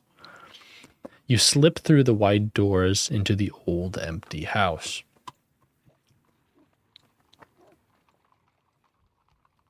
You push open the doors and step inside the dark house. It is a mansion on a grand scale, larger even than the abandoned house you explored on the lower side of Care. There are at least 3 floors and 2 great doors leading off 2 wings on the other side of the entrance hall. From the back of the house comes a voice. The Lord is not home. Which Lord? The figure shambles forward, resolving itself out of the darkness into a tall ogre wearing the livery of a manservant. His eyes are tightly closed. Lord Shinva is not home, he intones once more. Please leave. Lord Shinva is dead, isn't he? Indeed, the creature replies. He will not be returning for some time. I know his spell line. You explain. The creature nods. I believe the Lord knows such a line, but he is mostly dead. I do not know it. Mostly dead. Indeed, the creature nods, but I hold very little hope. My service will continue regardless, of course. As he speaks, you notice a flash of metal from his neck, some kind of collar made of a strange, dull-colored metal. The collar is covered up by his shirt. I must now ask that you step outside, he declares, gesturing out the door. But where can I find him? Try the necropolis, the creature replies. But my lord does not take too kindly to visitors without an appointment. He nods to the door once more. You leave the house and return to the street. The creature with the bell is gone. A narrow alley opens up to your left, slipping between the buildings. Damn.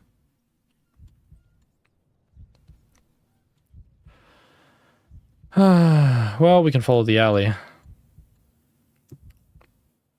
You slip between the buildings and emerge onto a dirt track that dodges around piles of rubble on either side of the street. It looks as though a gigantic boulder had rolled down the path, crushing everything in its wake. Even pebbles underfoot have been ground to fine dust. A few blueberries grow by the side of the track. Give me those blueberries. Come on. Kneeling down by the small plant, you look more closely at the blueberries. They seem perfectly ripe and glisten with juiciness, but you do not recognize them. Smell the plant. Pick a handful. You lean in close and take a deep breath of the plant. The smell is sweet and rich. It's quite enticing. You gather a handful of the berries. A few are squashed in your palm as you pick them, coating your hand in a dark blue juice. I want to put them in my bag. You slip them into your pack, intending to eat them later, and continue on your way.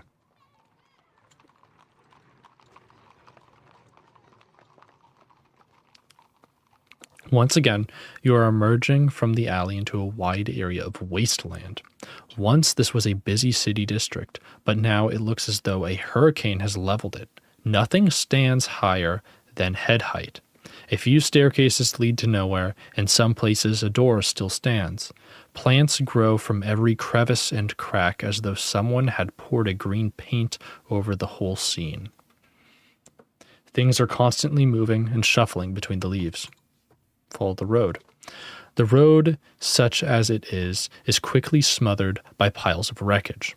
There are lots of other ways to pick your way through. One possible route leads up and over the side of a broken down house. Another passes by what might have been once a mill. You would have to climb over the mill wheel to continue this way.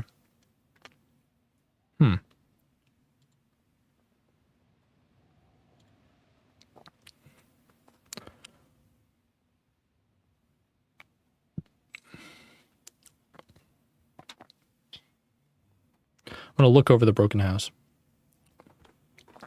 The house has been sliced like a many-layered cake, showing the floors that were once inside. Opened rooms have been stripped by their color by the wind and light, and of their possessions by a decade or more of scavengers.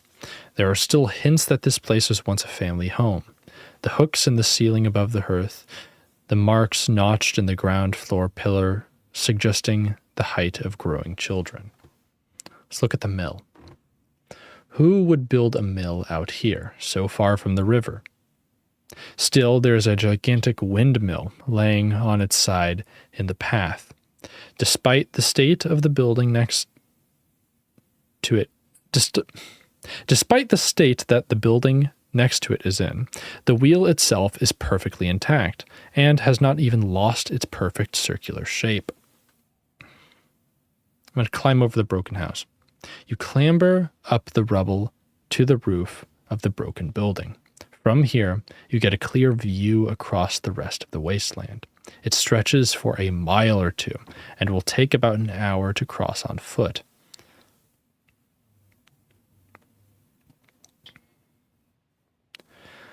A tall iron fence thick with ivy slices across the land, perhaps to keep the people of the wasteland out, or to keep whatever is beyond the fence in. In the distance, you see dark shapes moving across the sky. I'll stop and eat something. You perch on the collapsed chimney stack and eat the last food you have, a nourishing bamba fruit. Dark shapes in the distance wheel and turn about, around the steeple of some tall building, perhaps once a church, some kind of bird. It's hard to be sure. Once you are finished, it's time to continue. You make your way down the far side of the building and back on the path, which soon forks.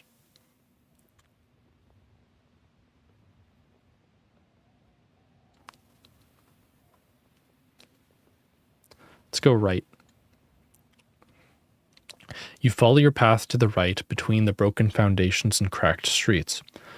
On one side, a roof sticks half out of a sand dune. On the other, a front door lies flat on the ground as though leading to a hidden cellar. Then the path comes to a building that, amidst all this destruction, is still standing. Its door is closed, and its stone walls seem completely intact. Try the door. You try the door and find that it falls open at the slightest touch. Enter the house. The house consists of a single room, with a large table and large chair, and in the far corner, a sealed box. Everything seems in good repair. The wood looks waxed and polished, and the hinges on the box are free of rust. Look around. From the doorway, you stop and look around, and that's when you notice the foot sticking out from under the table. Look at the foot. You crouch down and peer at the foot. It is clawed and a dull shade of green-gray, or of gray-green. It is about the size of your head and sticks out from the low table. This house feels dead. Even the air inside seems not to move.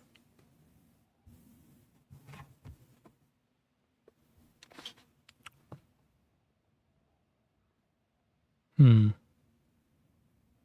go for the box. You head over to the box and lift the lid. Inside are a series of small round stones, carefully carved. Lift out a stone.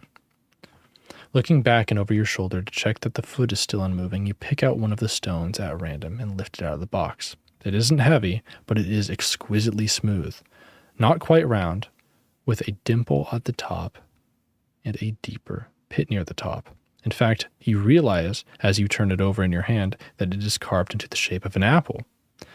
Looking in the box, you find other carved foodstuffs. Apples, bread, rolls of goat cheese, ham, each almost perfectly chiseled into shape. Look through the stone food. You search through the box, hoping to find something to explain the purpose of this collection, but you discover nothing more. Turning away, your eyes fall on the other side of the table, where the head of the creature lies. The face is clearly stone. The eyes are stone. An open mouth is stone. It is a statue of Savin, or else it once was a Savin. In its hand, you see it holds a stone shovel. Examine the shovel. You peer at the shovel. It has a wide blade, good for heavy digging. This creature was a gardener, perhaps a farmer, or, even more likely, given his lonely outpost near the Acropolis, the city gravedigger. But now he is solid stone. Such things are not impossible. Perhaps he was Perhaps he buried a wizard's lover. A day too soon, perhaps.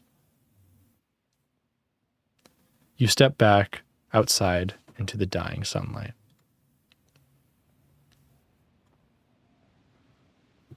Through the wasteland. You make your way between blasted walls and weed-encrusted rubble. There's a constant movement in the corner of your eyes. Rats scurrying to hide under stones and in cracks. The path turns around a large stone fountain, which is toppled over on one side, revealing an empty well shaft leading down into the earth. Drop a pebble into the well. You toss a small stone into the well. It plunges into darkness. Then with a thud, it hits something, barely a foot or two down. Is that sound? By that sound, it made a wooden barrel or wooden board. Looking into the well, you peer over the edge of the well and look down into the darkness below. There seems to be a sort of wooden ledge built across half the shaft, a short way down. Beyond the ledge, the well continues into darkness. Clamber down onto the ledge. You clamber over the ledge of the well and drop down onto the ledge. You clamber over the edge of the well and drop down onto the ledge. That's a bad idea. Fuck it, we ball though. You land on the wooden platform, built half the width of the well. A gold piece lies by your feet. Hey, yo. Hold on. Not this shit again. Oh my fucking god.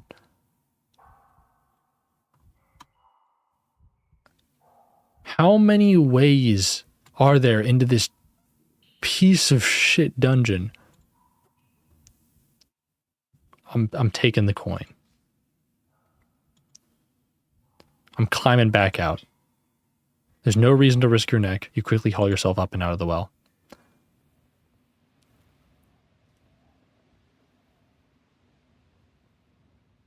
You blink in the sudden sunlight. It is approaching late afternoon. You follow the path around the edge of the wasteland. Okay. So the Gardens of Briar are just closed off to me.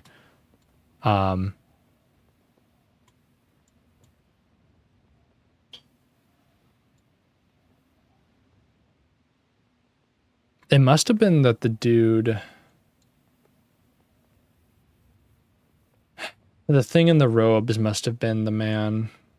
We're going to go to the edge of the wasteland. Ooh. After a while, another path joins this one. Looking back along it, you see a toppled steeple. A track climbs the rise at your back towards a low hovel. This is the edge of the wasteland. The far edge of the wasteland. Ahead, you make out a line of tall, dark trees. Hovel. Oh, wait, hovel or steeple. We're not going to go to the fence just yet. Let's check the hovel. You climb the rise towards the hovel. It is a mere tent pitched in a clearing, guy ropes held down by rubble. Listen at the door. You stand and hold your breath, but you hear nothing from inside. Perhaps it's occupied. Unoccupied, certainly it couldn't contain much.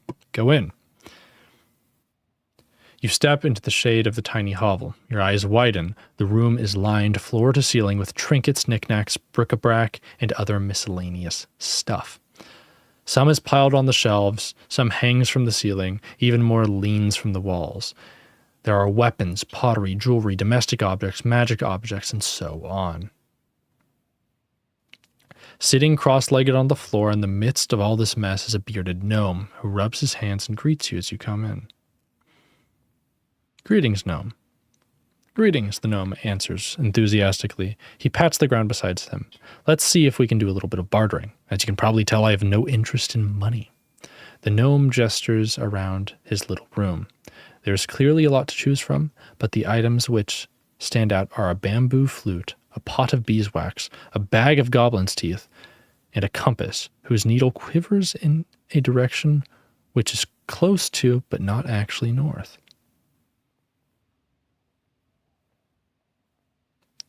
What would you like?